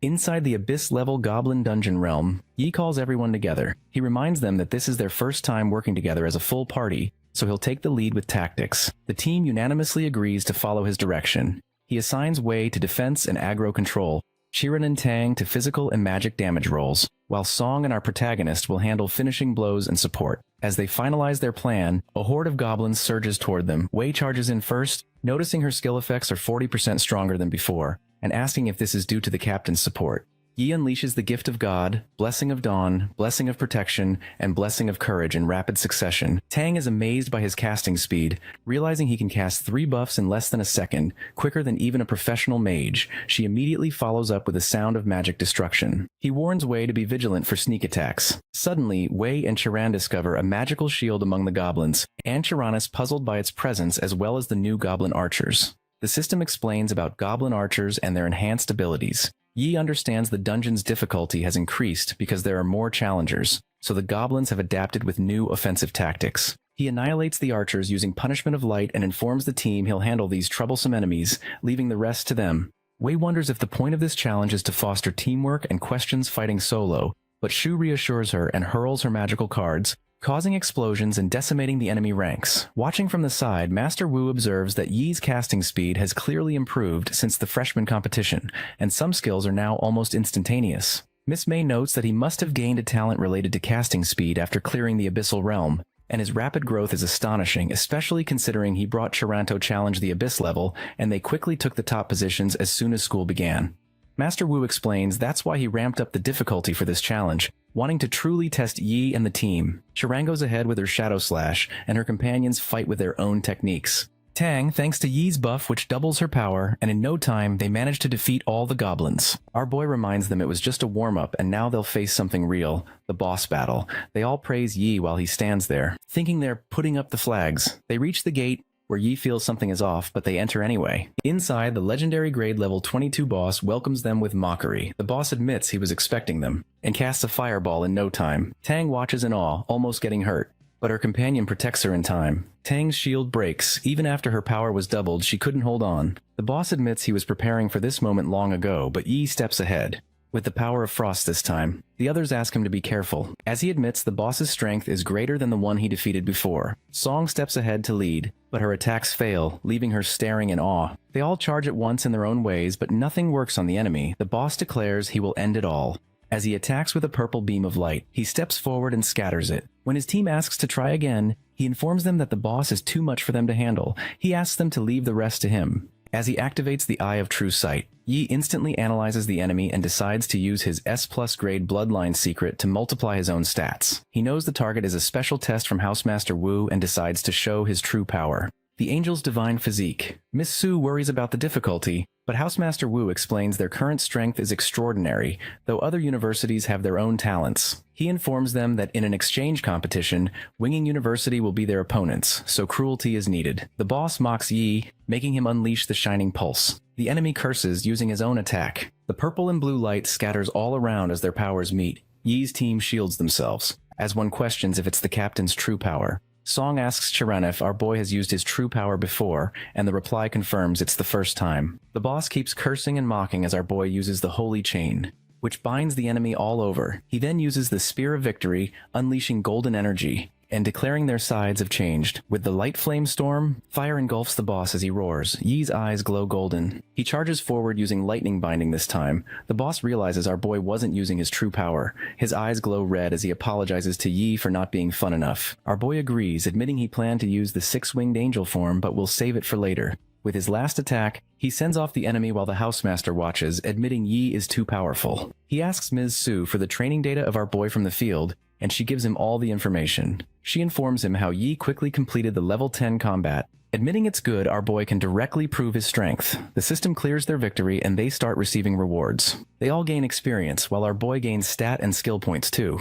Chiran comes to check on Yi, but he assures her he is all good and suggests checking the rewards the boss dropped. They receive a staff, shield, and ring of magic flame. Since keeping these requires a high level, they decide to try the weapons in action and convert them into points. When the team hesitates to share them equally, he tells them it's for the upcoming exchange competition. They all agree, vowing not to let down the school's honor. The team stands confidently, as Housemaster Wu praises their performance with applause. He admits he is surprised by Yi's performance, questioning him about taking first place in the exchange competition. Our boy replies confidently, and Housemaster Wu says that confidence is needed. Ms. Su explains that in the earlier matches, they will have Yi play a support role in order to conceal his true strength. She adds that at the right time, our boy will go out, overwhelm the opponent, and increase the chances of victory. Housemaster Wu says that they still need more practice, and Ms. Su agrees, saying their teamwork needs improvement. They decide to begin specialized training for their weaknesses starting tomorrow and ask the team to rest. They mention disciplinary measures, but refuse to talk about them for now and leave. He tells his team that they'll train hard for the exchange competition,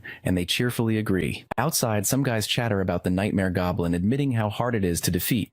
Tang and Wei Tai pass by talking about the Abyss level challenge. The guys overhear their conversation as Tang asks about the captain's manageable buffs. Yi walks with his companions as one guy questions who they are for turning the Abyss into a speedrunning game. He is shocked to hear that they're the ones representing the school in the exchange competition. The guy also learns that Yi is the one who took first place in the clearing ranking. The team enters the realm only to be attacked by the boss, but Wei Tai manages to block his attack. She has enough strength to defend against the attack, but the boss mocks her with harsh words. He steps ahead, disarming the enemy with a single punch. He praises Wei Tai for blocking the attack on her own. While the other companions step ahead to fight, they have all gained more power and strength. The team leans forward, attacking in their own ways, and the last slash from Chirin cuts off the enemy's head. Wu confirms they managed to break the 9-minute mark this time, and also informs them that the date of the exchange match is out. He declares he will take them to Qingjing University, the venue of the competition. All of them cheer up at the thought of the match finally starting. Housemaster Wu declares that they'll take everyone through the exclusive teleportation point of the school to ensure their safety. He says they'll head directly to the exchange competition at Qingjing University. As they arrive, the headmaster and others are already present. The headmaster thanks Wu for his hard work and says he's hoping for a 5th consecutive win after winning 4 times in a row. Yi's team stands nearby. As the headmaster tells Zhou to activate the teleportation formation, the teleportation activates, blue energy scattering everywhere, and in no time they all reach Qingjing University. Ms. Su thanks Zhou for his casting, since traveling over 2 million kilometers would have taken them several days. Chung Yongchun, a tertiary awakened mechanist, steps forward. Chung welcomes them all to the university, saying it's an honor to see them here. Wu and Chung exchange some words about their students, and declare they will test their mettle in the competition. Wu reminds the team that the opening ceremony of the competition is on the 10th, and shortly after, the competition will begin. He tells them their training is good enough and gives them time to relax for a few days. Wu also tells them to take care of their safety, since demons and other races are expected to target human geniuses. At the university apartment, Yi realizes he has a long way to go to reach level 24. In Secondary Awakening, he'll be able to learn B++ grade Saint Knight skills, and even an A++ skill. Thinking about the skills, he decides to complete the mission system set for him. The freshman exchange competition begins, and Sukang University is welcomed first. After seeing the crowd and cheers, Yi realizes why everyone wants to participate. Chirin steps in and tells him the audience will double in the finals. Their first round opponent is Rongyang University, who always feels unlucky to face them right away. Their captain cheers them up while the audience mutters about them definitely losing. The battle starts as our boy realizes the opponent team's strength is ordinary. He declares they will all attack together and break the formation in one wave. Tang steps ahead with her staff, taking the lead this time. She uses the fire magic arrow and the opponents shield themselves, relieved, thinking that's all the team has got. In no time, all of Yi's other companions start attacking with their own powers. The battle ends instantly, declaring the win for Sukang University. The announcement confirms the next team battle will start soon, and there is applause for both teams for bringing an amazing battle. Tang calls it easy, while the others find it all boring, and Yi admits only Modu or Winging University can give them an actual challenge. Chung wonders at the power of the team, questioning Housemaster Wu about their strength. He points out Yi's buff, asking how a regular school could compete with that. Wu laughs it off, saying he didn't make much effort and that it's all their own power. Chung takes his leave, saying they'll face each other soon enough. Wu reminds him that friendship comes first, not the competition. Later, Wu praises the team for their excellent work and tells them it's their free time since there's no match in the afternoon. Miss Su suggests watching a few high-level matches, and Wu agrees. He also asks them to sign up with him for participation in the individual competition. When asked if they aren't in the match by default, Miss Su explains that other schools have supports with no offense, and even strong defensive classes avoid joining to escape the hassle. Hearing all this, Yi and the team agree to participate. The individual matches begin. Announcements confirm the victor proceeds to the next round. Yi is in the 6th battle while his companions have to wait long enough. The crowd cheers for our boy as the match begins. His opponent is Rong Yang, a swordsman. Rong starts to attack, asking Yi to surrender and promising he'll let him lose with dignity. The fight begins and our boy dodges every single attack from his opponent, making Rong think that Yi is really fast. Before Rong can react, the protagonist freezes his feet and lunges forward to punch. His opponent calls it a cheap trick, thinking he blocked our boy's attack. Rong gets hit and is sent flying while his teammates stare in awe. The announcer declares Yi's victory, and the crowd starts shouting for him again. Zhu Yu, the lecturer of Qingjing, regrets not making enough effort. Nearby, Shaylin admits our boy's strength is not bad, while the priest, Zhou Shao, thinks about Yi's speed, wondering if he awakened a frost bloodline. She leaves instantly, saying she has some urgent work. Shao calls his dad, informing him about finding the frost bloodline awakeners, and mentioning the family name is Zhou. His dad is doubtful, so she decides to approach the protagonist and confirm. His dad agrees and says he'll make his own efforts to find out if Yi is from their Zhou family. Shen is confident he'll defeat our boy, while his captain asks him to be careful, admitting that Yi is very strong. Shen assures him and steps forward. Some talk about his great aura, while the audience cheers for our boy. Xiao's father and sister are finally at the stadium and confirm that Yi might be someone who split off during the Dark Ages. He informs her that the family ordered him to check on the protagonist after hearing about the first bloodline, and Xiao's sister can also witness the Sukang freshman's might. Her sister says there's nothing to learn from a knight, but Xiao tells her Yi's blood purity is over 70%. She tells him that he is qualified to awaken the hidden class of their family. Her dad asks Dong to be respectful towards Yi, but she says his strength will decide whether he's her brother by name or not. From Modu University, Li Xin is welcome for the first match of the 3rd round against our boy. He declares he was planning to deal with Yi instantly, but since our boy is strong, he'll go all out. Our boy admits his opponent can't be underestimated, although he'll go down in one go if our boy uses Punishment of Light. He decides not to reveal his true power yet and admits close combat is the only choice. The match begins, and Shin's first move fails. He gets beaten down by our boy as the onlookers stare in awe. Our boy then uses consecutive holy punches as Shin struggles to escape such vicious waves of attacks. The last punch makes Shin surrender, and the announcement confirms Yi's victory. Our boy apologizes for not holding back his strength because the opponent surrendered too late. He uses a healing spell and leaves the rest to the doctors. The nurse confirms Shin's wounds will take a few days to heal, marveling at Yi's power. Xiao now sits with her family, admitting Yi surpasses the geniuses of their family. Looking at his strength, her dad confirms there was a hidden class within the bloodline that increases strength. Dong seems convinced by Yi's strength, and her dad asks Xiao to arrange a meeting with our boy. Jiang Feng from Modu University steps ahead this time, and our boy decides that Shirin must be able to win easily against her. Jiang has already decided to go all out, while Chiran is thinking about ending it as soon as possible. Chiran dashes forward using Shadow Slash, and the opponent is on her knees in no time. The announcement confirms the victory, while onlookers still can't believe that Jiang went down so easily. Chiran and Yi are chatting about the match when Xiao steps in, declaring she's here because he has awakened the Frost bloodline. She says that with such high purity, he must be someone from their family. Yi looks confused, but his companion confirms it is an ancient family, admitting their strength can't be underestimated. Zhu adds that they are awakening the first bloodline, saying because of this desire, they might receive a lot of resources. Xiao confirms it, but our boy asks if she has any proof claiming that he's of the Zhou family. She tells him about her dad and the Examiner Stone, saying if he is able to resonate with the stone, he's indeed from their family. He gives it a try, and it reveals his blood purity is over 90%. Xiao asks him to meet her father and he agrees. Before entering the room, he thinks about how they didn't show support in his hard times, but now they've come to find him, knowing he awakened the bloodline. Xiao's dad, Zhou Hong, greets our boy, and tells him that his father and Hong have the same grandparents. Back to business, he offers Yi a return to the main branch and says they'll help him with tertiary awakening as soon as possible. When asked how he can do it, Hong confirms they've already prepared class changing for these kinds of situations. Yi thinks since his support system is tied to the Saint Knight class, the Zhou family's hidden class is worthless to him. He confirms if he can't receive support unless he changes his class. Hong says once he changes class, he'll receive plenty of resources. But Yi refuses anyway. Hong offers help with reaching level 50 and tertiary awakening within 6 years. But he doesn't agree. Hong explains how Saint Knight is just a heavy support while Zhou's hidden class is an absolute damage dealer. Our boy calls him ignorant and declares he'll show what a true Saint Knight can do in tomorrow's match with Qingjing. He takes his leave.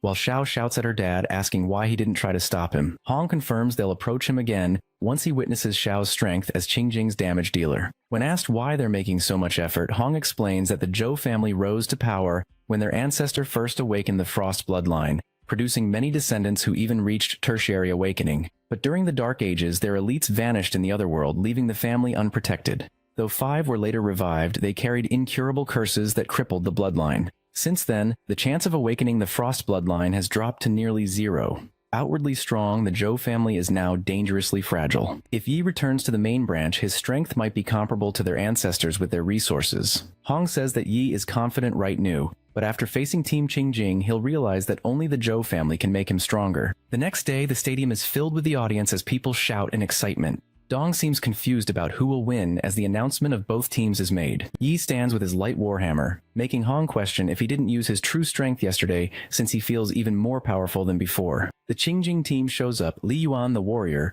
questions if Yi is taking the place of a damage dealer. Shaylin, the archer, and Xiao stand there, not surprised by Yi's decision. The mage Luzhou and Wang Xuan, the mechanist, chat together about how our boy's strength isn't enough for a captain. Li remembers their defeat last year and asks his team to go all out, even if it means wounding or crippling their opponents. Chung questions Yi juggling both damage dealer and support roles, but Wu shows confidence in our boy. Chung wonders if Yi still has some aces up his sleeve, since freshmen usually have limited skills. The protagonist tells the team to do it just like they're training in school. He'll attack, and they'll follow behind to act. The team is carefree, but Yi asks them to be cautious, and orders them to come to him for healing spells if anyone gets wounded. He dashes forward with his power as the crowd shouts for him, claiming he's really confident. The opponents prepare their fiercest long-range attack. Lan launches his arrow attack, but Yi dodges them effortlessly and even crushes one with his bare hand. Lan stands in awe, questioning how he did that. The captain claims that defense is all Yi has, and he won't be able to stop it once Lu finishes his casting. The mage unleashes his strongest attack, Fire Phoenix, and a giant fire eagle is summoned, throwing fireballs. Seeing that Yi doesn't move at all, Lu thinks he'll take his head off. The audience watches in horror, unable to understand how our boy will withstand such a powerful attack. While Ju says he has to retreat to his team for defense, Ms. Su laughs from behind. They both argue over Yi's power, while Heng says that Yi's Holy Flame Light Wheel was bestowed upon him by the God of Light personally. Heng says that since the Zhou family held the first Frost bloodline, many devoutly followed the Frost goddess through them, but after the curse, her blessing vanished as well. Now only God-blessed classes hold true potential, making their offers seem insignificant to Yi. His younger daughter says they are here for nothing, but Heng says there's still hope. The mage stares in awe when fire doesn't damage Yi at all. The captain cheers up Lu and asks him to use other elemental magics. Yuan asks Lan to continue using long-range attacks, declaring they can't let Yi front them easily. Lan does her work while the mage creates a stone shield in front of them. Wei easily defends against the attack, making the attacker believe that he has excellent defense skills. Our boy admits that their trick broke his rhythm, and now he has to use a long-range spell to break the formation. He unleashes the Holy Flame Storm, breaking through the stone shield as the captain of the opponents shouts for a retreat. They dodge and admit that this level of attack could easily eliminate them all immediately. The captain notices that the mage isn't there, realizing he got stuck in the storm.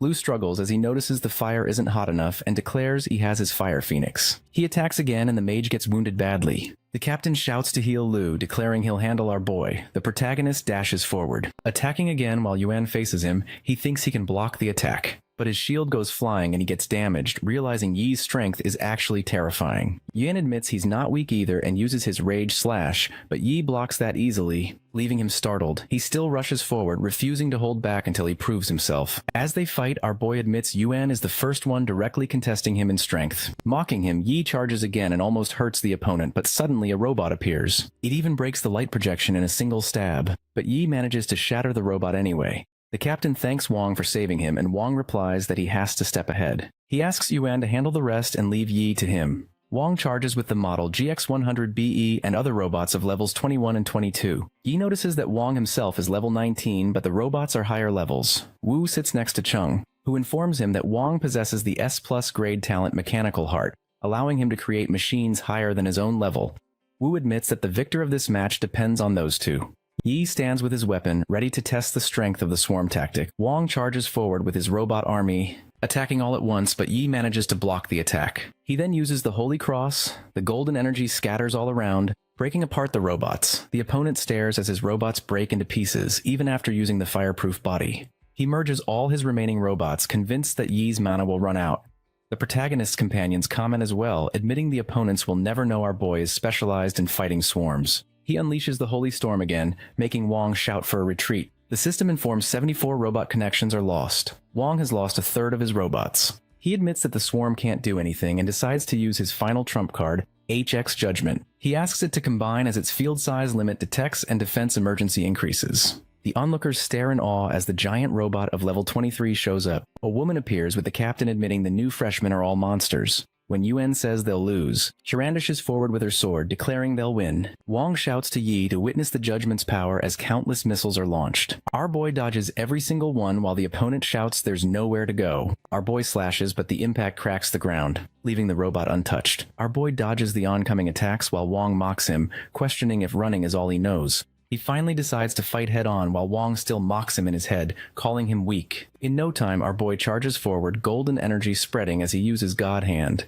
The robot system reports the shield's energy is being absorbed, initiating emergency backup. Each match monitor drone is powered by a powerful light magic stone, which they can use to repair the shield. Chiron is with her companions when she suddenly notices something and shouts for a retreat. The mage chases her, but Yuan stops him, saying something is wrong and the power is abnormal. A giant golden hand tears through the sky, terrifying the onlookers and Wong. He recognizes the presence that only S-Class can project, thinking it's a tier above his A+ grade HX Judgment. The difference is huge. Wong shouts it's just a divine skill and he can't lose, admitting he can't be afraid even before fighting. He fights back, slashing uncountable times, thinking it worked. But the giant hand takes it all and slams the robot down, leaving an imprint of its presence on the ground. The opponents whisper their defeat while Wong calls out Yi's name, all wounded. The crowd cheers while Chung admits Sukong won't go down easily, although he thought they'd win this time. He calls Yi super powerful and an all-rounder. Chung admits that in his whole career, he hasn't seen a genius like Yi. Making Wu feel proud, the team chatters about the match, admitting they couldn't win without our boy.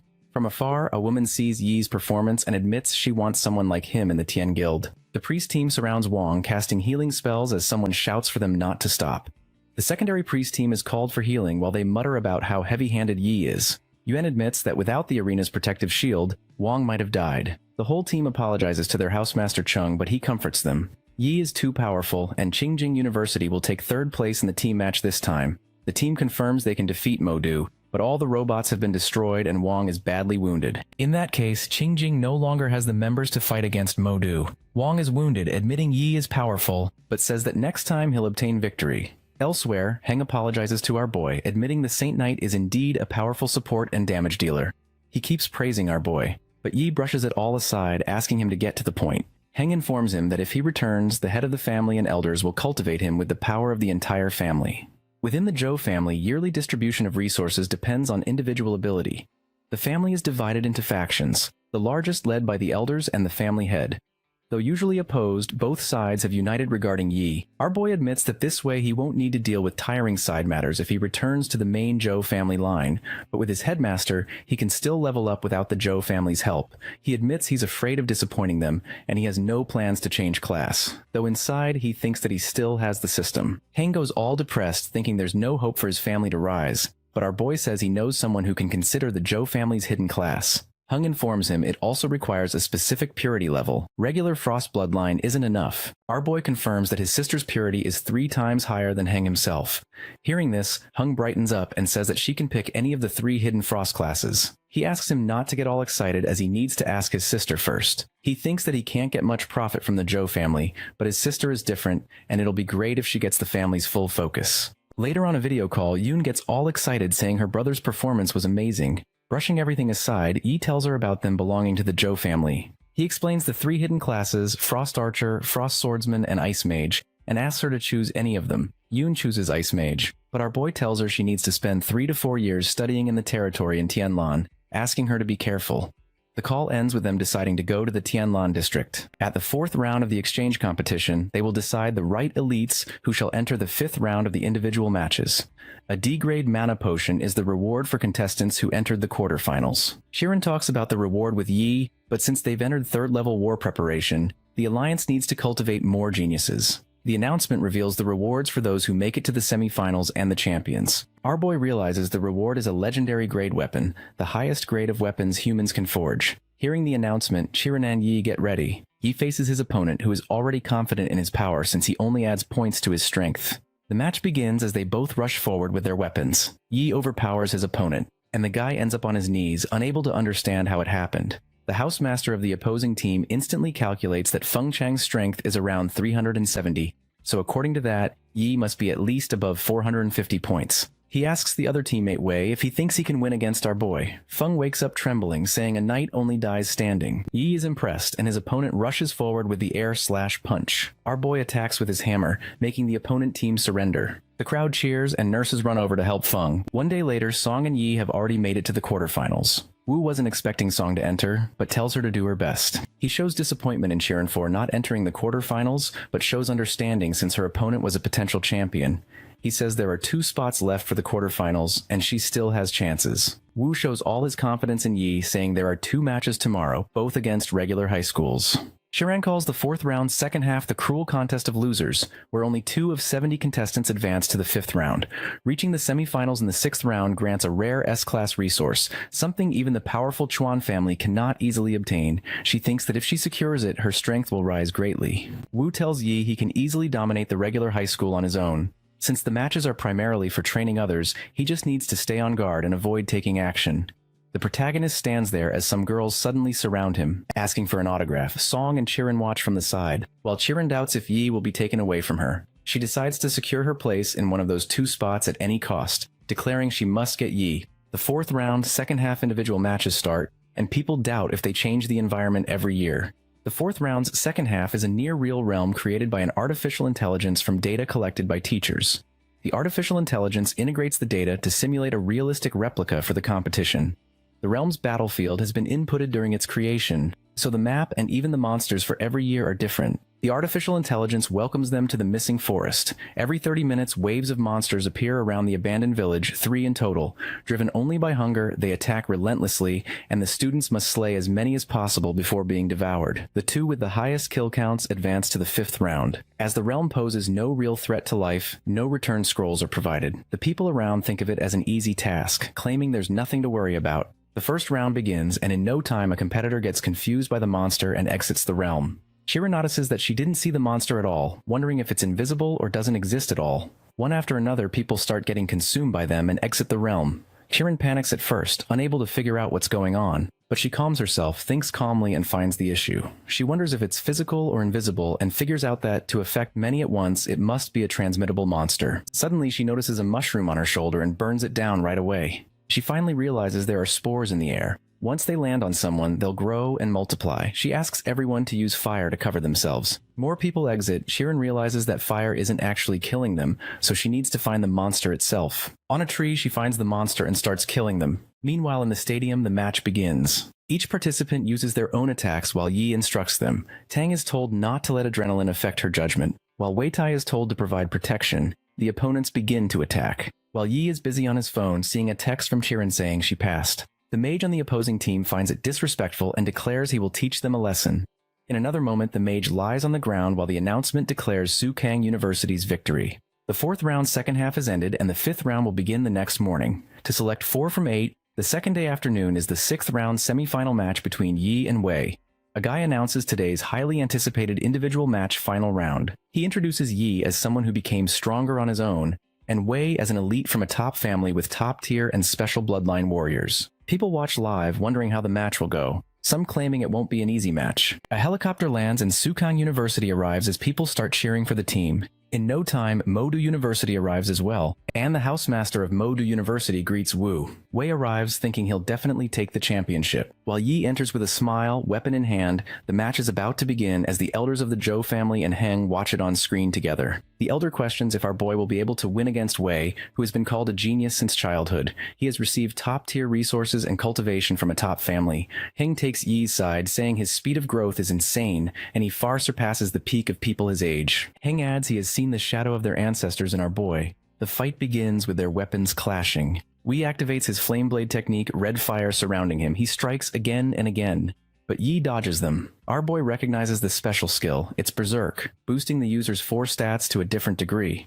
Although once it ends, Wei will enter a weakened state. Wei has also used flame blade technique, allowing him to carry flame magic damage as he slashes. Our boy's opponent rushes forward, sword in hand. using the skill he leveled up to level 9 after a lot of practice. Yi steps forward with his air smash, their weapons colliding with insane energy. Wei realizes the strength of Yi, thinking his blade can even slash through the hardest of alloys since it's so heavy. The momentum behind it with lightning slash is immense, yet he's at a disadvantage. Wei realizes as he can't keep it up and steps back. And our boy uses Holy Cross level 9, but the opponent already knew this would happen. Wei uses his fighting rage as his housemaster stares in awe at the battle full of energy and lightning. Yi's system informs him that fighting rage is the opponent's awakened talent. It buffs all 4 stats and reduces damage taken by 80%. Once the skill ends, all the damage will be returned to Wei. While fighting, our boy thinks that Wei used the skill pretty early, realizing he wants to end the fight as soon as possible. Our boy knows the talent can stay active for barely 2 minutes. Dragging it out would be better. Although he can be defeated even now, the strikes come one after another,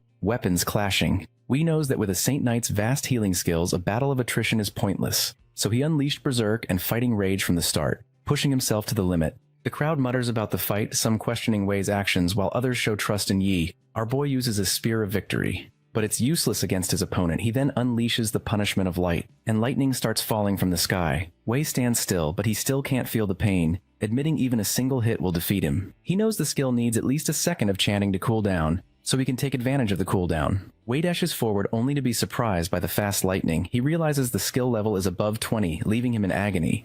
He knows Yi is just 10 meters away, yet the distance feels very long. The opponent uses the 1000 Shadow Blade City. As thousands of blades come down from the sky, he reflects on the legendary Wei family technique. Born from battles in the other world, it transforms the body into a weapon, merging souls with magic, and forging thousands of blades capable of annihilating a city of monsters. Though Wei has yet to reach his ancestors' level, even the early form of this technique is breathtaking. He finally gets serious and uses his own skill, thousands of miles frozen. The ice shield covers the whole area. Announcements clarify that the camera can't observe the area inside because of the ice-covered arena. The Elder reflects on the powerful technique as all the blades in the sky turn frozen and shatter, attacking the opponent. Yi wins the match as the crowd erupts with cheers. Wu is impressed. While the other teammates declare they've never gotten first place in the individual match before, Wei Tai says nobody will be able to threaten them now, declaring first place is theirs. Chirin tells Tang that she can disguise herself as a grand mage, while Yi says they'll relax tonight. For 3 centuries, the Eternal Game's fusion with reality has birthed countless dishes through monsters, magic plants, and culinary classes in Qingjing City's bustling east. The famed food street serves delicacies from any creature, sure to satisfy all. The team wanders around trying food when a thug plans to approach Chu. He steps back instantly after spotting Yi with her. They walk together, but Chiran gets tired since they have been walking for an hour already. There are 6 street blocks connected to each other. It's not easy to finish walking. Song suggests that our boy and Chiran stay at the wine shop and they'll go get snacks. A woman tells them about the shop's specialty. It's 50-year-old apple wine. They both order apple wine, and Chiran gets drunk real quick. Our boy says she got drunk easily, even though, as a level 19, normal alcohol shouldn't make her drunk. Since apple wine is made with grade D treasure, it's understandable. Wai realizes it's late and gets up, saying he'll go find the others. A woman approaches him, asking him to buy her a drink. He tells her to grab the apple wine from above, asking for 1,000 yen. She calls our boy interesting, claiming she likes him while Chiran stares from nearby. Chiran runs forward and pushes the woman away, but the woman whispers that Chiran isn't his girlfriend. The woman knows that the world thinks these 2 strongest freshmen are in a relationship, but the reality is they still need time to develop their relationship. She admits it's her time to make Yi fall in love and take all his resources. Chiran gets frustrated, but our boy suddenly holds her hand, saying he doesn't mind her blocking his luck with love. As they walk, Chiran finally confesses her feelings and dozes off right away. From afar, the other teammates witness it all and smile. The next day, Chiran wakes up confused if what happened was a dream or reality. Everyone behaves normally because last night Yi asked them to forget about it all. When asked why, he explained that the Jiang family from Chuang District is an ancient family that has existed since before the Eternal Game. They became one of the top families in the country over the centuries. He admitted he has so much that is fake, but it only looks fine on the surface. He doesn't want to trouble Chu. When he has absolute power, they'll face no issues. Back in the present, Wu says 10 high schools compete in the National Freshman Exchange Finals, each facing the other 9 for a total of 45 matches. Rankings are decided by victories. Today is their 9th match, and 1 more win secures the championship. Meanwhile, Modu Team's housemaster claims Sujia, the summoner, will bring great support to the field, asking others to prioritize protecting her.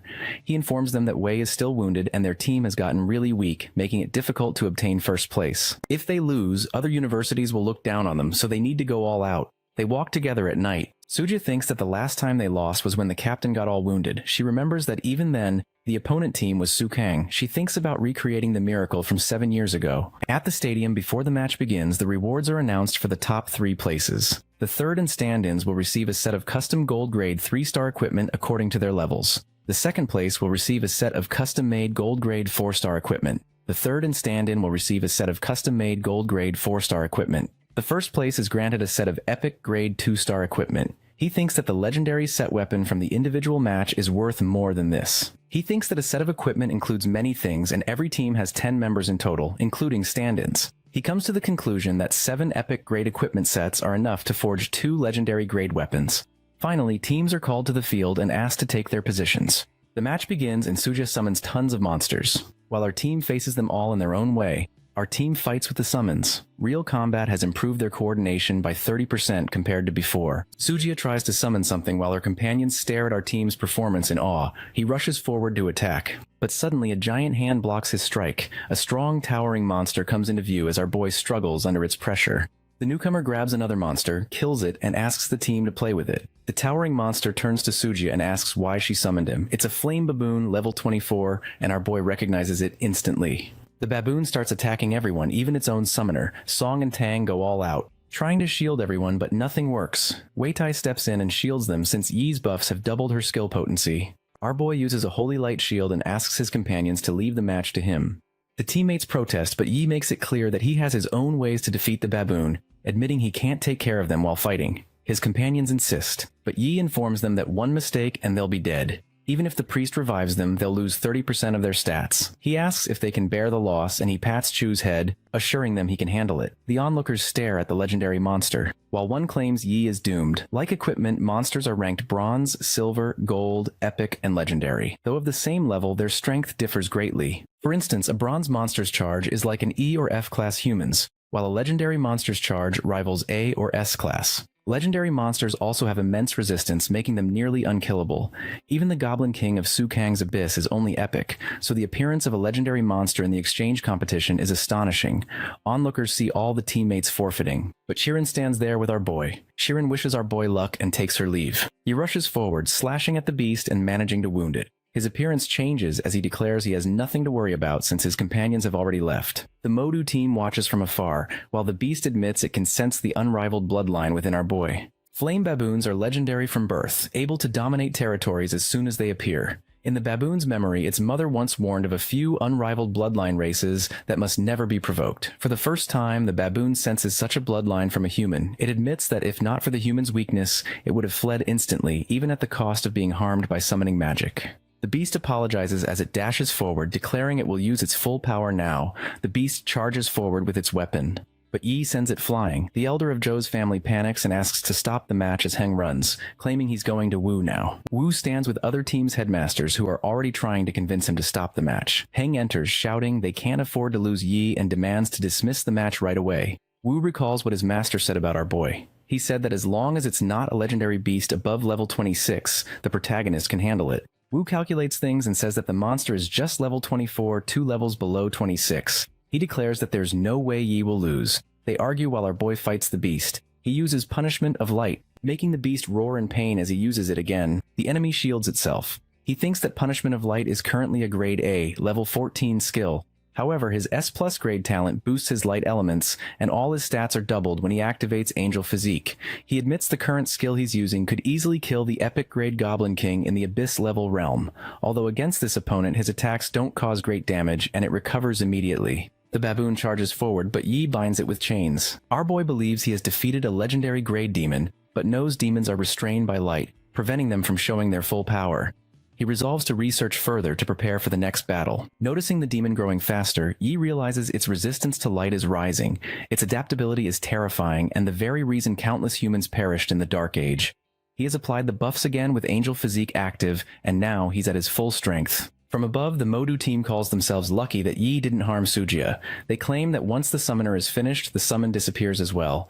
Our boy uses God Hand. As the beast charges forward, the giant hand crushes it down, the effect breaking the shield as fire erupts. Onlookers almost get harmed, but a mage saves them in time by using a water shield. Recognizing the awakened mage from the Alliance, the audience is relieved. The mage thinks that they already increased the shield level to 7 since they were expecting a fierce battle. She's amazed that Yi's power managed to break through it and calls him another genius, a blessing for the country and humanity itself. The beast is badly damaged. It admits that light and ice elements are coursing through its flesh, interfering with its regeneration. The baboon still doesn't hold back and charges forward, but Yi punches it hard, crashing it down into the ground. The golden chains bind around the Modu team. As our boy questions if they want to fight or surrender, the team surrenders, and the announcement confirms the victory of Sukong University. Since the high school's 45 matches are over, the final placing of the team matches is announced. Sukong University holds first place, Modu University is in second place, and Qingjing is third. The crowd cheers for Yi and the university, while Chirin runs to our boy asking if he's okay. Yi assures her that he's fine while the reporters try to capture the moment.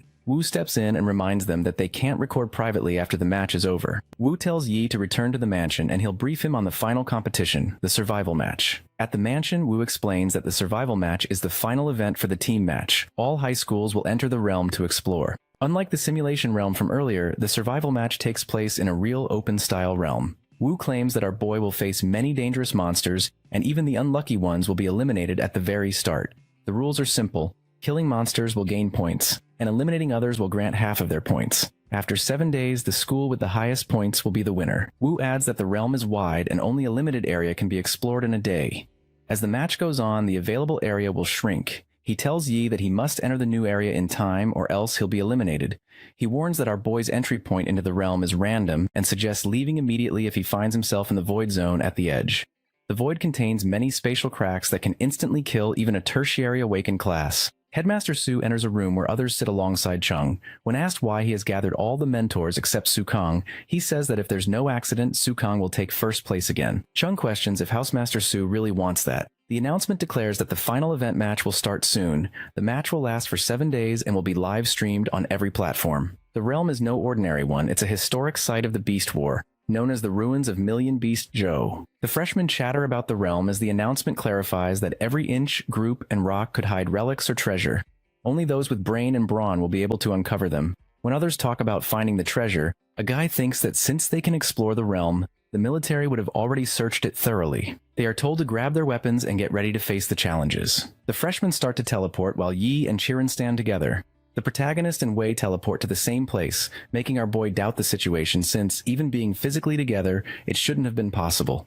He decides to take some time searching for them. Wei stops our boy and uses 1,000 steps, running away immediately. He calls him stupid since he has 0 points and there's no point in fighting him. Lan feels the presence of a male and attacks instantly, thinking it could be Yi. Wei shouts as he dodges the attack. When asked why he was in such a hurry, he hides the fact that he got nervous and used teleportation skills. He asks if she met anyone from Sukong, but she says no and that she can scan up to a 10-kilometer radius, only in areas with plants. She admits Wei was the only one to enter her sense range. People watch the live stream, some wondering why Lan and Wei are moving together, while others call it a smart move. They know that by the 7th day, the instrument contestants are wearing will reveal everyone's location, and then the real game will begin. Inside the realm, our boy kills tons of monsters one after another, gaining insane amounts of points in seconds. He decides to check his score and finds himself in first position, while Wong is in second. He thinks that mechanists are particularly like an army. They can split up the hunt by using scout robots to avoid high-level monsters and kill low-level ones. He checks Chu, Shaolin, Wei Tai, and Tang's ranks, noting they are 9th and lower, while Tang and Jiangji are way lower in 72nd and 81st place.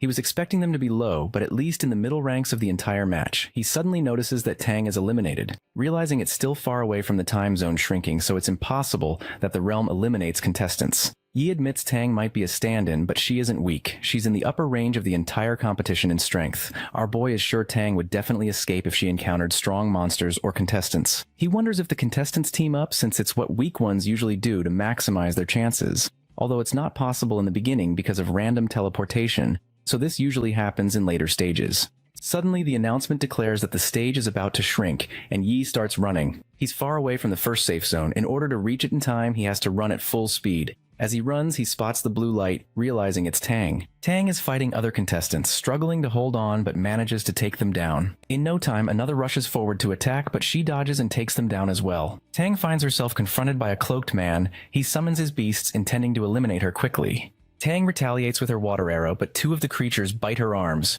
preventing her from reaching her staff. Despite the setback, she manages to draw a magic circle beneath herself without using her staff. When the spell activates, the entire area erupts in an explosion, slamming the cloaked man Li Jian to the ground. He is eliminated from the competition, and Tang earns 1,050 points. However, her mana is depleted and she starts coughing up blood. Meanwhile, another contestant, trapped under a flail, sends his dagger flying toward Tang in an attempt to finish her off. Just then, Yi appears and intercepts the dagger, with a swift kick sending it back to its owner. As a result, that contestant is eliminated and our boy earns 1,240 points. Yi then heals Tang and fixes a cold glare on the orange-haired contestant who had attacked her earlier. Intimidated, the girl, Luo Zheng, decides to forfeit, which grants our hero another 1,860 points. Yi notes that it's no coincidence 3 contestants from different schools have targeted Tang together. After tending to Tang's wounds, our protagonist places her in a safe spot. The two soon learn that Zhang Jie has also been eliminated. Irritated, Tang speculates that he must have been surrounded by groups as well. She explains that the entrance to the realm was supposed to be random, but wonders how the other contestants managed to find each other and locate them so quickly. When Yi suggests that others must have located each other, Tang accuses them of cheating. Our boy, however, argues that if this ability is a special skill some contestant possesses, then it's not truly cheating. He then resolves to eliminate anyone who uses such underhanded methods against his friends. Tang, still worried about her friends, voices her concerns that they are likely under attack. In response, our protagonist gently pats her head and explains that the 9 schools have allied to weaken his strength. For the first 6 days, they'll target his friends, and on the 7th day, they'll surround him. He adds that in the face of absolute power, no amount of trickery will matter. Yi vows to repay all their enemies on the competition's final day. He instructs Tang to drink her potions and rest for the night, then decides to clear the area of monsters. At last, the final day arrives. An announcement declares that 74 contestants will begin the last battle, and everyone's information will be displayed on their smart brackets. This excites the observers, who note that only Yi, Chu, and Tang remain for Sukang. Contestants from every school converge on the battlefield. They notice Yi and Tang approaching, while Chiron is positioned in the northwest.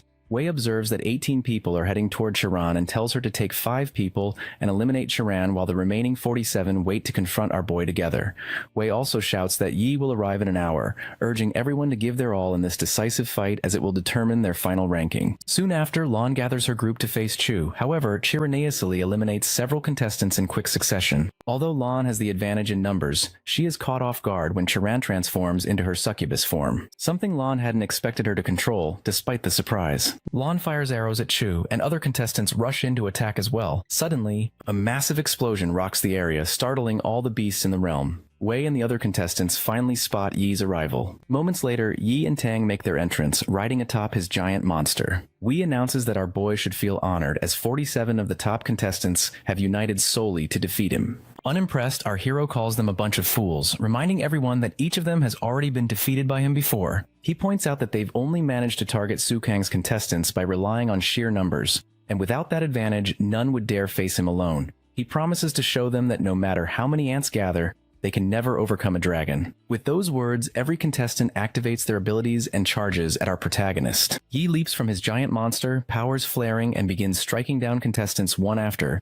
another, moving with incredible speed. Soon, a herd of beasts is sent to attack our boy, but he activates his angel physique and quickly dispatches every beast in his way.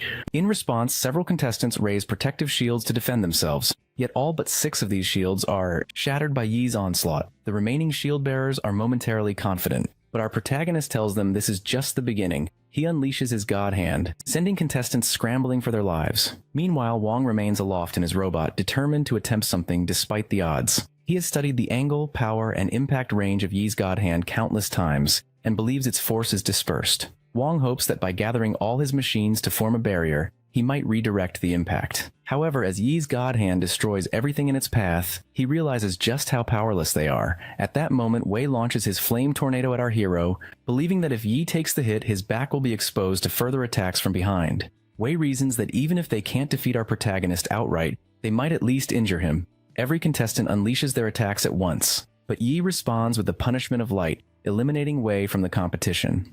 On the other side of the battlefield, Wang reflects that if they had known Yi had become even more powerful, they would never have gathered the 9 schools against him. Resigned and weighed down by the thought of becoming a national laughingstock, Wang decides to surrender. Housemaster Wu laughs heartily as he observes all 9 schools forming an alliance against Sukang. Housemaster Chung feigns ignorance, but Wu points out that he's witnessed contestants from Modu, Qingjing, Qingchang, Leiqi, and Chaoyang working together. He comments that no ordinary schools would attempt such a move, and with Modu already guaranteed second place, he questions who else could unite them all, if not the host. Qingjing University. Internally, Housemaster Chung admits they had no choice but to act for the sake of Qingjing University's reputation. He recalls a meeting where he raised the question, what would happen if Sukang claimed first place in all 3 competitions, and what would become of the other top schools? Housemaster Su responded that they had no intention of fighting for first, being content with second. However, Chung persuaded Su to join the alliance by promising each school a share of S-class resources as a gesture of goodwill. When Housemaster Su requested 2 shares, Chung agreed, sealing the deal. Chung then outlined his plan for all their students to work together to eliminate everyone from Sukang except Yi, leaving only our protagonist for the final day's confrontation.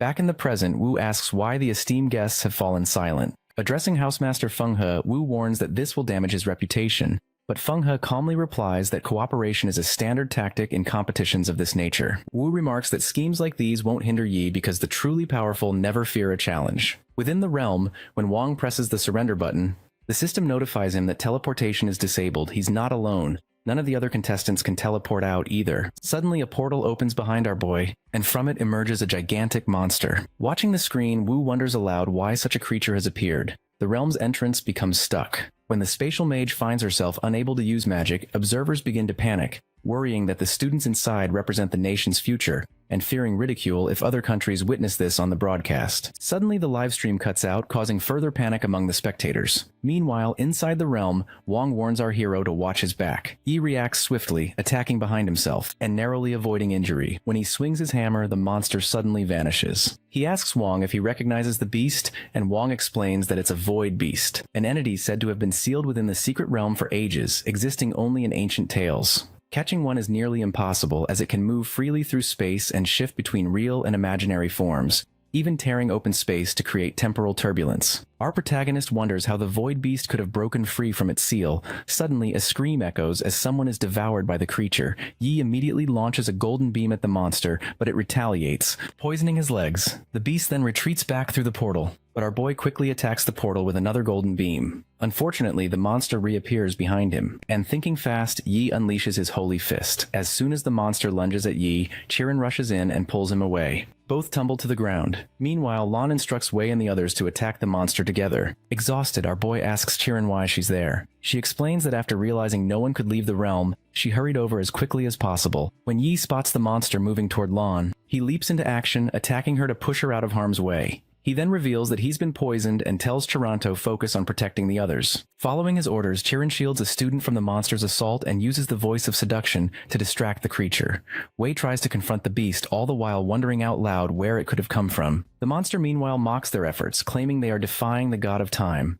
Our protagonist, working to heal himself, observes that as soon as anyone draws near, the creature instantly opens a spatial rift. Even ranged attacks are quickly sensed and countered by the monster. It rampages through the area, attacking everything in its path. Chirin manages to rescue another student and hands her off to Tang. Tang seals the student's wound, but the girl begins to panic, crying that they're all doomed. Tang tries to calm her, but the student insists this was never supposed to happen. Pushing for answers, Tang demands to know what she means. Finally, the student reveals the truth. Just as the others continue battling the monster, Tang is stunned by what she hears. But then she spots Chirin trapped in the monster's mouth. Yi reacts instantly, launching an attack at the beast. Unfortunately, the monster retreats into its rift, disappearing along with Chu. Tang explains that the housemaster of Qingchang placed eggs from the space attraction butterfly on the students. When connected to the mother bug, these eggs can track a person over thousands of kilometers, which explains how the contestants found each other so quickly. Wang, however, tries to dismiss it as a mere coincidence. Tang adds that space attraction butterflies are closely linked to the void beast,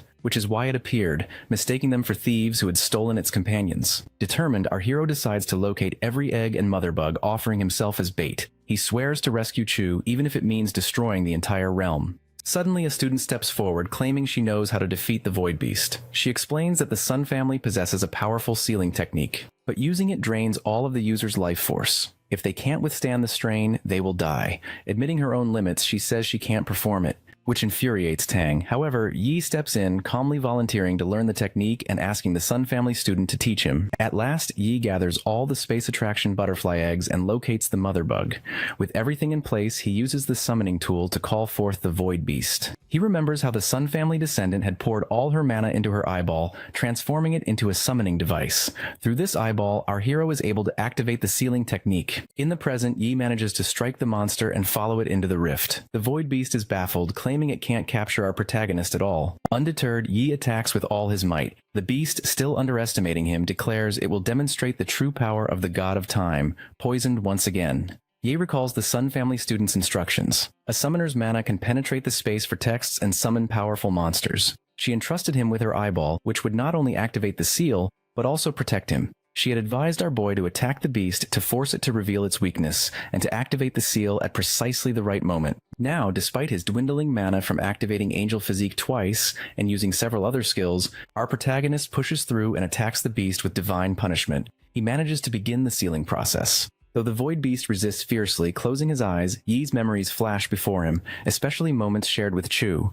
His heart races, prompting him to open his eyes and pull, all his determination into the seal, finally subduing the beast, and bringing it crashing down. The Void Beast, admitting defeat, surrenders. The eye demands that it release Chu. When the creature hesitates, our hero kicks its eye, prompting the beast to confirm that Chiron is unharmed. It finally releases Chu, and Yi brings her back to the secret realm where everyone gathers. Teleportation is restored, and some students debate whether to use it. He hands Chiron over to Tang and summons his hammer, leaving everyone puzzled about his intentions. He explains that the competition is not yet finished, announcing that they have a choice. Our boy tells the others to either surrender or face him in battle. Seeing no other option, everyone reluctantly chooses to surrender, and teleports out. Yi collapses to the ground, severely injured, while Tang rushes to his side, alarmed by his wounds. Our hero mutters that his mana is completely depleted, then notices they've made it into the top 3, with Su Kang securing first place. He feels a wave of relief at having led his team to victory as captain. Soon after, the announcer declares the results. Su Kang has taken first place, Qing Jing is second, and Modu claims third. The announcer continues, noting that the National Freshman Exchange Competition has been held 183 times, producing many geniuses who are now the backbone of the country. Team Su Kang is finally able to relax after 20 days of relentless fighting. Meanwhile, our protagonist receives extraordinary rewards: divine grade talent, a divine treasure, and a divine skill. He reflects that the exchange competition lasted 20 days and required him to claim first place in every event to complete his mission. Internally, he admits this was even more challenging than the entrance exam where he had to defeat the Demon Prince. He's especially pleased to have obtained an S+ swordsmanship talent, a rare S-class skill that will greatly enhance his strength. Eager to test his new ability, he heads outside with his sword. With a simple swing, he unleashes an immense amount of damage. Our boy quickly realizes that Divine Swordheart has improved his other abilities as well, and finds it even sharper than Weapon Blessing. While most people must train endlessly to acquire Sword Aura, he's gained it instantly. He notes that his Blade Flash skill reaches an impressive 18 even at just level 1, promising even greater power as it improves. Inspired, he decides to spar with a master swordsman. Almost on cue, Chiron appears before him, sword in hand. Our protagonist recalls that Chironis, the heir to the Zhang family, having trained with a sword since she was 3 and earning the title of Genius Swordsman after years of practice. Now she stands confidently, ready to test her skills. Wei encourages her to go all out, and Chiron charges at full speed. She strikes, but he parries with his own blade. Using Blade Flash, our boy launches an attack. Chiron instantly senses his sword aura and marvels at how he's reached such a level with his incredible talent. She counters with the Shadow Demon sword technique. Watching from a distance, Housemaster Wu is amazed by Yi's swordsmanship. His moves are broad and powerful, while Chu's are quick and unpredictable. Wu notes that Chiron can hold her own against our hero, thanks to her vast array of advanced sword techniques. Finally, with a decisive strike, Yi disarms Chu, her sword landing in his hand. Breathing hard, Chiron concedes defeat. Our protagonist checks if she's alright, and she assures him she's just exhausted. Wu approaches them, offering high praise. He admits he hadn't realized Yi was such a skilled swordsman. Trying to play it down, our boy claims he just had a little something up his sleeve, knowing it would seem odd to have suddenly gained a new talent. Wu then informs them that he's here to bring them to the celebration feast, but also shares somber news. Feng He has died. Investigators found that he had already taken his own life. According to his students, Feng He was the one who supplied the bug eggs, hiding them in their clothes during laundry. Wu reassures our protagonist that the Alliance is investigating everyone Feng He interacted with. He also mentions that the upcoming feast will be attended by top powers, whose aim is to recruit Yi into their guilds or legions. Housemaster Wu leads his students to the celebratory feast, explaining along the way that many people there will try to recruit them by offering money, women, power, and resources. Once anyone accepts, they'll be bound to those groups. Wu doesn't object to the idea of joining, but advises everyone to make their decisions carefully and with clarity. Soon after, Feng Hao from Shaiyan steps forward and announces that the top 10 students from the competition are present. Each will receive a reward from the Xiaoyan Class Alliance. She distributes bank cards loaded with 20 million in currency to the students, and explains that their authorization levels will be upgraded to elite external members within the alliance. This status grants them an 80% discount on any potions or equipment purchased at any supply base in the nation. She also invites them to join the alliance through her. Our protagonist notes how generous this gesture is. Giving 20 million to each of the top 100 contestants is a direct display of power. Feng Hao then announces that the rewards for the top 3 in the solo, team, and survival matches will be revealed the next day. As the feast begins, Wu raises his glass to congratulate Su Kang on their first-place victory. Xing remarks that none of it would have been possible without Yi. Several of his female comrades and other students request a toast, but our hero brushes it off with a modest shrug. Wei approaches to thank him for saving his life, vowing both his own loyalty and that of his teammates. Suddenly, Wang steps in, pledging his life as well. Zhou and Xiao, also at the party, comment on how much stronger our boy has become in such a short span of time. The next day, Feng arrives in a jet to take the top 3 students to Shaiyan's headquarters for their rewards. As they board, Sharon explains that this is the Phantom X1000, the latest model produced by Phantom. The jet accelerates so rapidly that Zhang and Shira nearly lose their seats. They arrive at their destination in just 20 seconds, after waiting for their jet to be scanned and getting clearance. The group travels to the floating island headquarters by portal. They notice that Qingjing University has its own floating island too, each island equipped with extra defenses. Arriving at the headquarters, the top students are each assigned a servant to guide them. Feng personally escorts our protagonist to claim his reward. Inside, she once again offers him a chance to join the class alliance. This time, Yi declines outright, feeling he isn't ready to tie himself down just yet. Feng explains that he will receive 3 rewards. For winning the individual match, he'll get a custom-made legendary grade weapon. For the team match, a full set of custom-made epic grade equipment. And for the survival match, he will have the freedom to choose any item from the Alliance's vault. She then leads him to Master Qijun's forging room, where the heat is palpable. Feng introduces Yi to Qijun, and our hero greets the Master Smith respectfully. Qijun explains he will forge a level 25 legendary grade item for him. Yi expresses his interest in a longsword that can enhance both his strength and wisdom. Feng is astonished to see Yi standing before Qijun without breaking a sweat. Qijun's unique vision technique is so overwhelming that most people can barely speak in its presence. Meanwhile, our boy requests a sword tailored for his Saint Knight class, emphasizing that it must possess lethal power. He recalls that golden grade weapons provide 2 stat buffs, while legendary grade weapons enhance all 4 stats. As a Saint Knight who both fights and grants buffs, he decides to prioritize strength and wisdom. After reviewing footage of our hero's fighting style, Qijun comes up with an idea. He summons a Sunlight Holy Stone, a rare jewel that only occasionally drops from holy ruins. This stone is said to have formed from the sun's core. A weapon crafted from it can purify creatures of darkness with light. From the lava, Qijun brings forth additional rare materials, merging them together. Using magma blast melting, he causes a volcanic eruption and burns away demonic souls, then wields a divine hammer. He strikes the molten mass to shatter any impurities. Once the metal is liquefied, it's poured into a mold. Qijun then carefully etches spells into the blade as he forges it. For the final step, the sword is placed in lava to finish the forging process. During this intense moment, Feng draws a shield to protect herself and our protagonist from the flying embers and heat. Finally, the Holy Light Sword, legendary 3-star grade, is complete. Qijun tosses the sword to Yi, instructing him to release his energy so the weapon can recognize its master. Our hero does so, and the sword acknowledges him as its owner. Yi is pleased to discover that the sword will boost all 4 of his stats and comes with 3 special effects. He notes that, with the increased speed, he'll be able to unleash 4 slashes, while an enemy could only manage 1. Qijun, drained from the forging, explains that crafting such high-tier weapons consumes tremendous energy. Feng points out that Qijun can forge a legendary weapon in a short span, whereas most blacksmiths would need months. Qijun further advises that to raise the sword's star level, Yi should use holy elements. Otherwise, the weapon's power could be compromised. Next, Feng takes our boy to a fitting room, where 3 attendants take his measurements for a custom set of epic-grade equipment. He requests light armor focused on enhancing strength and wisdom.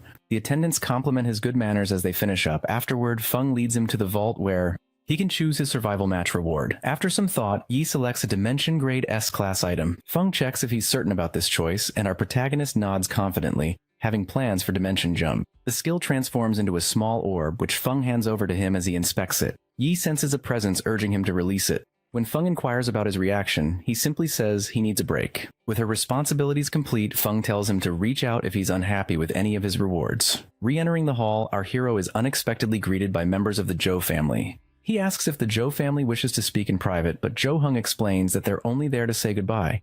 He mentions that he's taking Dong back to the family and hopes that our hero can bring Xiaoyun to the Tianlan district, where the Zhou family will provide the best resources for her. However, he replies that he'll bring his sister back only after she graduates. With that, the Zhou family takes their leave. Sensing something odd, our boy leaps up into a tree to investigate but finds nothing amiss. Later, one of his colleagues invites him to shop for local specialties in the city, but he declines. That evening, back in his room, the Void Beast demands to be released, its voice intimidating. Finally, our protagonist lets it out and asks why it's still resisting even after their contract. The beast argues that as a millennium-old being, it can't easily submit to a human. It complains that Yi only succeeded because of the strange magic he used. Wei reminds the Void Beast that it injured 63 people and killed 10 in the secret realm. If investigators identify it, they'll erase its intelligence with degradation magic. He also warns the beast that its skin, blood, and bones would fetch a high price. Calling him despicable, the beast accepts the Orb of Dimension Jump, which Yi offers as a source of energy. Yi promises to use the beast's power for just 1 year before setting it free. The Void Beast is skeptical, but our hero insists it has no better option. He then summons the Butterfly Mother and hands it to the beast. After absorbing the orb, the beast shares that, according to Shioti, those who first captured them aren't truly human. Meanwhile, at a bustling shopping mall, shopkeepers try to entice customers with sales and special items.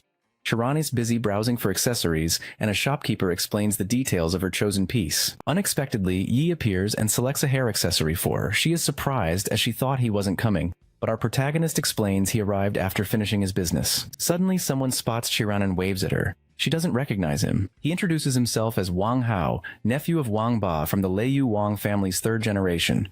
Chiron ignores his greeting, and Yi suggests they go get snacks. As they leave, Wang Hao becomes enraged that Yi is so familiar with Chu. He attacks, but his strike is effortlessly blocked by our boy's shield. Wang Hao, noticing Yi's class, mocks him, which angers Chu. Calmly, our hero challenges Wang Hao. If he can land a hit in 3 moves, Yi will apologize, but if he fails, Wang Hao must kneel and apologize himself. Fired up, Wang Hao unleashes a Thunder Strike, but Yi's shield holds firm. Next, Wang Hao uses his ultimate technique, Thunder Leopard. Yi responds with Salvation Cross and Falling Star, easily intercepting the attack, leaving Wang Hao with just 1 move remaining. Wang Hao unleashes Thunder Slash, but our hero intercepts it with his Holy Cross. Wang Hao is left sprawled on the floor, clearly defeated. As he lies there, he overhears the clerks discussing that our boy is actually the champion of the exchange competition. With that, Yi and Chiran leave, while Wang Hao mutters to himself that his brother will deal with Yi later, and that he won't forgive Chiran for playing with the Wang family.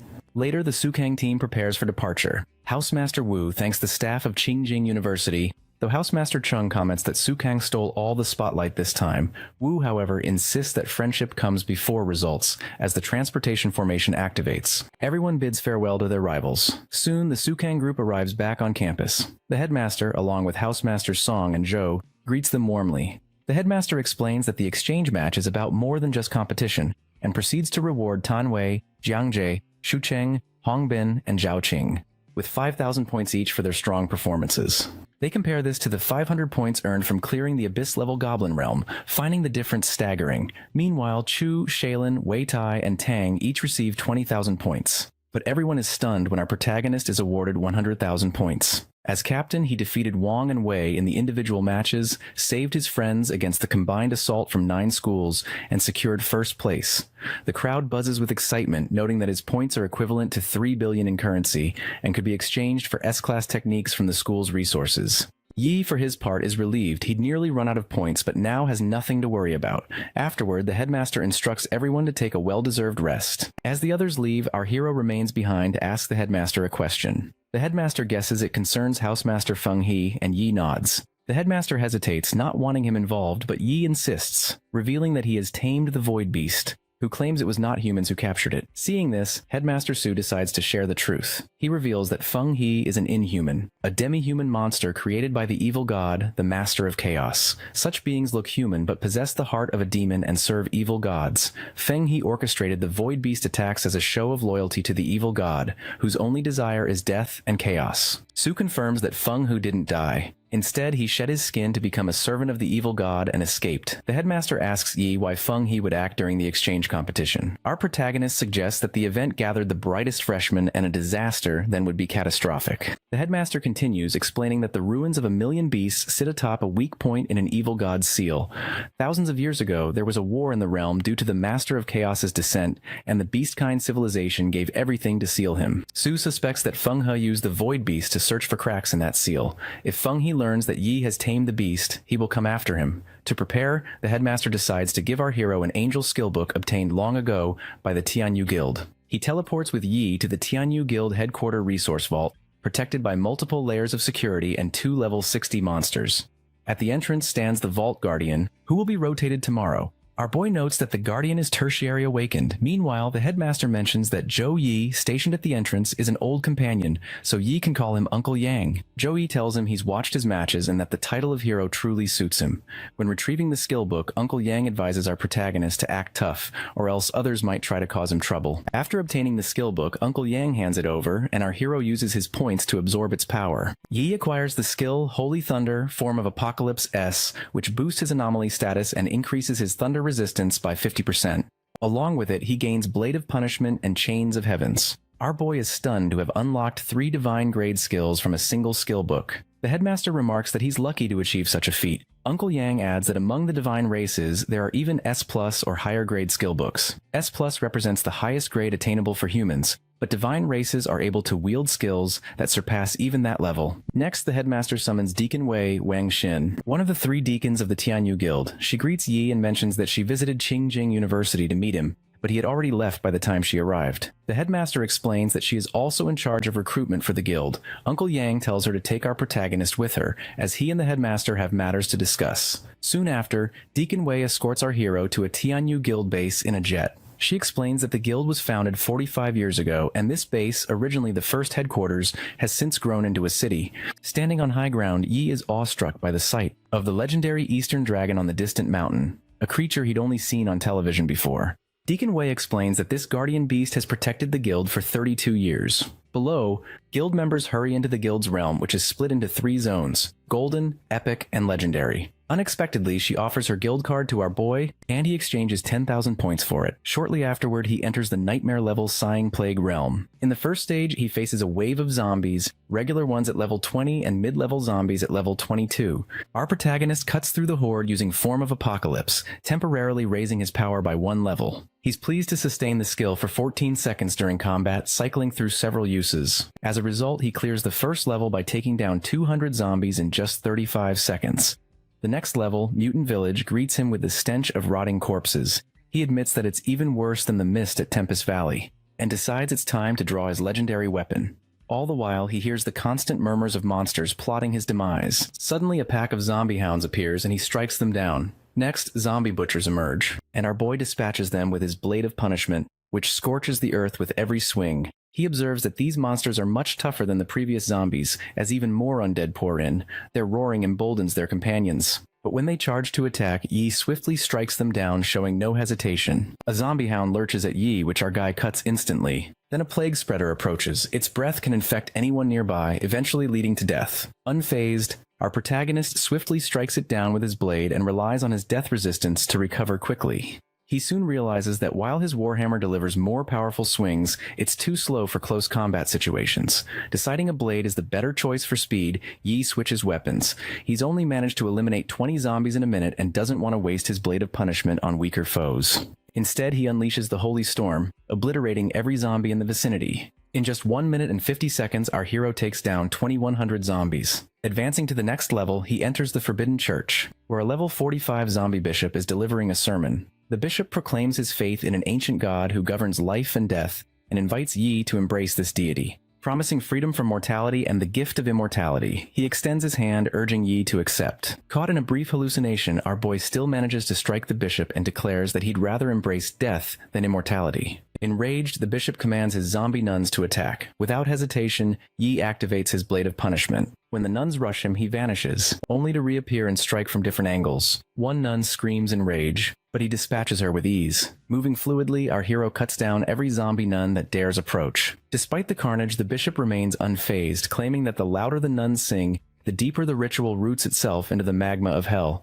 As Yi moves closer, a red aura spreads throughout the church, forming a sigil beneath his feet. He instantly realizes that the bishop used his nuns as a distraction in order to set this trap. Suddenly, a hand from the formation grabs Yi's leg and begins to pull him downward. Yi feels his body growing heavy as his strength ebbs away. It's as if something is relentlessly dragging him down. He realizes he's been ensnared by the touch of withering, a special group casting skill that weakens its target and inflicts curses or poison.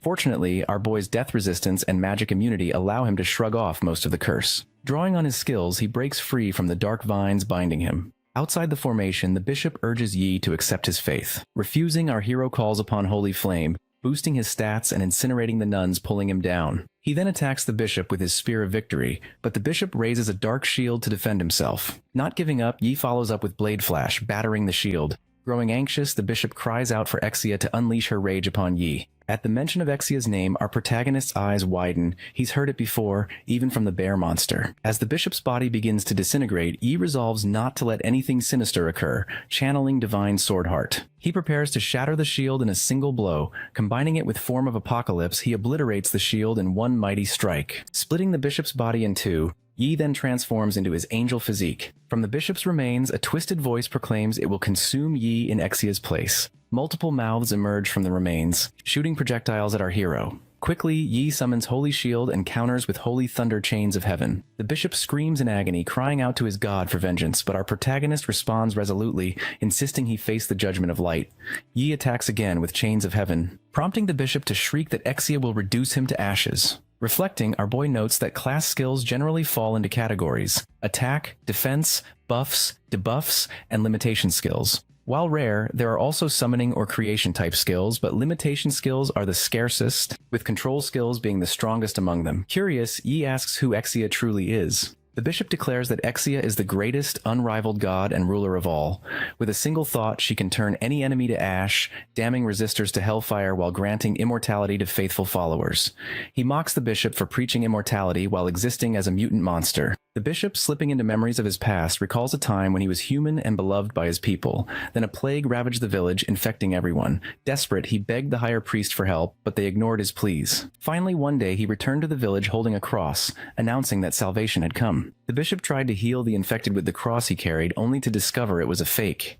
The villagers died rapidly, and the one still breathing begged him for help. Overwhelmed by hopelessness, he was approached by Exia. With her power, the sickness vanished. The villagers were freed from pain, and even the dead returned. The bishop felt content to exist as a zombie if it meant his people could live. In the present, he shouts that being chosen by Exia means it's his duty to spread her light across distant lands. Our hero notes that the bishop can't be saved and resolves to end things. He attacks with his blade while the bishop desperately calls for Exia's help, but receives no response. He points out that his god has abandoned him, and the bishop's many mouths scream that they will drag our protagonist to hell with them. Before the bishop can self-destruct, he uses his chains and follows up with Holy Cross, destroying the bishop's body completely, with Exia silent. Our boy receives experience, potions, and items for clearing the realm. An exit portal appears, but before leaving, he decides to destroy the statue of the evil god Exia. Using his golden beam, he obliterates the statue, and to his surprise, receives a holy crystal, a rare secondary awakening item, for the first time.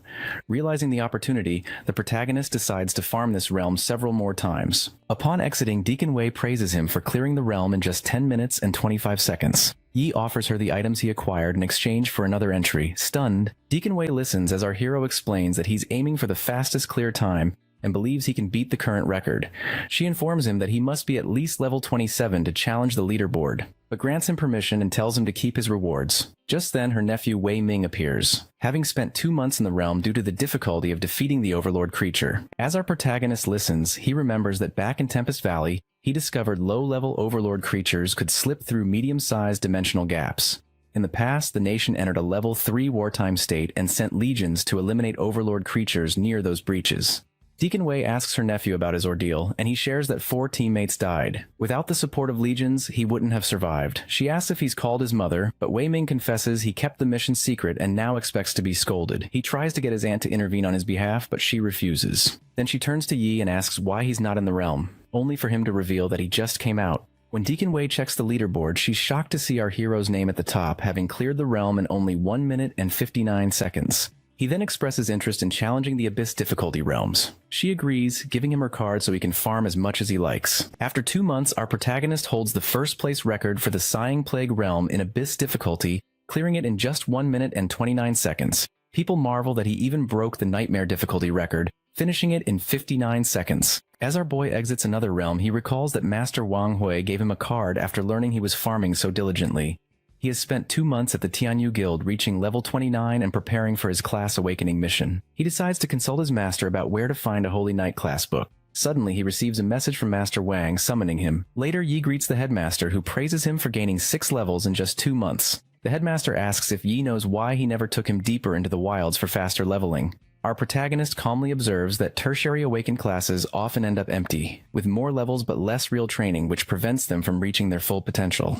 The headmaster commends his answer, explaining that some use family resources to quickly boost their level, but even after secondary or tertiary awakening, they remain weak if they lack proper training. Now that Yi has reached level 29, the headmaster decides it's time to awaken his secondary form. Headmaster Wang explains that a Saint Knight's secondary class will be the Epicalizer, which enhances mastery over Holy Light and greatly increases offensive power. However, he points out that this is designed for regular knights, while Yi's own offensive abilities are already formidable. The headmaster then hands Yi the Class Awakening book for Epicalizer. Our protagonist connects with it mentally, reviewing the requirements for Class Awakening. There are 4 in total, one of which is the Will of Repent. Our hero wonders if this refers to the remorseful will of cultists who once followed evil gods. Headmaster Wang asks if Yi remembers the Repent skill he acquired in the Plague Realm, explaining that he will need to use that skill to extract the Will of Repent within half an hour, or the soul will dissipate. Meanwhile, our boy is curious about how the headmaster knows he possesses that skill. The headmaster clarifies that he was certain Yi would gain it while farming in the Plague Realm, as it is essential for the Saint class. He notes that Yi has already fulfilled every requirement except for collecting 100 Wills of Repentance. Therefore, he suggests that our protagonist take on missions involving cultists, which are posted on the school network in order to gather the necessary wills. Later, Yi browses the school site and observes that Su Kong has fewer students compared to other schools. This is because the school invests more in each student, resulting in lower recruitment numbers, though there are still plenty of missions available. Ignoring the initial ones, our hero chooses a mission in Longfeng City. Unexpectedly, upon attempting to accept it, he discovers that it's classified as high risk, with a casualty rate exceeding 70%. Despite this, Yi decides to proceed. He summons his space butterfly, marking the area with its mana so that with help from his void beast, he can teleport back if necessary. After leaving the campus, the narrative shifts to Wu, who is training in the combat room. Wu learns that Yi has departed for a high-risk mission. His assistant provides details, revealing that 2 students, levels 26 and 28, lost contact after taking the same mission, which led to its current high-risk rating. Still, Wu is confident in our boy. Knowing he has trained diligently for the past 2 months, Wu instructs his assistant not to intervene. Our protagonist leaves Ningen City's teleportation square, taking 12 teleportation and 7 high-speed rail trips to reach Chanshan District. Now tired, Yi notes he still has 2 hours left to travel. A girl sitting nearby notices his phone accessory and guesses he's from Ningen City. He confirms, and she mentions she visits during summer vacations before asking about his journey's purpose. Yi replies that it's for business. The girl introduces herself as Bina and says her friend's name is Liu Jia. Both are headed to Longfeng City for the hot springs. She assumes our hero is a combat class and asks for his contact information, noting that she and her friend are pharmacists. Upon arrival, Bina and her friend depart. Suddenly, they bump into a man who hands her a pamphlet about a special event to showcase their god's blessing. When our boy sees the pamphlet, he glares coldly, prompting the man to snatch it back immediately. Meanwhile, Bina tells her friend to throw it away, explaining that the religion began about a year ago in Longfeng City. While followers seem to gain benefits, their personalities change drastically. She mentions that her brother's classmate, once a gentle person, became frightening after joining the religion. Afterwards, Yi recalls his experience with the God of Light at Tempest Valley, reminding himself that miracles aren't something one can manifest daily. He suspects this is a clue about the cultists, recognizing that disguising as a mainstream religion is typical cult behavior. A large crowd gathers at the special ceremony held by the Holy Faith, all eager to witness a miracle that might help them level up faster. Among them, a group of 4 investigators has arrived to examine the so-called miracle of the Holy Faith, which managed to attract 10,000 followers in just a year. Zhaoling reminds her teammate, Guman, that simply gathering evidence will be enough for their mission. Meanwhile, Zhang Zeng informs her that he has already deployed micro-robots to monitor the entire event. Their teammate Liu Yuhan attempts to access Yi's information, but is unable to do so. The whole team realizes they can't view our boy's details and concludes that he must be above level 20. Suddenly, Yi fixes them with a cold stare, unnerving the group and prompting them to avoid drawing his attention in the future. For his part, our protagonist pays them little mind, remaining focused on his true target, the Holy Faith. After a few minutes, Father Lu Shu of the Holy Faith welcomes everyone. Our hero quietly notes that Lu Shu is at level 18, accompanied by 2 others at level 17. Lu Shu announces that the Holy Master regards all equally and bestows blessings upon believers. The faith offers specialized realms and unrestricted resources to its members, including every kind of potion and treasure.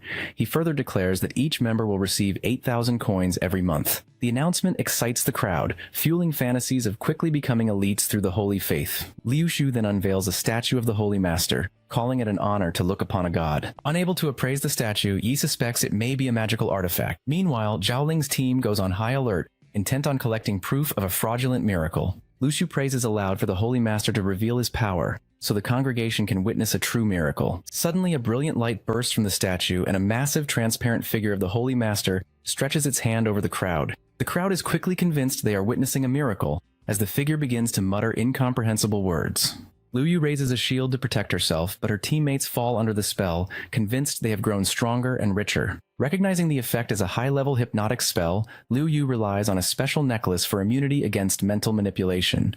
Unfortunately, the necklace needs time to cool down before she can use it to awaken her friends. Across the hall, our boy also realizes he is witnessing a hypnotic spell. Moments later, Liu Shu signals for the ritual to begin by ringing a bell. Using dark magic, a group of people, including a bishop, teleports into the hall. Immediately, Yi senses that these newcomers are cultists. The bishop, uneasy with Liu Shu for wasting time on the audience, warns him not to repeat the mistake, and informs him that after this sacrificial ritual, Liu Shu will officially join the Holy Faith and receive the Holy Master's blessing. As a Saint Knight, our protagonist detects a deep malice emanating from the bishop and his followers. The bishop, only level 27, makes Yi suspect there must be someone even more powerful behind the scenes. He chooses to wait a bit longer, seeking more information. Meanwhile, the bishop and his men begin chanting, proclaiming the Holy Master to be eternal and indestructible. The statue begins to act, drawing out the souls of the gathered people, who soon echo the bishop's chant in unison. Our hero reflects that souls are essential for resurrection spells used by priests, and that some classes are capable of returning to life in soul form. Souls, he notes, are of vital importance to both ordinary folk and the powerful alike. Although the crowd appears unchanged on the surface, Yi observes that their personalities have been completely altered after their souls were stolen. Yi wonders what purpose the statue has for the stolen souls. At the same time, Liu Yu fears everyone will die if this continues, so she tries to wake Zhao Ling with an icicle spell, but it fails. Meanwhile, Liu Shu notices Liu Yu resisting the hypnosis and attempts to control her with black flame magic. Fortunately, our protagonist intervenes, casting holy protection, while another girl in the crowd raises a shining shield to help. The girl Ran follows up with a shining light attack against a cultist, but he remains unharmed, remarking that she must be from the Court of Light. Startled by his strength, Ran attempts to escape using teleportation magic, but the cultist counters with a swamp spell, and his partner launches a fireball attack. Ran barely manages to shield herself, realizing she might have escaped if only one opponent had targeted her. She retaliates with holy power, even as a close combat cultist approaches. The cultists quickly form a shield, putting her on the defensive. Ran begins to despair, wondering if 4 years of training will end here. At this crucial moment, Yi sighs and finally unleashes his hammer of repentance. With a single strike, he destroys the entire 9th floor and leaves several cultists unconscious. The bishop recognizes our hero as a high-class knight of the court, while Yi calls them sinful cultists. Watching from the sidelines, Ron wonders if our boy is a secondary awakened class, since he just defeated adversaries all above level 25. The bishop, now desperate, sends his men to stop our protagonist, but they are vanquished instantly. Panicking, the bishop shoves Liu Shu forward as a distraction and tries to escape. As before, Yi knocks Liu Shu out with one move and summons his space butterfly to track the fleeing bishop. After the chaos, Ran introduces herself as a light mage from the Court of Light. Seeing Yi up close, she notes the aura of holy light surrounding him. Our boy learns that Ran was on an adventure, accepting the mission, and she credits him for saving her life. Curious, she asks if he belongs to the court. While explaining that he is not affiliated with the court, Our protagonist casually destroys the fake holy statue with just his fingers. Ran is stunned, suspecting he might be a holy son. She reflects that the titles of holy sons and daughters are bestowed by the court upon geniuses, who receive the greatest resources for cultivation. These individuals are considered invincible among their peers and can challenge those of higher levels. For their safety, only the court knows their true identities. Ran wonders if they should wake everyone immediately, but our hero advises against it, arguing that it could cause unnecessary panic. Instead, he suggests leaving the matter to public security. Then Yi uses his repent skill on one of the cultists. The cultist's soul emerges, confessing its sins and repenting for all the wrongs committed. He manages to collect only 4 wills of repentance, far fewer than he needs. He deliberately lets the bishop escape, intending to track down more cultists with the help of his space butterfly. Meanwhile, Ran, who also possesses the repent skill but finds hers is much weaker than our protagonists, wonders if he would allow her to follow him for further cultivation. Shortly after, the Longfeng security team arrives and begins inspecting the scene. Ran raises her arms and informs Captain Wang that the Holy Faith is actually a cult, luring people in to steal their souls. The captain asks if she stopped them, but Ran admits she didn't, noticing that Yi has already disappeared. Disappointed, she watches as the security team focuses on evacuating the crowd and ensuring everyone's safety. Team healers tend to the affected, and as people regain their senses, they're left bewildered, unsure of where they are or why they feel so exhausted. Meanwhile, Liu Yu explains to her teammates that they were all hypnotized and that she only escaped thanks to her magic talisman. She adds that the Holy Faith had 5 members above level 25, but someone resembling a secondary awakened class eliminated them all. Zhang Zeng decides to review footage from his micro-robots. But before he can, the building begins to shake violently. Underground, the bishop is troubled, trying to figure out who Yi might be. He doubts our hero is from the Court of Light, as he's been operating quietly, and all known court members were led away under hypnosis. Muttering that his lord will be furious over the failed ritual and the loss of 4 devout followers, he opens a concealed door using his space butterfly. Our boy tracks the bishop to a hidden hall packed with believers. At the center, their lord, appearing as a dark sphere, greets Bishop Feng and inquires about the situation. The bishop prostrates himself, confessing that a man with a powerful light element disrupted the plan and that he is no match for him. Begging for mercy, Feng promises to find more sacrifices to make up for the loss. The Lord, unimpressed, calls him useless. Meanwhile, Yi, now disguised in a cloak, observes the situation. He notes the dense, malicious energy radiating from the Lord and quickly counts around 100 cultists in the hall, realizing they're orchestrating something significant. The Lord claims the ritual succeeded despite the interruption. However, Feng argues that the Soul Master's requirements weren't met, warning it could provoke their master's wrath. The Lord clarifies that the current sacrifices were not for those few souls, and instructs Bishop Su to explain the real plan. Su reveals that their goal is to topple the entire world. Over the past year, they performed 307 sacrifices across Longfeng City, each at carefully chosen locations, forming what they call the Chaos Hell Formation. By drawing in people's desires and expanding their ranks, they've set the stage. They've even laced the city's water supply with a transparent potion, weakening the population and making them more susceptible to control. Our hero wonders about their ultimate aim with the Hell Formation. Bishop Su continues, explaining that secret tunnels connect each sacrifice site, filled with runes and spell formations. Tonight, the Chaos Hell Formation will be activated, channeling the souls and life energy of the entire city into the seal of the Master of Chaos. Their intention is to sacrifice the entire city to awaken the Master of Chaos, plunging the world into darkness and reshaping it according to their design. Determined to stop them, Yi summons his weapon and launches an attack on the Lord, followed by the cultists wielding both his sword flash and form of apocalypse. Su retaliates fiercely as the Lord recognizes our protagonist, mocking Feng for failing to shake his pursuer and belittling him for his lowly origins, promising his death. Meanwhile, our hero finds himself struggling to keep pace with Su's power. Su summons his Phantom Scythe and conjures a Dark Cyclone, escalating the battle to a new level of danger. Su's Dark Cyclone engulfs the battlefield, forcing Yi to rely on his holy protection just to withstand the onslaught. Su taunts our protagonist, pointing out the vast difference between first and secondary awakening, emphasizing the 14-level gap between them. Despite this, our hero struggles to hold on, realizing that if this continues, he risks being completely drained. Determined to end things quickly, he declares that his light will be enough to shatter Su's tricks. Su, suspicious that our boy might be the court's secret weapon, resolves not to let him leave alive. In response, Yi activates his Focus Halo, Angel Physique, and Sacred Flame Halo all at once. He launches a golden beam, obliterating the Dark Cyclone in a single strike and leaving Su utterly stunned. Suddenly, the gathered believers swarm our protagonist. Though weak individually, their sheer numbers begin to drain his mana. Dark chains attempt to bind Yi, and a blue fluid surrounds him. But he counters with his swords and swiftly decides to clear the field. Using his twin shields, our hero repels the cultists. Though Su manages to evade the assault, Su retaliates with Shadow Slash. But Yi counters with Holy Light, slamming Su into a wall. The Lord mocks Su for failing to handle a level 29 Saint Knight. Relieved, our boy notes that thanks to his buffs, his power now rivals that of a level 40, explaining how he managed to overpower Su. The Lord then commands Feng to attack. But when Feng hesitates, Yi strikes with his sword. Unexpectedly, the Lord grabs Feng by the hair and tosses him aside. He quickly realizes Feng is the Lord's son, but the Lord dismisses him as a useless pawn, meant only to serve the Master of Chaos. Disgusted, our protagonist calls out the Lord's ruthlessness, but it coldly replies that after the chaos, all life will be its children. Curious, our hero asks how the Lord knows him. The Lord reveals it is aware that he is the champion of the National Freshman Exchange Competition, as Yi turns to face Su, who charges again. The Lord begins preparing its own attack. Our boy nimbly dodges by using his Void Beast's jump, then lands a powerful punch on Su. The Lord, amused by his actions, recognizes that he has tamed the Void Beast. Yi follows up with his Punishment of Light, eliminating another cultist, but his focus shifts to the Lord.